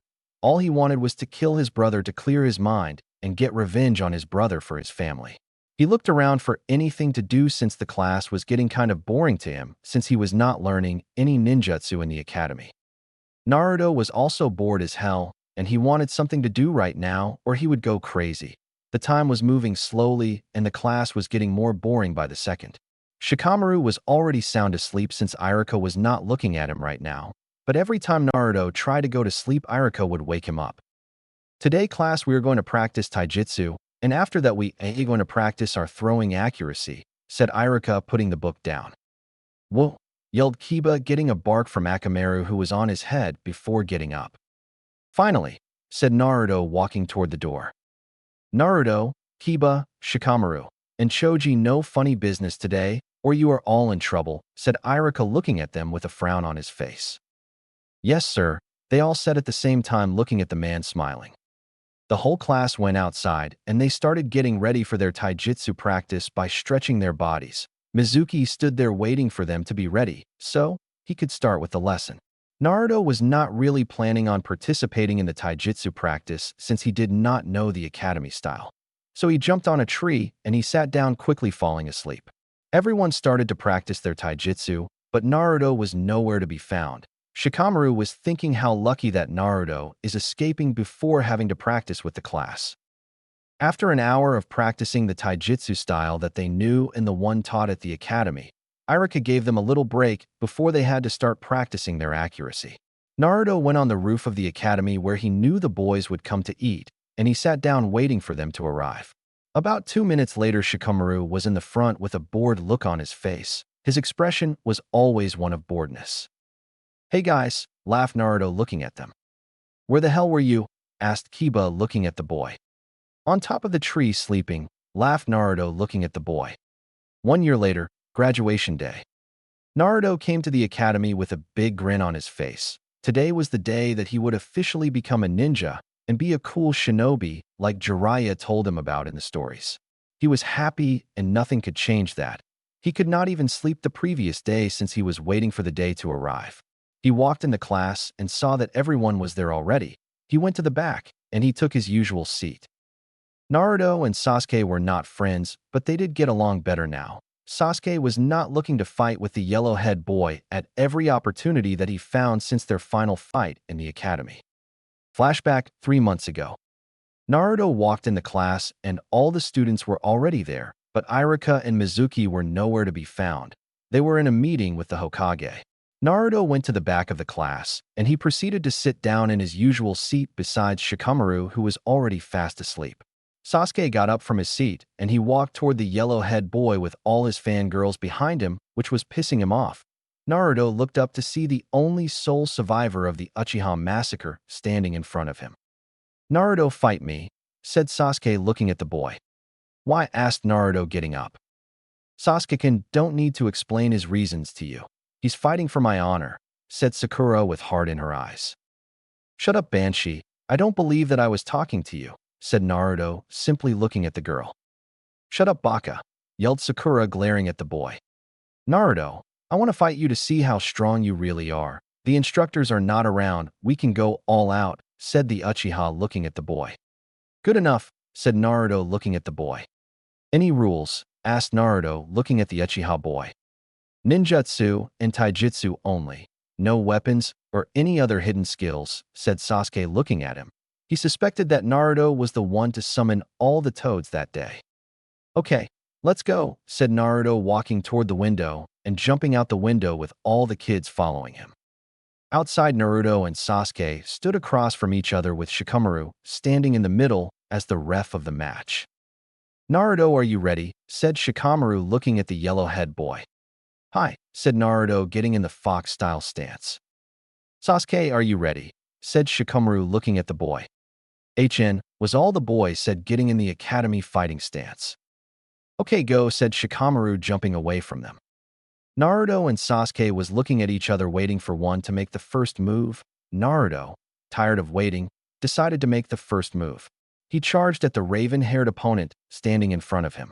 Naruto balled up his fist, drew back, and sent it flying towards Sasuke's pale face. The fist makes contact, sending Sasuke skidding backwards slightly. Sasuke returns with a fist of his own. Naruto moves slightly to one side, just missing the fist. Naruto brings his elbow up, trying to hit the Uchiha in the chin, but Sasuke catches it with his other hand and pushes him away. Naruto spins around, trying to connect another fist with Sasuke's face. Sasuke moves slightly, causing Naruto to just barely graze his cheek. Sasuke quickly returned the punch and landed it right in Naruto's gut. When he landed the first blow, he charged his other fist with chakra and connected another one, this time very slightly winding him. Naruto jumped back and coughed. Naruto ran back in his direction, ducking under another punch. The yellow-head boy swept under Sasuke's legs, causing him to jump over his outstretched leg. As he was coming down, Naruto met his chin with a chakra-covered fist of his own, sending Sasuke flying backwards. Naruto fell back into his taijutsu stance and raised his hand, taunting the Uchiha to try again. Sasuke stood and dusted himself off. Sasuke-kun, yelled one of the fangirls. Shall we take this to the next level? Said the Uchiha, doing some quick hand seals before whispering Kita. Gakakyu no Jutsu, Fire Style, Grand Fireball Jutsu. And using a large amount of chakra, he exhaled a large fireball from his mouth, which was meant for the yellow-head boy. Naruto, seeing the danger, jumped back a few yards just to be away from the fireball and started doing some hand seals of his own. He gathered a large amount of chakra in his mouth and chest, and to himself he said, Katan, Inden, Fire Style, Fireball, and a large jet of fire came out of his mouth, which collided with the grand fireball. The two fireballs struggle against each other for control until they both died down. Naruto disappeared and reappeared in front of the Uchiha Avenger with his fist balled up. He launched the powerful punch toward the raven-haired boy and hit him in the gut, sending the Uchiha skidding back. But before he could fall on the ground, he did a flip back, landing on his 2 feet before he was punched down by the yellow-haired boy who appeared behind him in the blink of an eye. Sasuke-kun, said Sakura softly, seeing the boy on the ground. Sasuke got up and dusted himself up once again with some blood in the corner of his mouth. He looked across at the yellow-head boy with a glare. Naruto disappeared in the blink of an eye and reappeared in front of the raven-haired boy. But this time the Uchiha was ready for the attack. Naruto launched a kick aimed for the head of the raven-haired Uchiha, but Sasuke ducked and swept under Naruto's legs, making the boy jump in the air. The Uchiha Avenger did some quick hand seals, then to himself, he said, Katan, Karyu, Inden, Fire Style, Fire Dragon Flame Bullet. And he shot a medium ball of fire out of his mouth in the shape of a dragon. Naruto, with no hand seals, said, Kawarimi no Jutsu, Replacement Jutsu, and replaced himself with a log, which got burned to a crisp. Sasuke knew that the fire dragon was not perfected, yet since it was supposed to be bigger than this, he knew that he had to master the jutsu. My Sharingan could not copy any of his jutsus, thought Sasuke, looking at the boy who just came out from behind the tree. You got better, team, said Naruto, looking at the boy smiling. You too dope, said Sasuke, getting back in his clan's taijutsu stance. Sasuke knew he could not keep up with Naruto in a taijutsu fight since the boy was way faster than him. He buried that fact to the back of his mind since he did not want to think about it. He was an elite, an Uchiha. The Uchiha Avenger knew that he was running out of chakra, and he had to finish the fight in the next two moves. The yellow hair boy got in the fox stance, and he ran toward the boy at a rather slow speed. Sasuke prepared for a frontal attack, but as soon as Naruto made it in front of him, the yellow hair boy got on all four like an animal and disappeared. His Sharingan could not follow the boy, and he did not know why since his Jujutsu was active. Naruto reappeared behind the raven hair boy on all four. Sasuke reacted by immediately turning around. But when he turned around, the yellow hair boy caught him with a powerful punch to the gut, sending him skidding back. I'm going to have to stop the match, said Shikamaru, stepping between them. What? Yelled Kiba, looking at the lazy genius. You heard me. Iruka-sensei will be back any minute now, said Shikamaru, looking back at the feral-looking boy. Naruto walked toward the raven hair boy who was on the ground, and he held his hand out for the boy to take it. Sasuke-kun, don't need your help. Right, Sasuke-kun, shouted Sasuke, looking at the raven hair boy on the ground. HN, said Sasuke, taking Naruto's hand, getting up. Sasuke-kun, said Sakura, looking at the boy. Don't you know when to shut up? Said Sasuke, looking at the girl. You know, you're not that bad. I was thinking the same thing, said Naruto, laughing. Flashback end. Chapter 9, Genin Exam.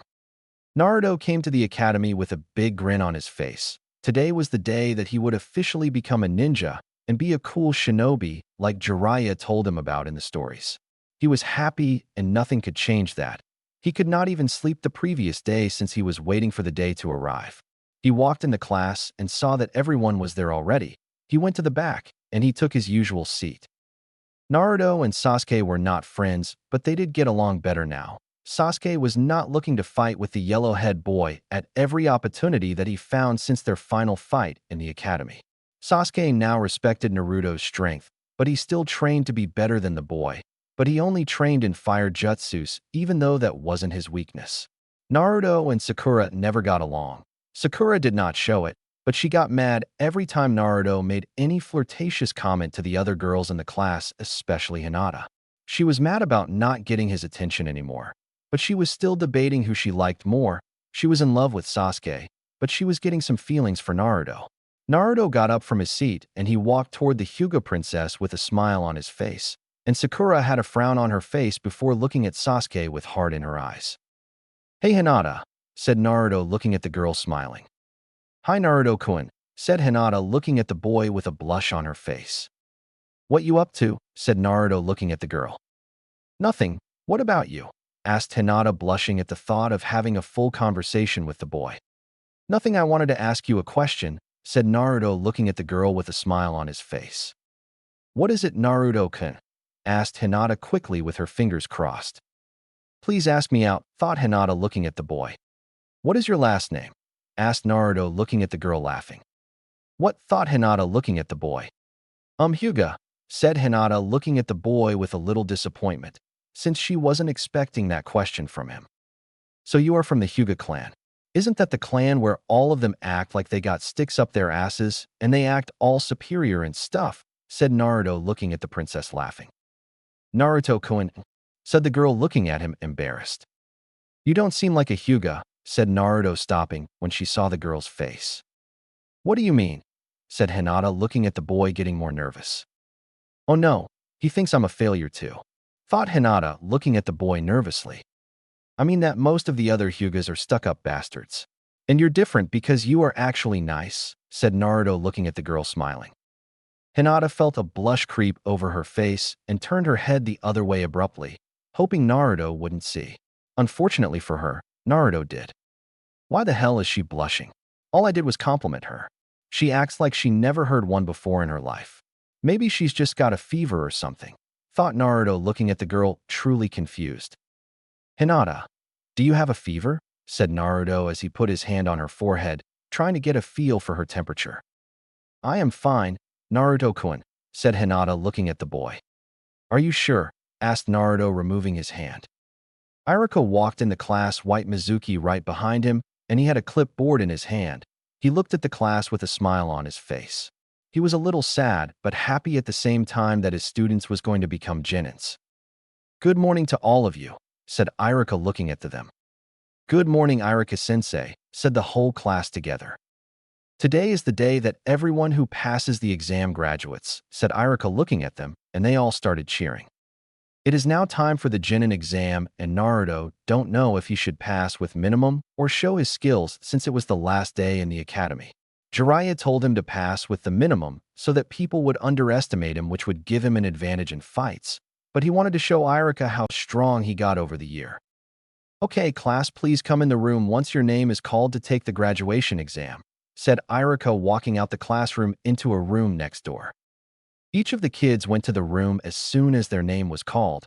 After doing what was needed of them to pass, they came out with their headband with smiles on their faces. "Uzumaki Naruto," said Irika, and Naruto got up and he walked to the room with a grin on his face. "Please perform the replacement jutsu," said Irika looking at the boy smiling. Naruto, without doing any hand seals, said, "Korami no jutsu, replacement jutsu," and he replaced himself with a cup that was on Irika's desk, while he appeared beside Irika smiling. Mizuki was starting to get nervous since his plan was not going right, because he realized that Naruto could actually pass the test. Naruto then went back to the spot where he was standing to take the test. Irika asked him to perform the transformation jutsu, and Naruto transformed himself into an exact copy of Irika with a smile on his face. The last thing that he had to do was perform the clone jutsu, and he would pass the exam, and Naruto knew that he could perform the clone jutsu in his sleep. Naruto performed the clone jutsu, but instead of the regular clone, Naruto performed the shadow clone to show his skills. Mizuki decided to fail him because he did not perform the regular clone jutsu. He knew that Mizuki was up something when he failed him. He wanted to kill Mizuki right on the spot, but he couldn't because he might get in trouble with the Hokage. Irika was pissed that Mizuki failed Naruto, but he wanted to show it because he didn't want to play favorites with the students. Naruto did not go back to the classroom because he did not want nobody to know that he did not pass the exam, so he left through the window. After class, Naruto was sitting on top of the fourth's head on the mountain with a sad smile on his face, because he knew that Jiraiya would come back today and find out that he did not pass the exam because of Mizuki. He wanted the other parents to see Jiraiya come pick him up from school, but he knew that it would not happen now, since he did not pass the exam. Naruto then felt Mizuki's chakra coming closer to his location, because he learned how to sense people approaching him. "What do you want, Mizuki-sensei?" said Naruto before the man could arrive. "How can he know that I was coming?" thought Mizuki looking at the boy. "Hey Naruto-san, you know I didn't mean to fail you, but you did not perform the right jutsu," lied Mizuki looking at the boy with a fake smile. "It's okay," said Naruto indifferently, not even looking at the man. "Okay, I'll make it up to you. There is another way that you can pass the exam," said Mizuki looking at the boy with a grin on his face. "Something is up with him, Kit," said the demon lord, chewing on his big Madara toy. "Yeah, I see," said Naruto to the demon in his mind. "Okay, how do I pass the exam?" said Naruto looking at the man. "Simple, all you have to do is take the scroll of sealing and meet me in the forest," Mizuki said as he gave Naruto the exact location to meet him. "Okay, Mizuki-sensei," said Naruto, walking away from the man. Jiraiya was in front of the academy under a disguise because he did not want anyone to know that he was back in the village. He looked everywhere, and the yellow-head boy was nowhere to be found, and he knew something was up. He closed his eyes, and he quickly found the boy's location at the ramen stand. He disappeared in a swirl of leaves and found himself in the ramen stand where the boy was eating. "Naruto, what's up?" said Jiraiya, putting his hand on the boy's shoulder. "Sensei," said Naruto, quickly getting up and hugging the man. "What happened? Why were you not in the academy?" asked Jiraiya looking at the boy. "It's because I did not pass the exam," said Naruto, releasing the man with a frown on his face. "How?" said Jiraiya looking at him. "I can't tell you about it here," said Naruto looking at the man seriously. Jiraiya did a few hand seals, and he put a hand on the boy's head, and he immediately found himself in the mindscape of the yellow-head boy. Naruto's mindscape. "So what happened?" asked Jiraiya looking at the boy. "I did everything that Mizuki told me to pass the test, but he still decided to fail me because I used the shadow clone instead of the regular clone, said Naruto, looking at his sensei with some sadness in his eyes. He decided to blame himself, because if he was not showing off, he would have performed the regular clone and passed the test. Then what happened? Asked Jiraiya, putting a hand on the boy's shoulder. I was sitting on the top of the Hokage monument. Naruto started telling the story to his sensei. Flashback. What do you want, Mizuki-sensei? Said Naruto before the man could arrive.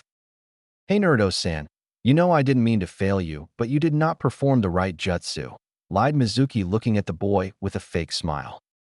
It's okay, said Naruto indifferently, not even looking at the man. Okay, I'll make it up to you.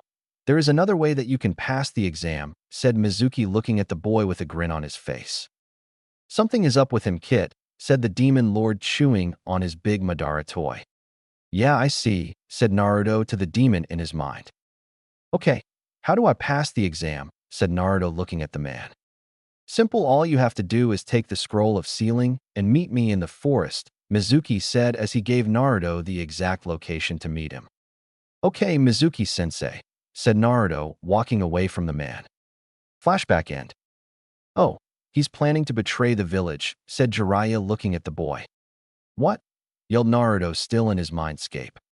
The scroll of sealing contains a lot of the village's secret and a lot of jutsu that's forbidden because of the things required to perform them, said Jiraiya, looking at the boy with a serious look on his face. So why does he want it? Asked Naruto, looking at the man with an also serious look on his face. I told you already, he's planning on betraying the village, said Jiraiya, looking at the boy. So what do I do? Asked Naruto, looking at the man.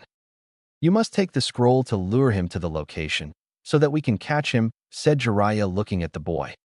Okay, said Naruto, looking at the man, smiling. Back in the real world. Naruto woke up and Jiraiya did the same. The yellow-head boy quickly ordered a couple bowls of ramen to eat before his first official mission. Jiraiya watched with a smile on his face while the boy was going through all those bowls of ramen like there was no tomorrow, which reminded him of how Minato used to eat after a mission. Jiraiya was truly proud of the boy, and he was glad that he came that night to find the boy. After all the council did to keep him from taking the boy, he finally got the boy, and the council did not even know he was in the village. They would finally know that he is in the village tonight, because he would make sure that Mizuki pays for trying to trick the boy. Naruto, did you master the underworld guardian spikes? Said Jiraiya, looking at the boy. Yeah, it was the hardest jutsu that you taught me. It took me about 4 months to master it, said Naruto, looking at the man, smiling. That's not the hardest jutsu that you'll learn, said Jiraiya, looking at the boy with an evil glee in his eyes. Shit, thought Naruto, looking at the man with a nervous look on his face. Later that night, Naruto got everything ready and he was ready to go. This was a test for him and also a mission from his sensei. He would test his stealth skills and also catch a criminal in the same night. He ran toward the sword, making sure that he suppressed his chakra. Naruto snuck past the first guard and he went up the stairs. He knew where the scroll was since he cleaned the Hokage tower as a punishment before. 2 guards were in front of the door and Naruto did not know how to get in the office while the 2 guards was so focused on their job. That's when he got an idea. Naruto walked out and stood in front of the 2 guards with a smile on his face. Hey, what are you doing here? Asked the first guard, taking out a kunai. Kage Bunshin no Jutsu, Shadow Clone Jutsu, said Naruto, creating 5 clones besides him. What do you think you are doing? Asked the other guard, looking at the boy. Oiroke no Jutsu, Sexy Jutsu, and all 5 clones turned into 5 beautiful, naked young ladies in front of the guards. The 5 naked ladies walked toward the guards with a seductive smile on their faces. They touched the guards' faces, and they both fell to the ground with blood coming out of their nose. The Hokage came out when he heard the noise, and he saw the 5 naked ladies, and he fell back into his office with blood coming out his nose. Naruto then crept inside the secret vault room, and he took the big scroll that was in the middle of the room, and he ran toward the forest with the scroll on his back. Jiraiya was already getting ready to go to the forest to deal with Mizuki himself to make an example out of the traitor, and he was going to make the man suffer for his crimes. Naruto arrived to the spot, and he opened the scroll to see what was in there. The first jutsu on the scroll was the Shadow Clone Jutsu, and he already knew that. He strolled down, and he saw a jutsu related to the Shadow Clone Jutsu, and he read over the hand seals, and he instruction to the jutsu before going to the next one. He read the instruction to another jutsu, and he went to the next. Naruto read the instruction to 5 more jutsus before sealing the scroll close. Naruto finished reading the instruction to the jutsus that he found interesting, and he was now waiting for Mizuki to show up so that Jiraiya could catch the man. The Hokage was looking through a crystal ball everything that was happening, and he needed to catch Naruto before anything happened. "Call every available shinobi and bring Naruto to me," said the Hokage to the 2 masked men in front of him. "What happened?" asked one of the shinobis present. "Naruto took the forbidden scroll," said Sarutobi, looking at the man. "He must be put to death," said someone in the crowd who was currently in front of the old Kage. "He's done enough," yelled another one. "Just bring Naruto here, and don't harm him," said Sarutobi, walking back to his office. The shinobis moved out, and they headed all over the village to look for the boy. They looked in every corner of the village for the boy. Sarutobi looked in his crystal ball, and he saw Naruto reading the forbidden scroll. He looked elsewhere, and he saw Mizuki heading toward the yellow head boy's location. Mizuki had told Iruka about what the Hokage said earlier, and Iruka was already on his way to the location, so the Hokage decided to keep looking at the situation. "We can't find the boy," said one Chunin, reporting to the Hokage. "I found him," said the Hokage from the room. Iruka made it to Naruto's location, and he saw the boy reading the scroll on the ground with a big smile on his face. "Naruto, what are you doing with the forbidden scroll?" said Iruka, standing behind the boy. "Hey Iruka-sensei, what's going on?" said Naruto, scratching the back of his head with a smile on his face. "What are you doing with the scroll, Naruto?" said Iruka, looking pissed off. "Mizuki-sensei told me if I could get the scroll and bring it here, I would pass the exam," said Naruto with a serious face. Iruka was wondering why Mizuki told Naruto that, and just then Mizuki showed up. "Hey, Iruka, seemed like you got here before me," said Mizuki, landing behind the academy instructor. "That's not part of no test. Why did you ask Naruto to do it?" said Iruka, a little confused. "Because I'm going to take the scroll and leave this pathetic village," said Mizuki, looking at the man with an evil glee in his eyes. "Why Naruto, then Mizuki?" said Iruka, looking at the man, getting more pissed off by the minute. "Because they would just blame everything on him. Even you would," said Mizuki, looking at the man with a twisted smile on his face. "Is that true, Iruka-sensei?" said Naruto, looking at his sensei. "No, Naruto, that's not true. Mizuki is lying. Give me the scroll," said Iruka, looking at the boy. "No, Naruto. Iruka is lying. He trying to trick you to get the scroll from you. Iruka always hated that demon because he killed your parents," said Mizuki, looking at the boy with a twisted smile on his face. "Mizuki, stop. It's a S-class secret," pleaded Iruka, looking at the boy with tears coming out his eyes. "What, that he has the 9-tailed fox sealed inside him?" said Mizuki with a smile on his face. "I already know that," said Naruto, shocking both Chunins. "Since you know, then you know that everything is going to be blamed on you no matter what. So give me the scroll," said Mizuki, looking at the boy. "I don't think so," said Naruto, looking at the man. "Your choice," said Mizuki, unstrapping one of the giant shuriken that was on his back. Mizuki threw the giant shuriken with deadly accuracy, aiming for the yellow-head boy's heart. Naruto was getting ready to dodge the incoming projectiles, but before he could, Iruka jumped in front of him, taking the giant shuriken to the back.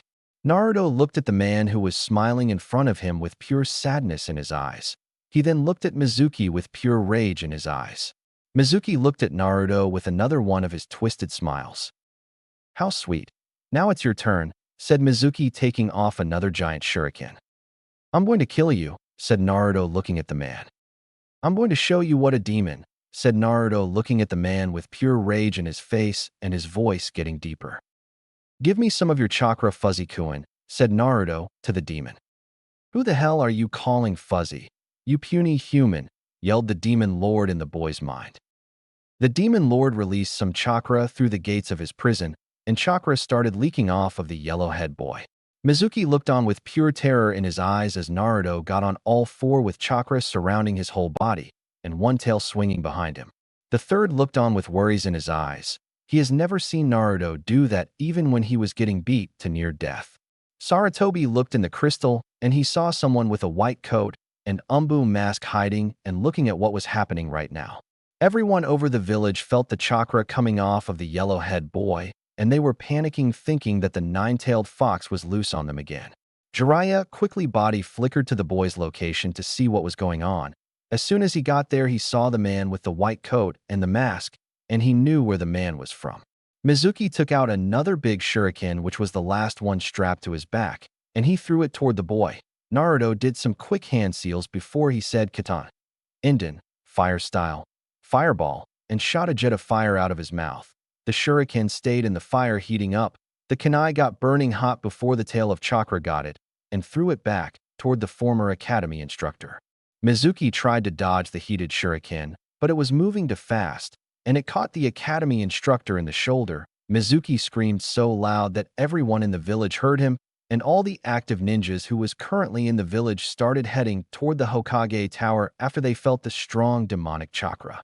Mizuki's arm was cut off his shoulder, and he fell on his knees screaming, while the chakra was receding from the yellow-head boy. Naruto, don't kill him, said Jiraiya without looking toward the boy's location.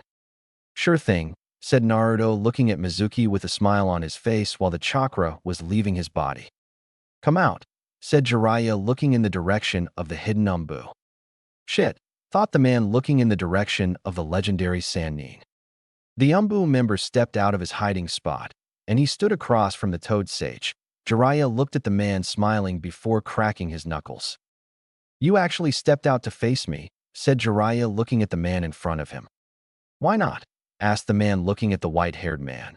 He was taught to show no emotion, but deep in his mind he knew he wasn't going to make it. Because I'm not in a good mood right now, and I'm not showing any mercy, said Jiraiya looking at the man. Really? Taunted the masked man looking at the sage. The masked man ran toward the legendary ninja with his Umbu katana in hand. He swung it after Jiraiya's head, but Jiraiya caught the hand and broke the wrist with the katana in it. The masked man did not scream as he knew that his life was coming to an end. Jiraiya looked at the man before he realized something. He needed some information from the masked man. He punched the masked in the gut while he was still holding the broken wrists. The man's body moved back due to the power behind the punch, but his hand stayed in the same spot, which caused his mask to fall off. Jiraiya hit the man in the back of the head, and the now unmasked man fell on the ground unconscious. Two Umbus dropped down behind Jiraiya and picked up the man since they were instructed to do so by the Hokage. Medics dropped down from the tree and they started to take care of the academy instructor who was on the ground with a wound on his back. Jiraiya walked toward Mizuki and he picked up the former academy instructor turned traitor by the neck, and he started walking toward the Hokage Tower with him, where all the shinobis were currently waiting to hear from the old Hokage. Mizuki was still screaming from the pain he was feeling from the hot kunai, and he knew that the worst was still coming. Jiraiya still had a look on his face that promised a world of hurt, and while he was walking through the crowd with Mizuki, the shinobis could not help but feel fear when they felt the intense killing intent rolling off the legendary ninja. Jiraiya got to the front of the group of shinobis who was on the front of the Hokage Tower. When he stood across from all of them, he held the screaming Chunin up by the neck. Who told you about the forbidden scroll? Asked Jiraiya looking dead at the trembling Chunin. I'll never tell you, Mizuki managed to say through each breath of air because Jiraiya was holding his neck tightly. I'm not going to ask you again, who told you about it? And why Naruto? Said Jiraiya getting calmer and calmer. Because the demon brat deserves to die, laughed Mizuki looking at the Toad Sage. That was your last chance. You was going to go in jail for treason, but you broke a law by calling the boy the demon brat, said Jiraiya looking at the man while everyone was getting quieter by the second. Your punishment is death, and do you think Orochimaru team would let you live after giving him the scroll? Said Jiraiya loudly, so everyone could hear him. This is an example to all of you who want to abuse the boy, said Jiraiya, throwing the screaming Chunin in the air. Without a single hand seal, he said Katan, Gakakyu no Jutsu, fire style, Grand Fireball Jutsu, and a giant ball of fire engulfed the body of the Chunin, which stayed in the air for several seconds successfully, turning the body of the former academy teacher into ashes.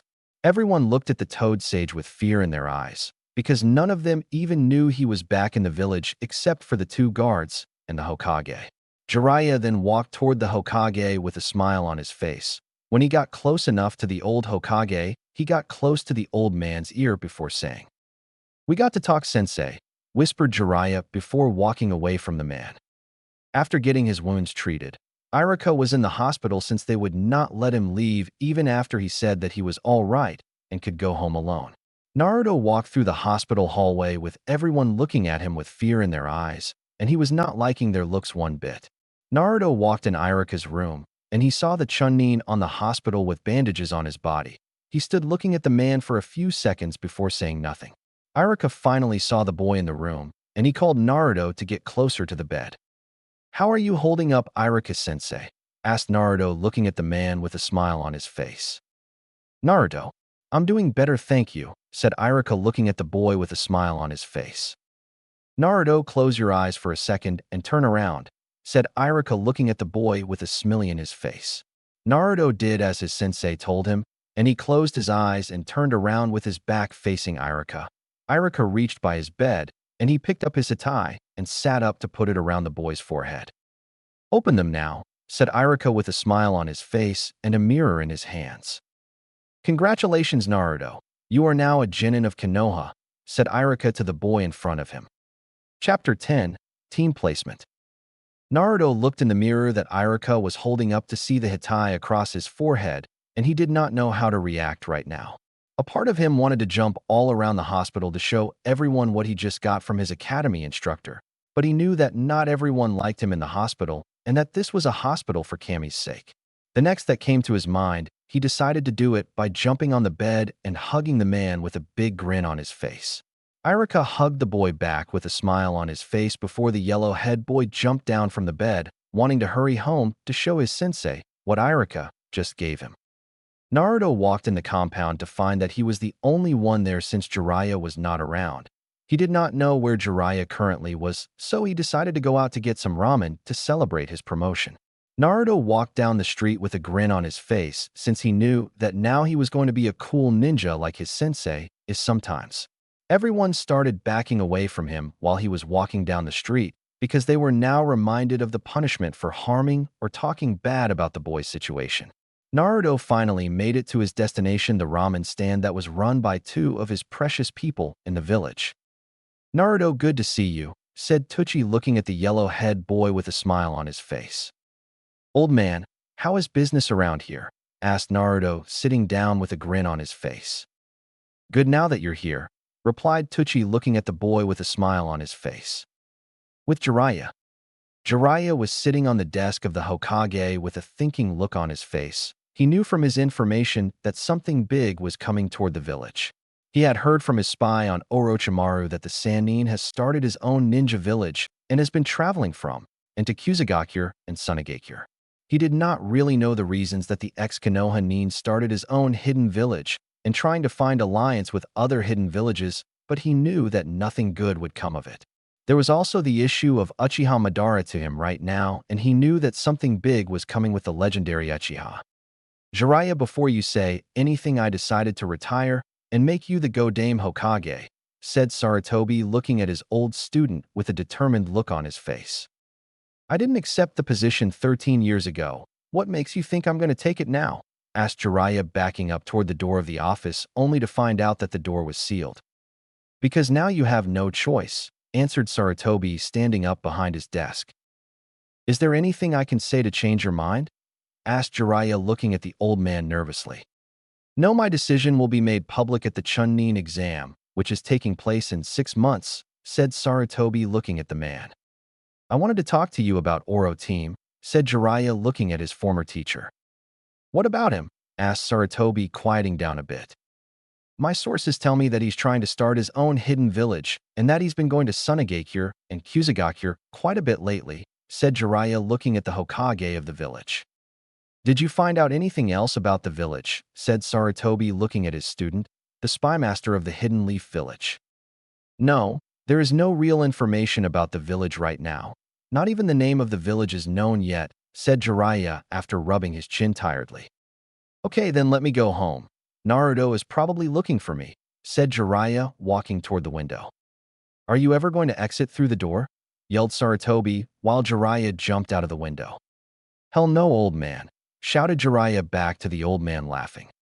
Jiraiya was jumping from rooftops to rooftops, but he knew exactly where to find his godson, the ramen stand owned by Tucci. After a few minutes of jumping from roof to roof, he finally arrived and jumped down in front of the ramen stand. He opened the curtains that was in the front, and he saw the yellow-head boy sitting on a stool stuffing his face with ramen. "You eat that stuff too much, you know that," said Jiraiya, ruffling the boy's hair. "Jiraiya-sensei, you made it," shouted Naruto with a fox-like grin on his face. "Of course, but why are you so happy?" asked Jiraiya, looking at the yellow-head boy with a smile on his face. "Look," said Naruto to the toad sage as he went through his pocket and took out the hati that Irika gave him. "I guess you're a ninja now, huh?" said Jiraiya, ruffling the boy's hair while laughing. "Lunch is on me," said Jiraiya, looking at the boy with a big smile on his face. "We never really got to talk about what happened after I was gone," said Jiraiya, looking at the boy after they ordered their food. "Oh yeah, same old things, and me and Sasuke got into one last fight," laughed Naruto, looking at his sensei. "Oh yeah, you're going to tell me how it was or not?" asked Jiraiya, looking at the boy. "This is how it happened." Naruto started. Flashback. Naruto walked in the class and all the students were already there, but Irika and Mizuki were nowhere to be found. They were in a meeting with the Hokage. Naruto went to the back of the class, and he proceeded to sit down in his usual seat beside Shikamaru, who was already fast asleep. Sasuke got up from his seat, and he walked toward the yellow-head boy with all his fangirls behind him, which was pissing him off. Naruto looked up to see the only sole survivor of the Uchiha massacre standing in front of him.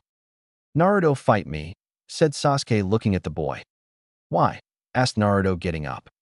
"Sasuke don't need to explain his reasons to you. He's fighting for my honor," said Sakura with heart in her eyes. "Shut up, Banshee. I don't believe that I was talking to you," said Naruto, simply looking at the girl. "Shut up, Baka," yelled Sakura, glaring at the boy. "Naruto, I want to fight you to see how strong you really are. The instructors are not around. We can go all out," said the Uchiha, looking at the boy. "Good enough," said Naruto, looking at the boy. "Any rules?" asked Naruto, looking at the Uchiha boy. "Ninjutsu and taijutsu only. No weapons or any other hidden skills," said Sasuke, looking at him. He suspected that Naruto was the one to summon all the toads that day. "Okay, let's go," said Naruto, walking toward the window and jumping out the window with all the kids following him. Outside, Naruto and Sasuke stood across from each other with Shikamaru standing in the middle as the ref of the match. "Naruto, are you ready?" asked Shikamaru, looking at the yellow-head boy. "Hi," said Naruto, getting in the fox-style stance. "Sasuke, are you ready?" asked Shikamaru, looking at the boy.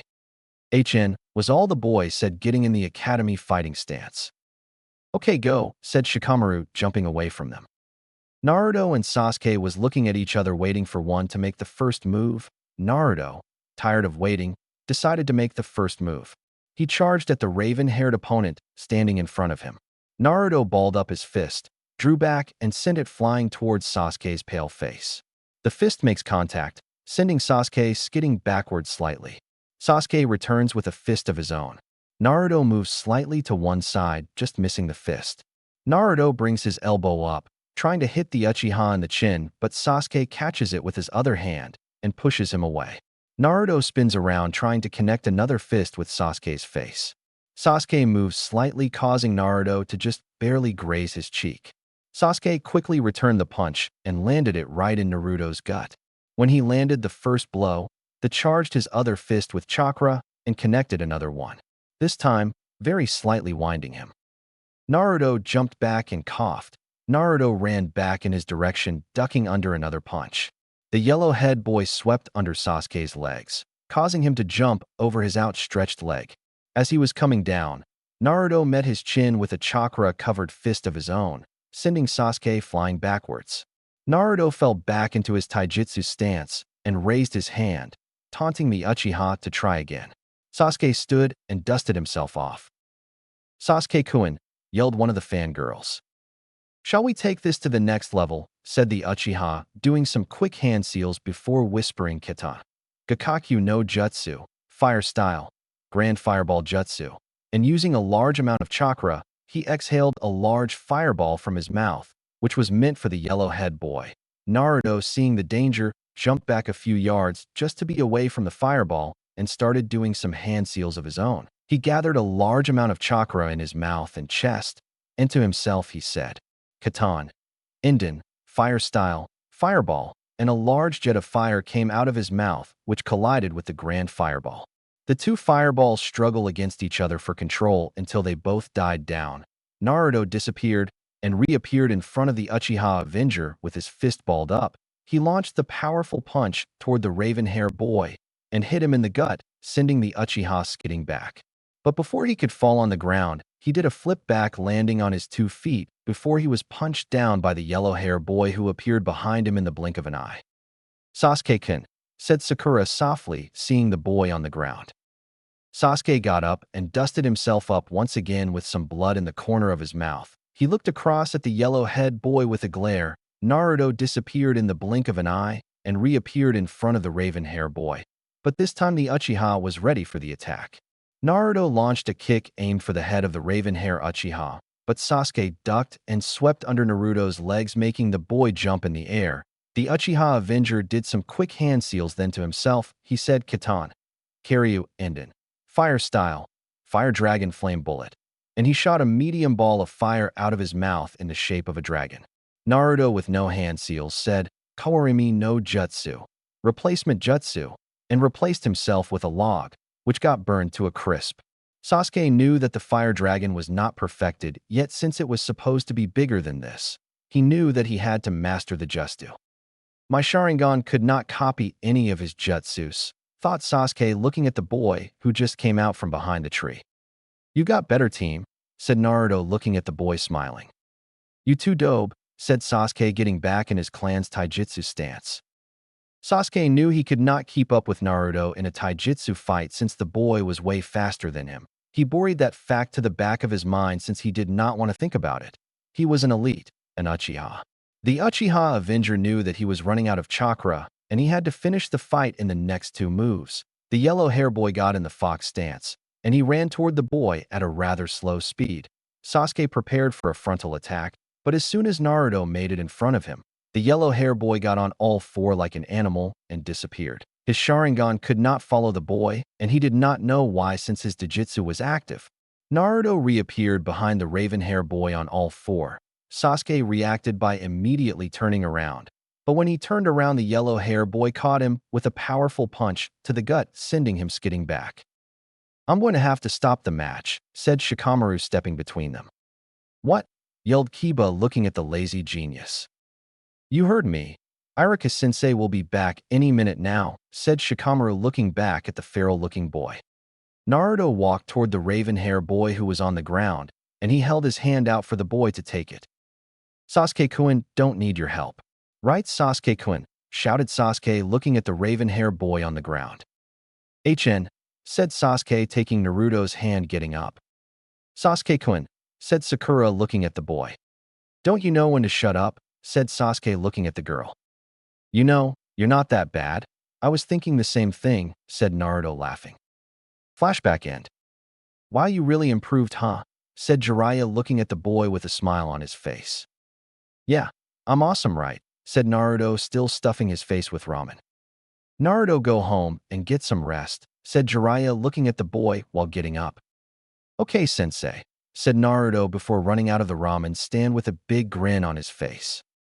A team of Umbu appeared outside of the ramen stand in puffs of chakra smokes, and Jiraiya knew they came for him, so he got up as soon as they appeared outside the ramen stand.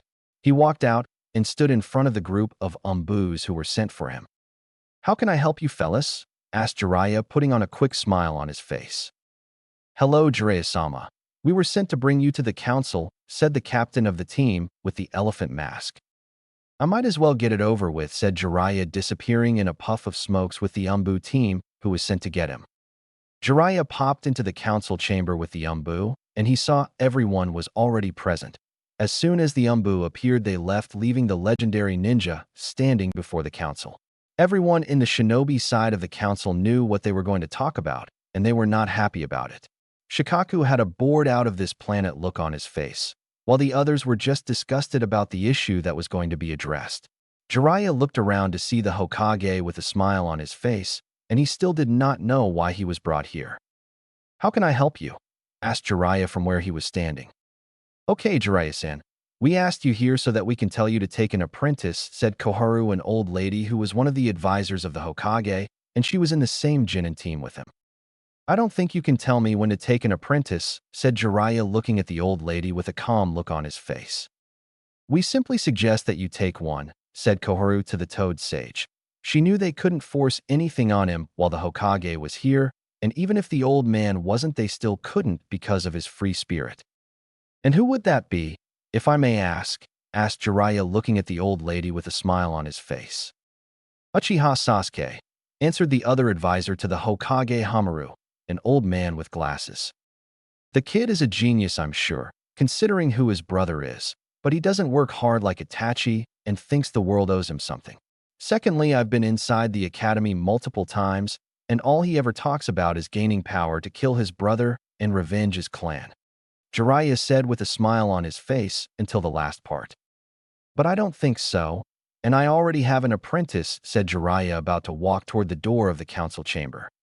"Who is it?" yelled a civilian councilman who was seating near a lady with bubblegum pink hair. "Uzumaki Naruto, container of Kyubi no Yuko," said Jiraiya, turning around with a smile on his face. "No, that demon does not deserve any training from a Sannin. We demand that you train the Uchiha," shouted an angry member, looking at the Toad Sage. Before everyone knew, the man's head fell on the ground, spraying blood everywhere. "I'm sure you did not forget of the law I made prohibiting anyone from talking of the boy like that," said Sarutobi as he cleaned his katana, before snapping his fingers, and two umbus came and cleaned up the mess. Everyone looked at the Hokage with either fear in their face or respect for the old man. "Now shall we continue on with this meeting?" said Sarutobi, walking back to where he was standing before. "Jiraiya-san, we the council demand that you train the Uchiha," said Danzo from his seat.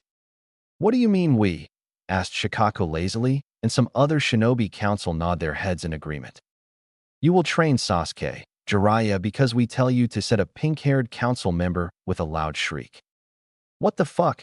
You expect me to train a power-hungry, bent on revenge brat because you demand it of me?" laughed Jiraiya, looking at the pink-haired councilwoman who just nodded along with several other council members. "I don't give a fly's ass what you want, Banshee. Why don't you go choke on a dick?" said Jiraiya, sticking a bird at the lady. She knew better than to talk ill of Naruto, after hearing how Mizuki was killed by Jiraiya and after witnessing the death of someone who was right next to her. "And why is that, Jiraiya?" asked Koharu, looking at the Toad Sage with an annoyed look on her face. "Because there's only one person in this village who can tell me what to do, and that's the Hokage," said Jiraiya, looking back at her with a look saying, "Duh. You do know that the council holds more power in the village than the Hokage, right?" said Hamaru, standing up to back up her teammate and secret lover. "Since when did you have more power than me again?" asked the Hokage, looking at his advisor calmly. "And what do you say, Sarutobi-sama? The Uchiha needs the training more than the—" started Danzo before quickly catching what he was about to say, not wanting to lose his head too early. "Naruto-san," said Danzo, looking at the Hokage. "It's Jiraiya's choice whether or not he will train the boy," said Sarutobi, looking at the old war hawk with a smile on his face. "And I said no," repeated Jiraiya with a smirk on his face. "He's not a shinobi of the village anymore, so he can train whoever he wants," said the Hokage with a smirk. Jiraiya just flicked them off, "Fuck you," and walk out the room with a big grin on his face. Almost all the shinobi side of the council was laughing their asses off, and the others were furious at his actions. The civilian council members wanted their precious Uchiha to become strong, and so they had to call in somebody else to do the job. "Is there any other matters to discuss?" asked Sarutobi, looking at no one in particular. "No, sir," answered Hayashi, looking at the man. "Then dismissed," said Sarutobi, disappearing in a puff of smokes. Back in the Hokage's office. "Cat, can you please bring all the Jounins who signed up for a team this year?" said Sarutobi to the Umbu in the cat mask in front of him. "Hi, Hokage-sama," said the Umbu member, disappearing in a puff of smokes. A few minutes later, the Umbu in the cat mask came back in the office. There was no one with him, and he just stood behind the Hokage while they were waiting for the Jounins to make it to the office. A few seconds later, there was a knock on the door, and the Hokage told them to come in. A man with gravity-defying hair was the first to walk in the office with his face buried in an orange book. Behind him was a man dressed in a green jumpsuit with bushy eyebrows and a bowl cut. Behind him was a lady in a sexy red and black dress with red eyes. A man with a beard smoking a cigarette was behind her, walking slowly, full-led by 6 other jounins. The man with gravity-defying hair went and stood in the corner, still reading his book after a quick bow to the Hokage. "Mind putting that book away, Kakashi-san," said Sarutobi, looking at the man with a smile on his face. "Why do you read that filth anyway, Kakashi?" said the lady in the red and black dress, glaring at the man. "Please don't say that, Kurenai-san," said Kakashi, putting the book away with an eye smile. "Guy, why are you here? Don't you already have a team?" asked Sarutobi, looking at the man. "I want to see the team that my eternal rivals select," said Guy with a nice guy pose. "Then Kakashi, you have the honor of first selection," said Sarutobi, looking at the man with a smile. "Your team will be Team 7, said Sarutobi, writing his name on a piece of paper. Sarutobi handed Kakashi the list of graduates with a smile on his face. The first one on the list was Sasuke Uchiha, followed by Hinata, etc. Kakashi went through all the students, and he took out 3 pictures, and he passed the list of graduates to man with the beard. He went through the list and took out 3 pictures also. After everyone took their jounins, the jounins stepped up one by one in their right order to tell the Hokage their choices, and now it was Kakashi's turn. Kakashi stepped up, and he handed Sarutobi the tree picture that he picked as his jonin team. "I chose Sasuke Uchiha, Sakura Haruno, and my last member is Uzumaki Naruto," said Kakashi, looking at the old man with an eye smile. "Why did you choose those 3? Asked the Hokage, looking at the experienced jounin. "Uchiha Sasuke because I'm the only one in the village with the Sharingan, thus making me the best teacher for him. Haruno Sakura because there was no other girls that would fit in this team, and Uzumaki Naruto because the boy has the potential to be a great ninja if guided in the right direction. My team is a battle team," said Kakashi before stepping back to let the next jounin give an explanation. "Yuri Kurenai, it's your turn. You will have Team 8, said Sarutobi, looking at the brand new jounin. "Yes, Hokage-sama, I picked Aburame Shino, Inazuka Kiba, and Hyuga Hinata, and my team is Tracking and Recon Team. Shino and Kiba because of their tracking abilities and Hinata because of her Byakugan," said Kurenai before stepping back. "Team 10, Sarutobi Asuma, please step up," said the third, looking at the man in front of him, his son. "My team is a backup team, and I picked Narashikamu, Ino Yamanaka, and Akimichi Choji. I don't know why I picked them." "Oh yeah, because they are the new generation of the infamous Ino Shircho," said Asuma before stepping back. "Okay, thank you. You are all dismissed," said Sarutobi with a smile on his face. All the jounins left the office, leaving the Hokage behind to do the paperworks and make the teams official. Sarutobi, without doing any hand seals, said, "Kage Bunshin no Jutsu, Shadow Clone Jutsu," and created a single clone of himself which sat down behind the desk and started doing the paperworks that was on the desk. Sarutobi left the clone behind while he went home to be with his family since it was getting really late and he was working all day. The next day, Naruto woke and he was already really happy since today he would be put in a team to become a full genin and he would get to go on missions and stuff. Naruto knew that he still had to do the workouts that Jiraiya had set for him a while back, so he ran outside in his boxers to do his workout. He started the workout by doing 500 push-ups, followed by 500 sit-ups. When he got up, he was sweating, and his wild yellow hair was covering his face. Naruto then went back inside the house to eat something before having to go to the academy to find out who his teammates were. Making it inside the house, Naruto headed straight to the shower, and he turned on the water and stepped under the hot water after taking off his clothes. Jiraiya was still fast asleep while the boy was getting ready for his day, and the man was having a good sleep since there was a beautiful lady in her mid-30s laying beside him with nothing on. The lady had a beautiful face with long black hair with a pair of big and firm breasts on her chest. Naruto stepped out of the shower with a towel wrapped around his waist. He shook his head like a dog to dry his hair before going back to his room to get ready. He took a boxer out of his drawer and put it on before putting on his black cargo pants. He took some black bandage and wrapped the cargo pants to his ankle before putting on his sandals. Naruto stood up, and he put on his black fishnet shirt before putting on his black and orange long-sleeve shirt, which had an opening around the chest area, like Jiraiya's. Naruto strapped a shuriken and a kunai holder on him, the kunai holder on his right leg and the shuriken holder just above his butt. In the council chamber. As you know, the teams were picked last night, started the third Hokage of the village. We did not know, exclaimed Hamaru and Koharu looking at the old man. What are the teams? Asked Shikako looking at the old man with a bored expression on his face. After going through teams 1 through 6, Sarutobi started. Team 7 consist of Uchiha Sasuke, Haruno Sakura, and Uzumaki Naruto, and their team sensei will be Hitaki Kakashi, and the chamber was in an uproar with the civilians demanding why they put their precious Uchiha in the same team as the scum of the village. Quiet, demanded Sarutobi before continuing.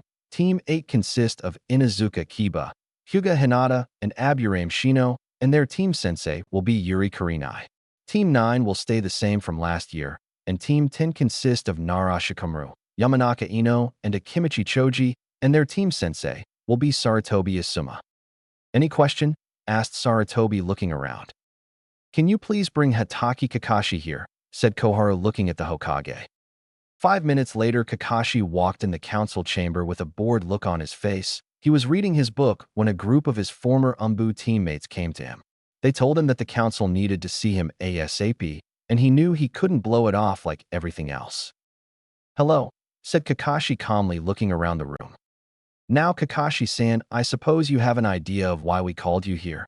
Asked Koharu looking at the copy ninja. I suppose not. I have no idea, answered Kakashi looking at the old lady calmly. It's about your future Genin team. We want you to train Sasuke Uchiha, said Koharu calmly looking at the famous Sharingan wielder. And what about Uzumaki Naruto and Haruno Sakura? Said Kakashi with one raised eyebrow at what he was just asked to do. We don't care what happens to that demon, said an old man on the other side of the room before he realized what he said. Say that again, said Shikaku, Choza, Soom, and the Hokage at the same time. That demon is the one that got our boys to start training, said Choza, and some angry at the councilman who was already trembling after realizing the mistake that he made. That demon got my lazy-ass son to take training seriously, said Shikako lazily, without even trying to lift his head up where he was trying to sleep. I will not kill you. I have something worse in mind for you, said the Hokage, snapping his fingers, and a group of Umbu appeared behind the old man. Please take him to Ibiki for me, said the Hokage to the team of Umbu. Screamed the old man before they took him out of the council chamber. Kakashi, you will train everyone on your team that take training seriously. They don't want to train, don't train them, said the Hokage looking at the copycat ninja with a smile on his face. The Uchiha need the power to kill his brother, said the pink-haired councilwoman glaring at the Hokage.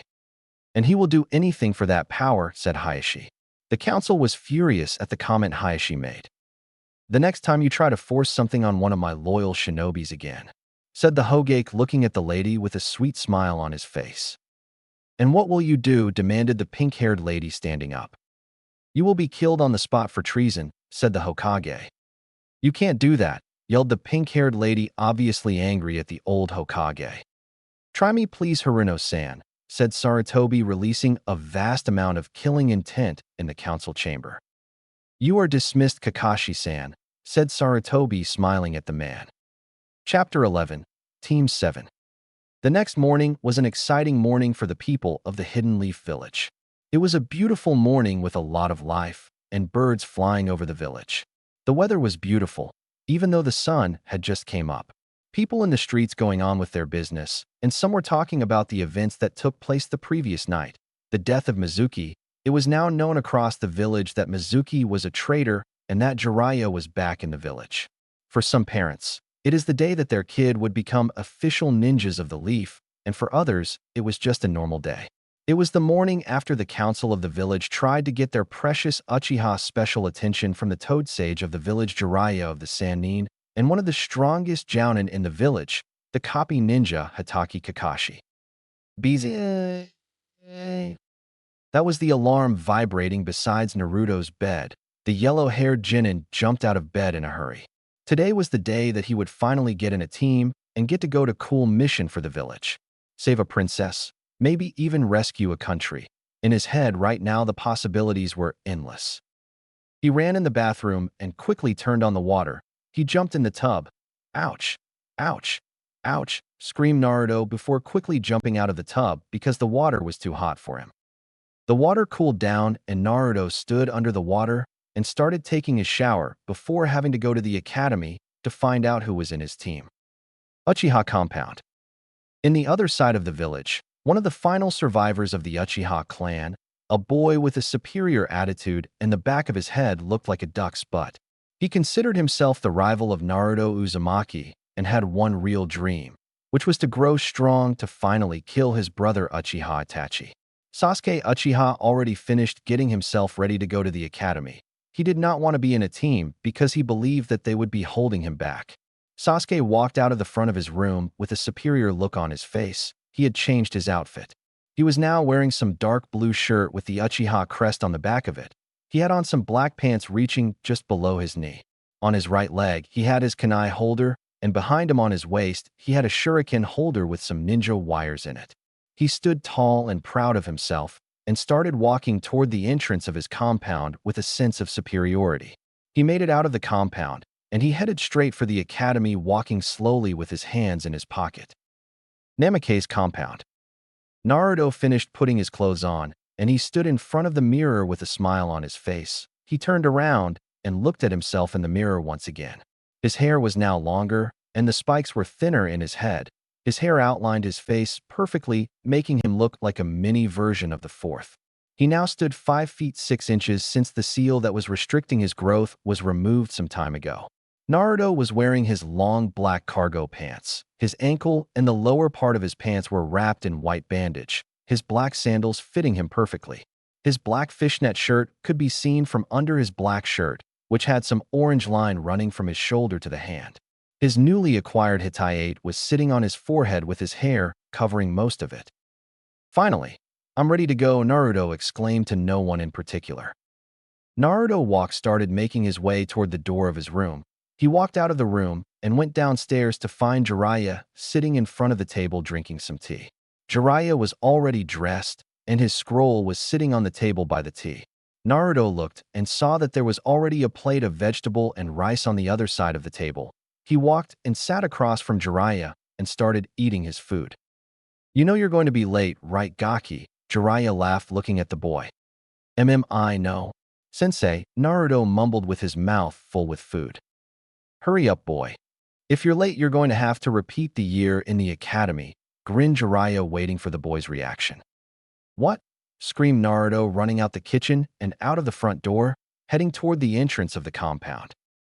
"Ha, he fell for it," laughed Jiraiya, holding his stomach. "I don't want to stay in the academy," was the words that Naruto was repeating over and over while running at full speed toward the academy. Naruto ran inside the academy and into his classroom to find that he was the last one there.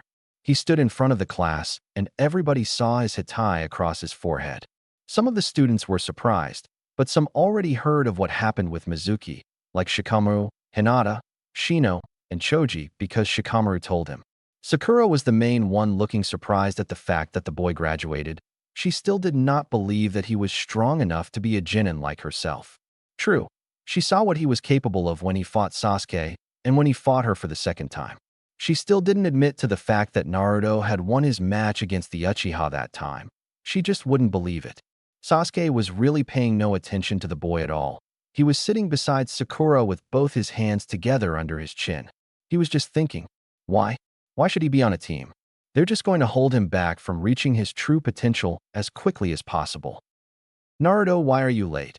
asked Iruka, looking at the boy with a suspicious look on his face. "Well," started Naruto, holding his chin, "I was on my way here when I realized that I didn't have any clothes on, so I had to return home to get dressed, which is the reason I'm late right now," Naruto finished with a serious look on his face. "Naruto/Baka, you're a liar," yelled Iruka along with Sakura, while the rest of the class was laughing at the boy's excuse. "Gosit down," Iruka yelled, looking at the boy still angry. Naruto took a seat way in the back of the room behind a sleeping Shikamaru, with Choji eating some chips beside him. Kiba was playing with Akamaru, who was now on his desk playing with his master happily. Iruka took a piece of paper that was on his, and he opened it and looked over it with a frown on his face. Okay, since you guys are now Jinin, you are to be put in teams of 3, and we'll have a Jounin sensei to go on mission with you, Iruka started. You guys are rookie Jinin, the lowest ninja rank right now. Above the Jinins are the Chunin, which gets to go on missions alone sometimes, and above all is the Jounins, which can choose to do missions or train Jinins of the village. They gets to lead missions and even go on solo missions outside the village for a period of time. Iruka explained, which was boring the kids to death since he had already explained all that in class before. Okay now, started Iruka telling the kids the teams they belonged to. After calling out the members of the first 6 teams, Team 7 will consist of Uchiha Sasuke, Haruno Sakura. Iruka didn't get to finish when Sakura jumped up and started screaming. Yes, I told you true love conquers all, Ino pig, finished Sakura with hearts in her eyes. YHHHHHHHH, screamed inner Sakura. Whatever forehead, Sasuke-kun doesn't like you anyway, winked Ino laughing at the girl. Sakura was about to protest when Iruka yelled, shut up, both of you, and let me finish. And the final member of Team 7 will be Uzumaki Naruto, and you Jounin Sensei will be Hitaki Kakashi, finished Iruka waiting to hear some yelling, and that's just what he got. What the hell? Why am I in that team? Yelled Naruto pointing towards Sakura and Sasuke.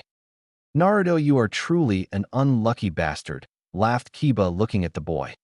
Why is he in our team? Yelled/asked Sakura, pointing in Naruto's direction. Shut up, said Iruka before he started looking in the paper once again. Team 8 will consist of Inuzuka, Kiba, Hyuga Hinata, and Aburame Shino. Your Jounin sensei will be Yuhi Kurenai, finished Iruka looking at the group. I will gladly switch with you, Kiba. Please, begged Naruto looking at the boy. No thanks, laughed Kiba looking at the boy. Team 9 still remains from last year's graduating class. Now Team 10 is the remaining 3 Nara Shikamu, Yamanaka Ino, and Akimichi Choji, and your Jounin sensei will be Sarutobi Asuma. Now all of you wait for your sensei to come get you, finished Iruka folding the paper back with a smile on his face. How about you, Shikamaru? Be a good friend and switch with me, begged Naruto once again. No thanks. My team is already troublesome as it is, Shikamaru answered with a sleepy look on his face. A man with a beard on his face and a cigarette in his mouth walked into class with his hands in his pocket. The man was very tall and built in his shinobi uniform. He looked around at all the students with the cigarette still in his mouth and his hands still in his pocket.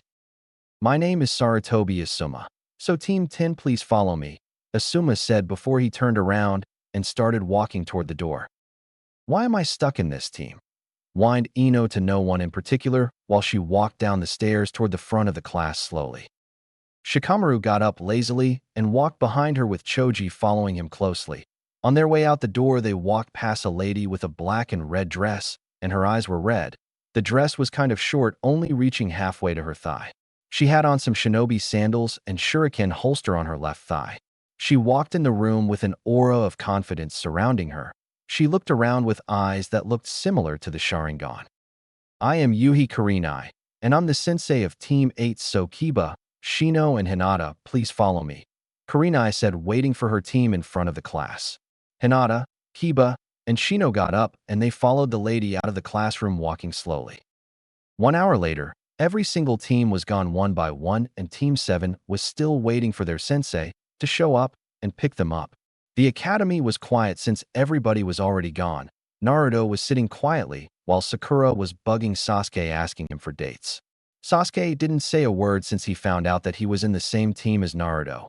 He did not currently know what he felt about the boy, except that he wanted to grow stronger than him. Naruto got up and he walked toward the board and he took 3 erasers and he went back to his seat. Do you have any ninja wire on you, Sasuke? Asked Naruto with a grin on his face. He was tired of waiting for the so-called Kakashi to show up. Sasuke reached his shuriken holster and he took out some ninja wires and he handed them to the yellow-head boy without a word. Naruto went to the door and he opened it a little and put a eraser on the top of it. He then proceeded to tie one end of the wire to the bottom of the door. Naruto then took the other end of the wire, and he walked back to his seat with the two other erasers in his hand.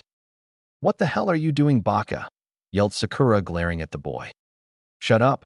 I'll show him to keep us waiting for so long," grinned Naruto, setting up the two erasers to launch as soon as the door opens. 2 minutes later, a man was outside the class with his face buried in an orange book. He pushed the door a little as he stepped, and the eraser that was on top of the door fell down, but the man wasn't a jounin for no reason, as he effortlessly evaded the eraser without even looking. His face was still buried in the little orange book as two erasers launched toward him quietly. He effortlessly evaded one, but he didn't know that it was two of them. So the other hit him in the face, leaving the mask that he was wearing kind of white. The man was wearing the standard shinobi uniform that jounins and chunins wear in the Hidden Leaf. The lower part of his face was completely covered up by a blue mask matching his pants and long shirt. His left eye was covered up by his hitayate, which made the only visible part of his face his right eye. He had gray hair which unnaturally stood straight up like it had its own gravity surrounding it. He lowered his book and he looked at the group in front of him, which consisted of a yellow hair boy rolling on the ground laughing, and pink hair girl giggling a little bit, and a dark hair boy just plainly glaring at him. "My first impression of you guys is that I hate you," the gray hair man mentioned to the group in front of him. "And my first impression of you is that you're a late Cyclop," replied Naruto, still laughing. "Meet me on the roof," Kakashi told them before turning into a puff of smokes. Sasuke was the first one to get up and jump out the window and started walking on the wall toward the roof of the academy. Sakura quickly followed him and jumped out the window, but when she tried to walk up the wall, she fell on her, but so she decided to jump back in and take the stairs.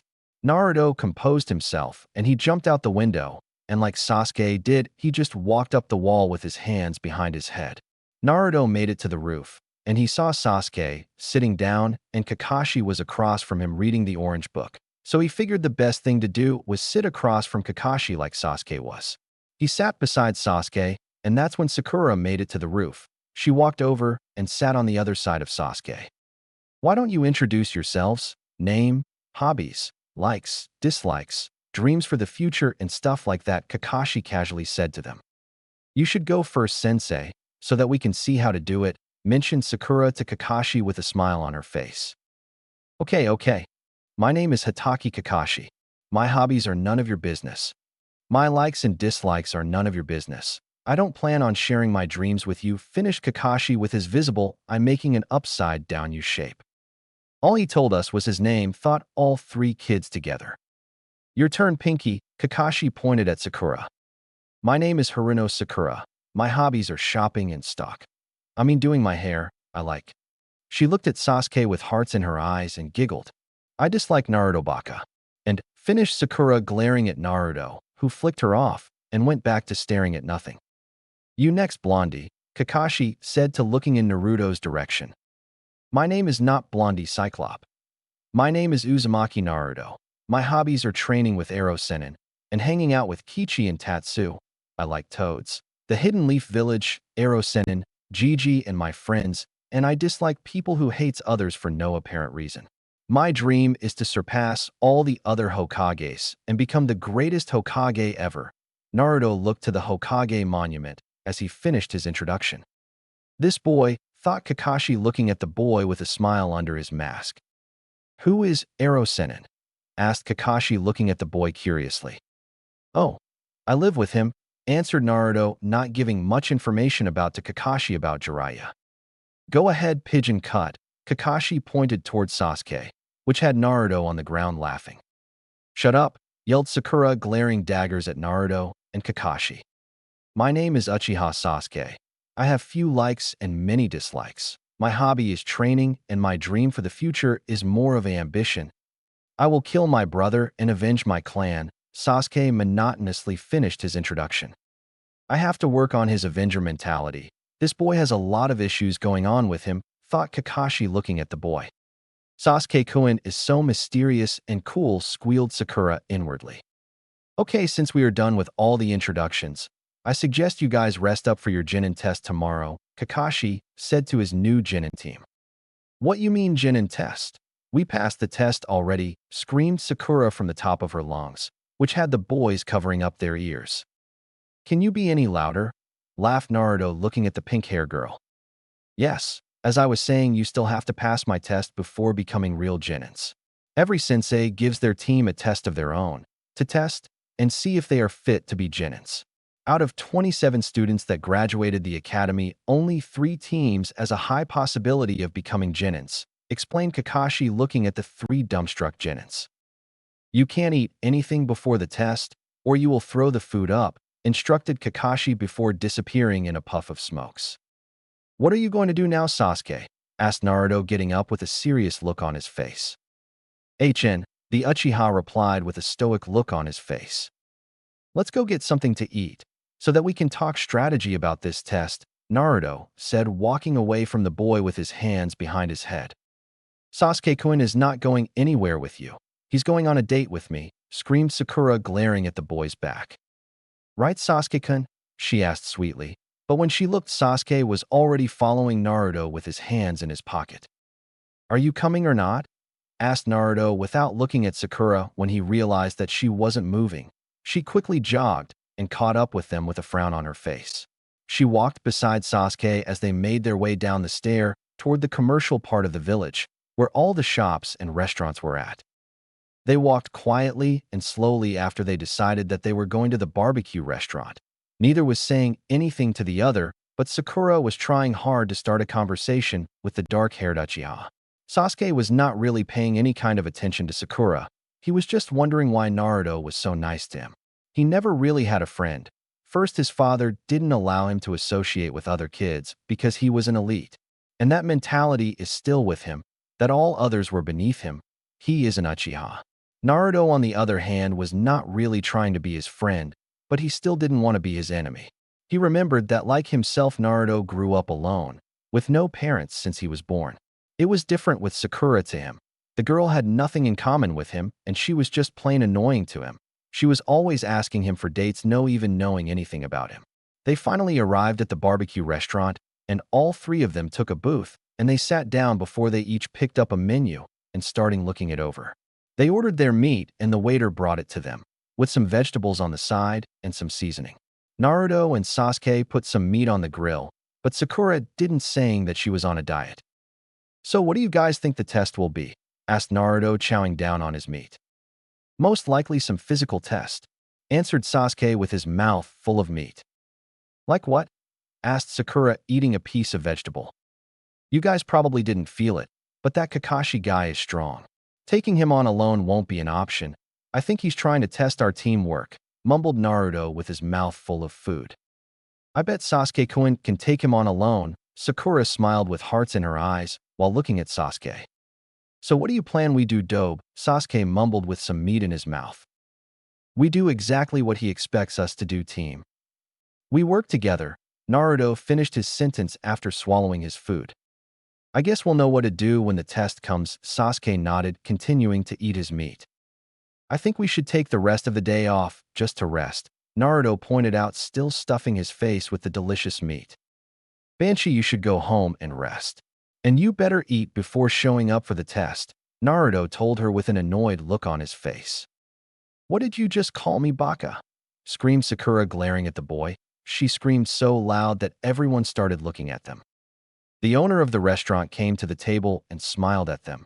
Miss, we are going to have to ask you to leave, please. You almost killed one of our customer with your voice, said the owner, pointing at the old lady who was shaking in the arm of her grandson. What?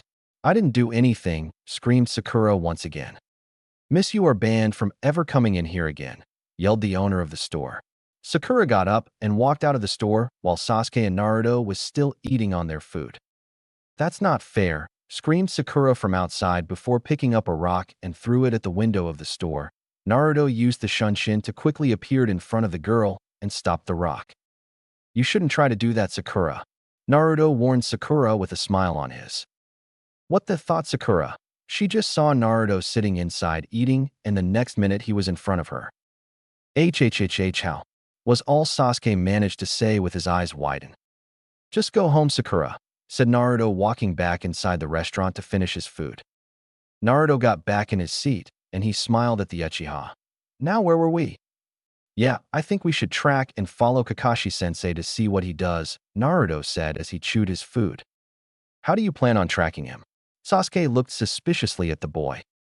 I got my ways, but you can't tell anyone, or I'll kill you, Naruto said looking at the boy. Naruto, without a single hand seal, thought, Kage Bunshin no Jutsu, and created a single clone. The clone got up and started walking toward the door. Do it then leave, instructed Naruto looking at the replica of himself. The clone got out the door and jumped on the roof and bit his thumb, drawing some blood. He then went through a series of unfamiliar hand seals before whispering Kuchios no Jutsu, and a black and red little fox no bigger that Pakin appeared in a puff of smokes. Who are you? Asked the little fox looking at the boy with an weary eye. My name is Uzumaki Naruto, and I hold the contract with the foxes. Naruto introduced himself to the little fox. Well, my name is Katoa, and I'm a fox, laughed the little fox. Funny guy, huh? Laughed Naruto with the little fox. What can I do for you? Asked Katoa looking at the boy. I need you to find someone for me. About 6 feet tall, gray hair, left eye covered by his hitayate. One hand in his pocket, and the other hand with an orange book close to his face. Once you find him, let me know, said the clone before he disappeared in a puff of white smokes. Follow me, said Naruto looking at the boy with a grin on his face. He got up and left the money on the table before he started walking toward the door of the restaurant with his hands behind his head, while Sasuke was following him with his hands in his pocket. Naruto got the memory of the dismissed clone and knew that the fox was already looking for the lazy ninja. Let's wait here. Naruto stopped and stood against the rail of the small bridge that was close to the restaurant. Sasuke stood beside him without saying a single word to the boy. After what was like a minute, Naruto heard a high-pitched warning from the fox that he sent after Kakashi. Found him, Naruto said, running toward the direction that he heard the fox, with Sasuke only a few feet behind him. Naruto and Sasuke started jumping from roof to roof, with Sasuke following Naruto since he didn't hear the high-pitched sound from the fox. They got there in a short amount of time, but Kakashi wasn't a summoner of nindogs for no reason, and he had heard the high-pitched sound from the fox and left the area. Naruto and Sasuke looked all around for the Jounin, but they saw no sign of him. The man was already gone from the area. What they didn't know was that Kakashi was on a rooftop looking at them, while they were looking around. They following me, huh? Thought Kakashi with the book still in front of his face. Kakashi whispered, Kage Bunshin no Jutsu, and the clone jumped down in the middle of the street with his book in his hand, on purpose so that they could follow him around. Naruto and Sasuke quickly jumped down and hid behind a trash can before they started following the clone. The first place the clone headed was toward the adult store. They quickly transformed into some civilians and entered the store behind the man. As soon as they walked into the store, they were taken back by the visuals that was around the store. Naruto was handling it well, because living with the world's greatest pervert, he was used to it. That was still much though. Sasuke was another story though. He was struggling to keep the transformation on because of the amount of blood flowing in his head. The clone was just looking through books like nothing was happening, and the two boys did the same, not to look suspicious in front of the store owner. After what seemed like 2 hours, the clone left the store and then started walking toward the graveyard of the village. They followed the clone out of the store, but they were not happy having spent the last 2 hours and learned nothing about their sensei except for the fact that he loved porn. Naruto stopped in his track and started thinking. He just jumped in the middle of the road, walked the whole way without even looking back once. Naruto was saying everything he was thinking out loud. So he knew he was following him. Sasuke dropped the transformation and looked the yellow-head boy as he did the same. Yeah, no wonder he spent so much time in the porn store. I don't even think that's the real him. Maybe a clone, Naruto mumbled as he turned around and started heading back toward the center of the village with his hands behind his head. Don't forget to eat before the test tomorrow. He waved to the Uchiha with a smile on his face. Sasuke nodded and started heading toward his house. Naruto walked toward the ramen shop with his hands behind his head and a big grin on his face. He was to meet with Shino, Choji, Hinata, Kiba, and Shikamaru to hand out. He walked down the streets, and everyone was just murmuring and glaring at him. He paid them no attention and just went on with his hand behind his head. He made it to the ramen stand and walked in there to find Choji with 5 empty bowls in front of him. Shikamaru sleeping on the counter, Shino, Hinata, and Kiba just sitting down and talking with each other. "Hey guys." Naruto greeted them before taking a seat beside the peacefully sleeping Shikamaru. "Hhhhlo in Naruto-kun," replied Hinata with a deep blush on her face. "Good afternoon, Naruto-san," Shino said, adjusting his glasses. "What's up?" grinned Kiba, showing his two fawn-like teeth. Mumbled Choji, still eating where he was sitting. "Kit, you'll have to erase their memory about your secret abilities," the fox said out of nowhere in the boy's mind. "Why?"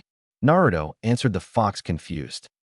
"Because you should be the only one to know what you are truly capable of. They can find out on their own. A ninja don't ever tell another ninja what they can. Allies or not," explained the fox through the link. "I can't do that. I trust them," replied Naruto while he was talking to Shino on the outside world. "You're not doing it out of distrust, but because you have to. If everyone you know knows all of your skill, when it comes to a test, they'll be planning to counter them," Kyuubi explained to the boy. "Oh, I see," Naruto replied to the nine-tailed fox. "Now all you have to do is create 4 clones.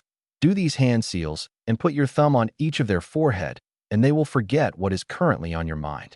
Think of the time you showed them you summoning jutsu," the nine-tailed fox said as the powerful demon put some hand seals in his mind. They all looked at him suspiciously as he did a single hand seal and whispered Kage Bunshin no Jutsu, creating 4 exact replicas of himself. They were even more confused when all the clones plus Naruto himself started going through a series of hand seals before each of the yellow-head boys put a thumb on their foreheads without a single word. It only took a quick second for the jutsu to take effect, and they all forgot that Naruto could summon animals. Since they felt nothing, they all just looked at him stupidly, thinking, why the hell did he just create these clones, go through this long series of hand seals, and nothing happened? Shikamaru was the first to speak up. "We know you can do the clone jutsu, so why are you showing off?" muttered the lazy boy looking at the yellow hair boy. "I wasn't showing off," grinned Naruto, rubbing the back of his neck sheepishly.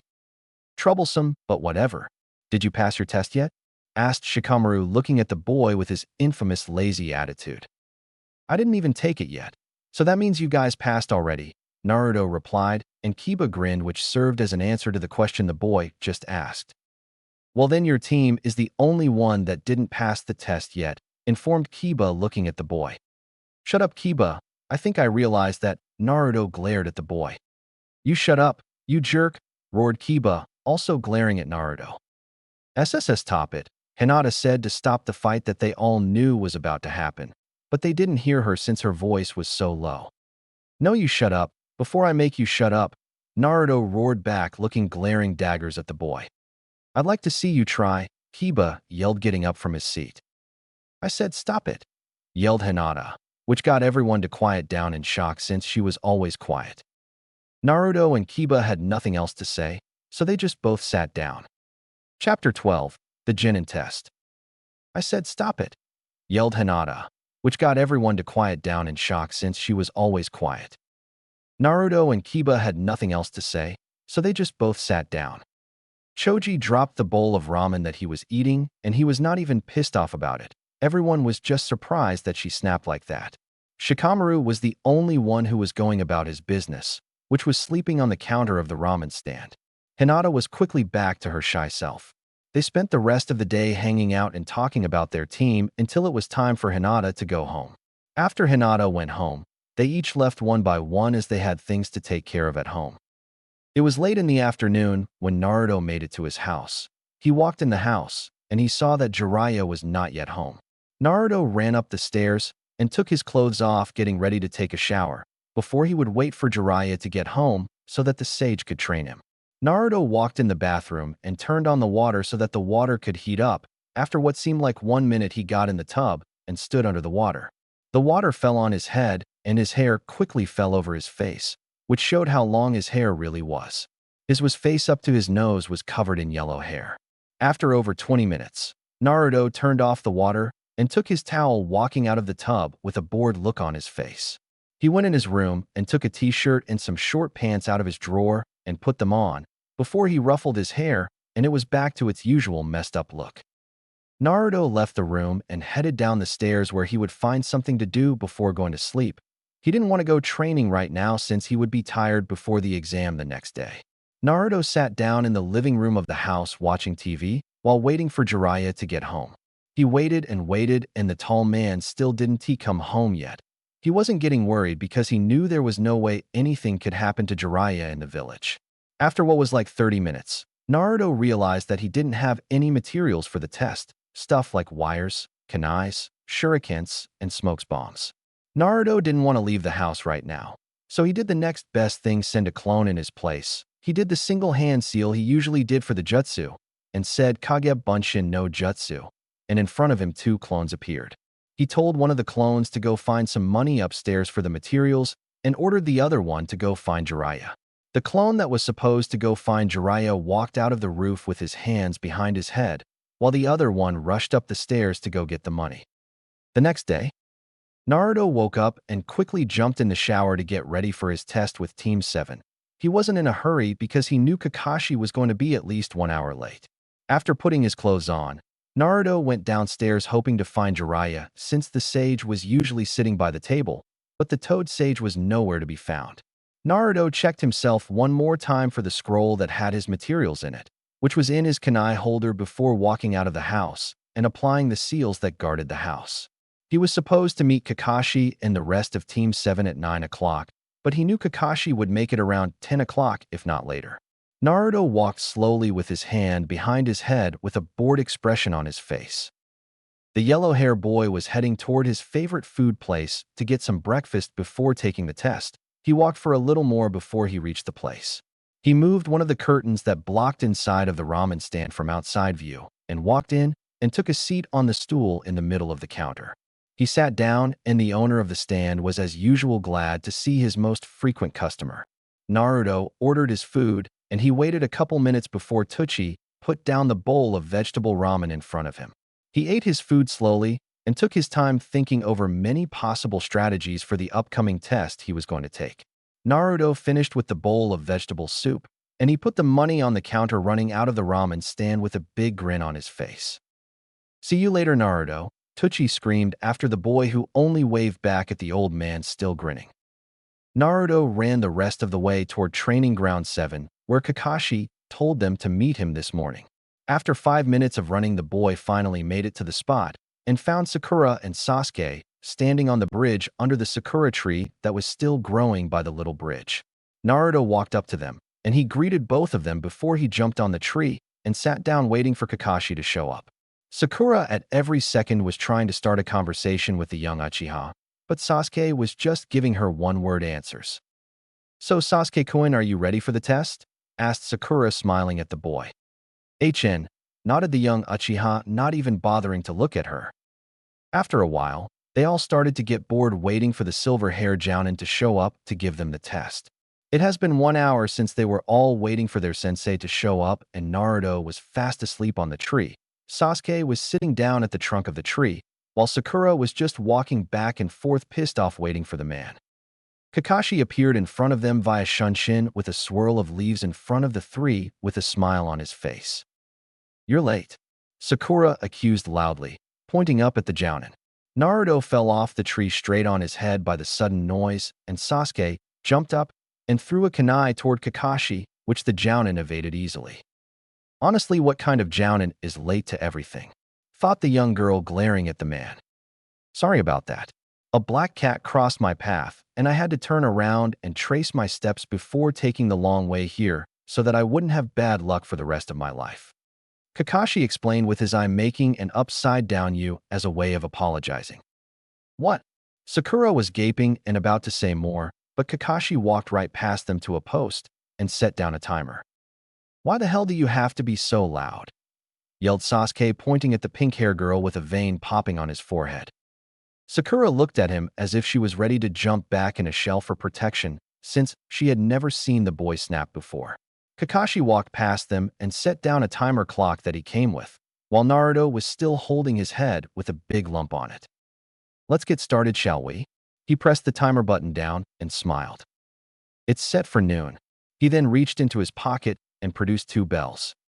Naruto watched transfixed. What kind of survival test was this? "You have until noon to get a bell from me." Whoever doesn't get a bell from me by noon will go without lunch. You'll be tied to these posts and watch as whoever gets a bell eat their food in front of you," explained Kakashi looking at the three. "But sensei, there's only 2 bells and 3 of us," Sakura pointed out.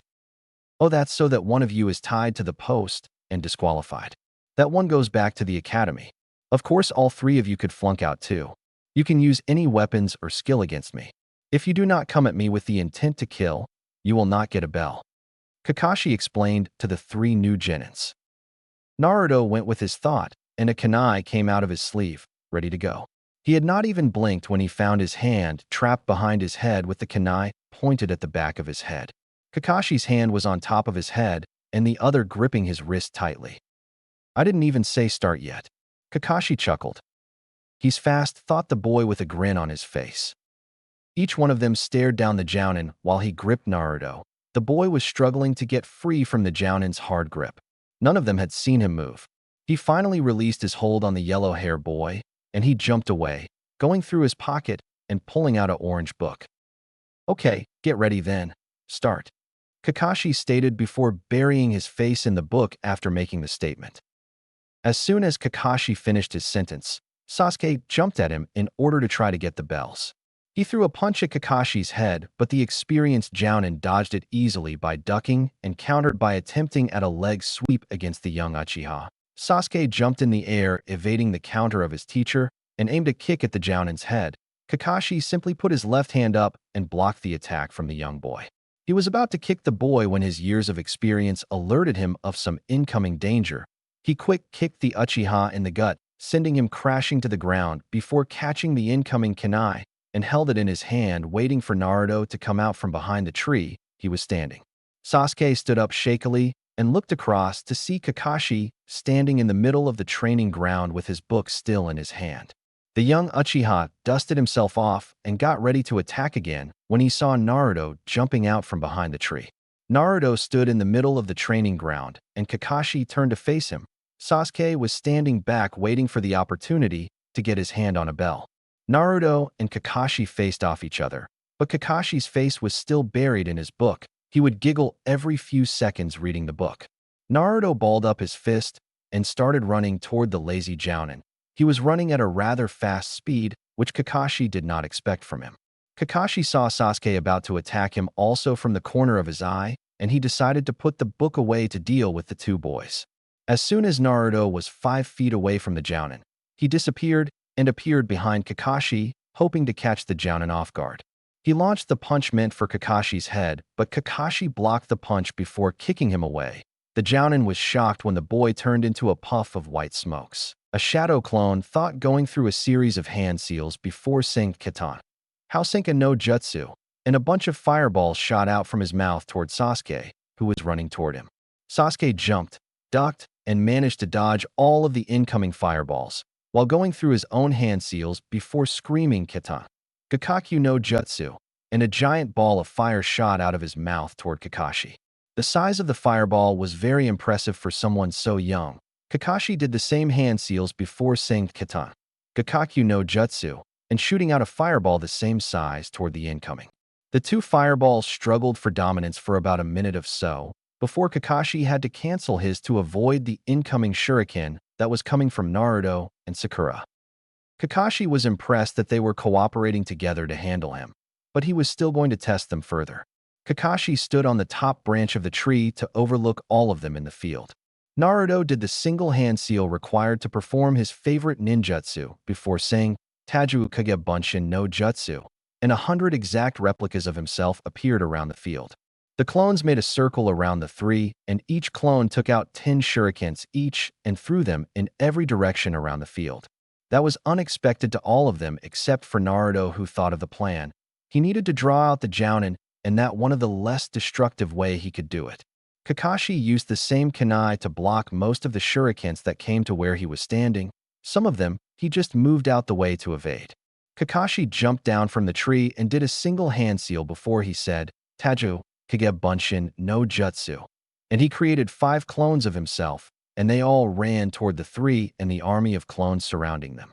The clones ran toward Kakashi and his clones. Kakashi and the 5 clones swiftly handled all the clones. while the three Genins just stood there and watched in awe at the man's skills. The real Kakashi then decided to take out his book and start reading again. After taking care of all the clones, Kakashi canceled 2 of the clones while he just leaned against a tree. Sasuke was the first to snap out of it and activated his Sharingan before he started running toward Kakashi, who was hanging back reading. He was intercepted by a clone who kicked him in the abdomen, sending him flying into the yellow hair boy. Sakura quickly started trying to get to the young Uchiha, but a clone of Kakashi jumped in front of her and pulled up the half of the hitai that covered his left eye, revealing his Sharingan eye. He quickly put her in a simple Jinjutsu, and she was out of it. Sakura started seeing leaves float around her before she fell to the ground unconscious. The clone disappeared in a puff of smokes, and the real Kakashi shook his head at how easy it was to take the girl out. Sasuke was having a hard time keeping up with the Jounin, even after he activated his Dojutsu to fight the man. The man got around his whole taijutsu style, like he knew the style himself, and that was impossible because the man was not an Uchiha. They had only 45 minutes left on the clock, and neither one of them even got close to the bells. Sasuke jumped at the clone once again with a kick aimed for the man's head, but the clone ducked and did a leg sweep under the Uchiha, forcing the man to jump in the air. Sasuke twisted his body while in the air and locked a powerful kick toward the clone once again, but the clone grabbed the leg and was about to launch the boy when it was hit in the back by 5 kunais, making his disappear in a puff of smokes. Sasuke landed on his feet and looked to see Naruto standing across from him with grin on his face. Sasuke walked toward the boy and they gave each other high fives before they both turned to face off the last clone. Naruto ran toward the clone while Sasuke was going through a series of hand seals. Naruto launched a punch of the clone's head, which was blocked by the clone. As soon as the clone was going to retaliate, the yellow hair boy did a 5 backflips, landing besides the duck hair Uchiha. As soon as Naruto was away from the clone, Sasuke finished his hand seals. The clone was running toward the two when the Uchiha said Kitan, Gakkaku no Jutsu, and launched a massive fireball toward the clone. The clone of the Jounin did some fast hand seals before saying Doton, Doryu Heki no Jutsu, and a barrier made of stone rose between himself and the fireball. Sasuke canceled the jutsu and took out a kunai, getting ready to go get the clone.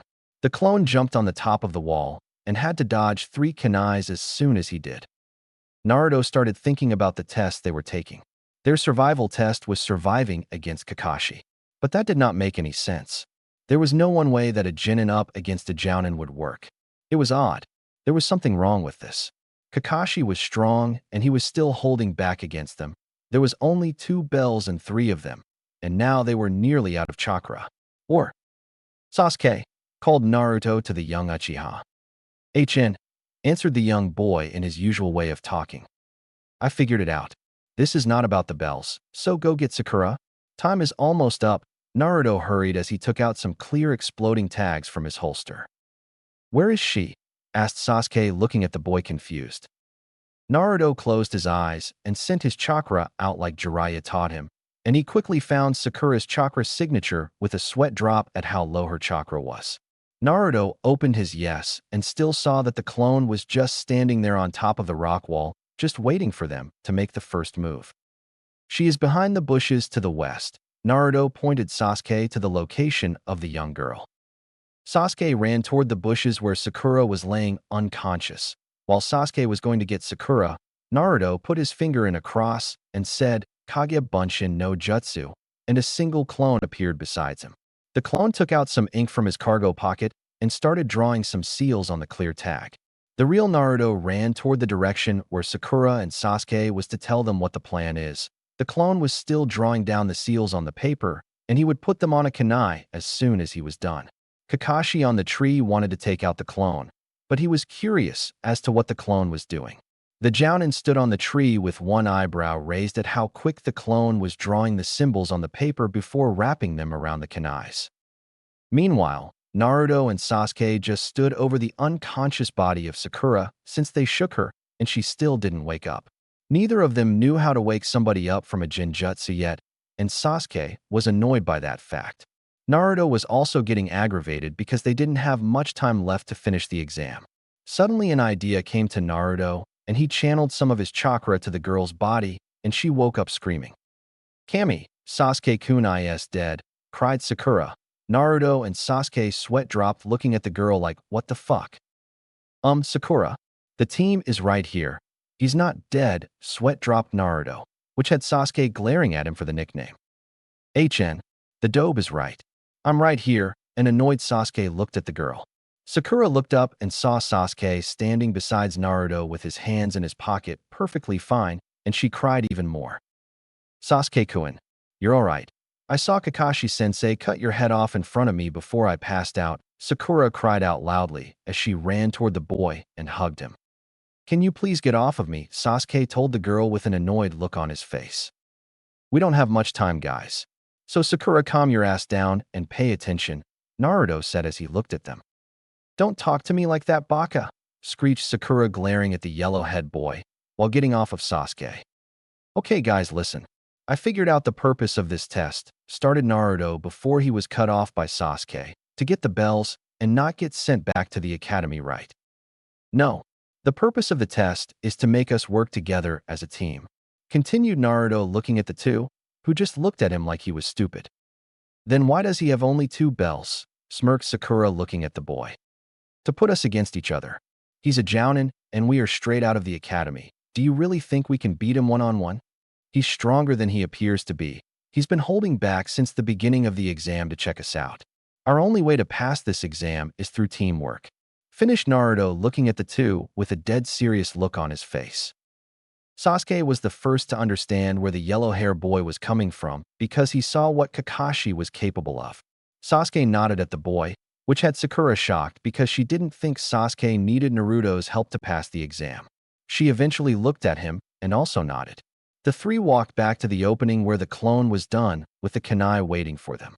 They all stopped behind the clone and was waiting to come up with a plan to take down the jounin. Okay, here's the plan. Naruto put his thumb and his index under his chin to think of a plan. He took out the shurikens that he had in his holster and handed them to Sakura before he instructed Sasuke to do the same. They both gave Sakura all their shurikens. Sasuke, me and you will be doing the heavy attacks with taijutsu and ninjutsu, explained Naruto looking at the boy, and Sasuke nodded. Sakura, since you have no skill whatsoever, attack him from afar with the shurikens to keep him on his toes, smirked Naruto looking at the girl, who just glared at him in return. Okay. Ready? They both nodded at him. Let's go, the yellow-hair boy said, as he and Sasuke started running toward the jounin at an impressive speed. Kakashi jumped down from the earth wall and started running toward the two. The 3 of them engaged in an all-out taijutsu fight, with Kakashi holding his own against the 2 easily. They were all fighting at a high speed, with both of them being able to keep up with the jounin, while Sakura was standing waiting for the opportunity to throw the kunais. The taijutsu fight lasted for about 3 minutes. Before Naruto looked at Sasuke and nodded, they both jumped back, leaving Kakashi with a raised eyebrow. Sasuke threw a smoke bomb and Naruto yelled, "Now Sakura," and she started throwing the kunais and the shurikens in the general direction that they left Kakashi. The jounin did some hand seals before yelling, "Futon, Daitapa no Jutsu," using the only wind-style jutsu that he can use, even though he has a lot of them in his arsenal, to clear the smoke blocking his vision. The smoke cleared a little bit, and he saw a bunch of shurikens and kunais heading for him. They really going all out, huh? I did tell them to attack like they intended to kill. He uncovered his right eye, and his Sharingan activated, and he started dodging and blocking kunais and shurikens like his life depended on it. His life depended on it. He dodged 3 kunais, and as soon as they passed him, they transformed into clones of Naruto in a puff of smokes, and they took the bells from the jounin before making a run for it. Naruto didn't even get a chance to activate the seals on his kunais before Kakashi put his hands up admitting defeat. Naruto threw a bell to Sasuke and threw the other to Sakura and waited for Kakashi that was walking toward them with a serious look on his face. Kakashi made it in front of the 3 that was waiting for him, and he looked at them with his usual eye smile. You 3, pass, congratulations, Kakashi eyed them. Yippee! Naruto jumped in the air, dancing around. So you figured out the point of the test, huh? Kakashi said to them. HN, replied Sasuke with a smirk on his face. Yeah, we figured it out. Since you only had 2 bells and Pervy Sage always told me that a team was a 3 ninja cell. So we had to come up with a plan that included all three of us, Naruto happily told his sensei. Pervy sage, was all Kakashi said. That's my guardian, answered Naruto looking at his sensei. Okay, we are officially known as Team Kakashi now. Kakashi didn't get to finish his sentence as he was interrupted by Naruto. I think we should put the name of the team to a vote, Naruto smirked. Anybody for Team Kakashi, said Naruto. Kakashi and Sakura raised their hands and said hi. Naruto did some hand seals and said, Taju Ukage Bunshin no Jutsu, and created 100 clones on the spot which surrounded them. Kakashi's sweat dropped. He was cheated by Naruto. Now anybody for Team Badass, Naruto smirked as all the clones and Sasuke raised their hands. Ha ha ha, that's 102 to 2. So the team is officially known as Team Badass, laughed Naruto looking at the man in front of him. Naruto and Sasuke gave each other high fives once again, and Kakashi just ruffled their hair before he gave Sakura an eye smile. Okay, now we have to report the result to the Hokage at the Hokage Tower. Kakashi started walking away, leaving the training ground with the three kids following him closely. 10 minutes later, Naruto, Sasuke, Sakura, and their sensei Kakashi arrived at the Hokage Tower, and they knocked on the office of the aged Kage waiting to be let in. Sarutobi Hiruzen, the Sandaime Hokage of the village hidden in the leaves, heard the knock on the door and told them to come in. The team walked in and saw several other teams in the tower talking to the Hokage. They recognized the other teams as the 9 new rookies to graduate out of the academy. They stood in the back of the group and waited for the Hokage to address them, since the man was already talking about something different to the other teams. Kakashi took out his book and opened, before he felt his life in danger, and when he looked he saw Kurenai glaring daggers at him. So he did the only thing he could in this situation. He put the book closer to his face. He started reading his book with Kurenai still glaring at him. He didn't even bother to throw a glance at her. 2 minutes later, Sarutobi finished what he was saying to the other teams, and he looked to the back of the room at Team Badass, though he didn't know the name of the team yet. Okay, Team Kakashi. He was interrupted by Naruto. It's Team Badass now Hokage Gigi, corrected Naruto smirking at the old man. Sarutobi looked at Kakashi with a raised eyebrow, but the man just shrugged before putting his book back in his pocket. Everybody looked at them and already knew who came up with such a name. Team Badass, huh? Questioned the old man looking at the team. Who came up with that name? Asked Sarutobi looking at Naruto. Naruto and Sasuke pointed at each other. Kakashi kept his hands in his pocket, while Sakura pointed at Naruto. I should have known it was you, Naruto. Well, anyhow, all the teams start doing missions tomorrow, so y'all can go get some rest and take the rest of the day off, instructed Sarutobi.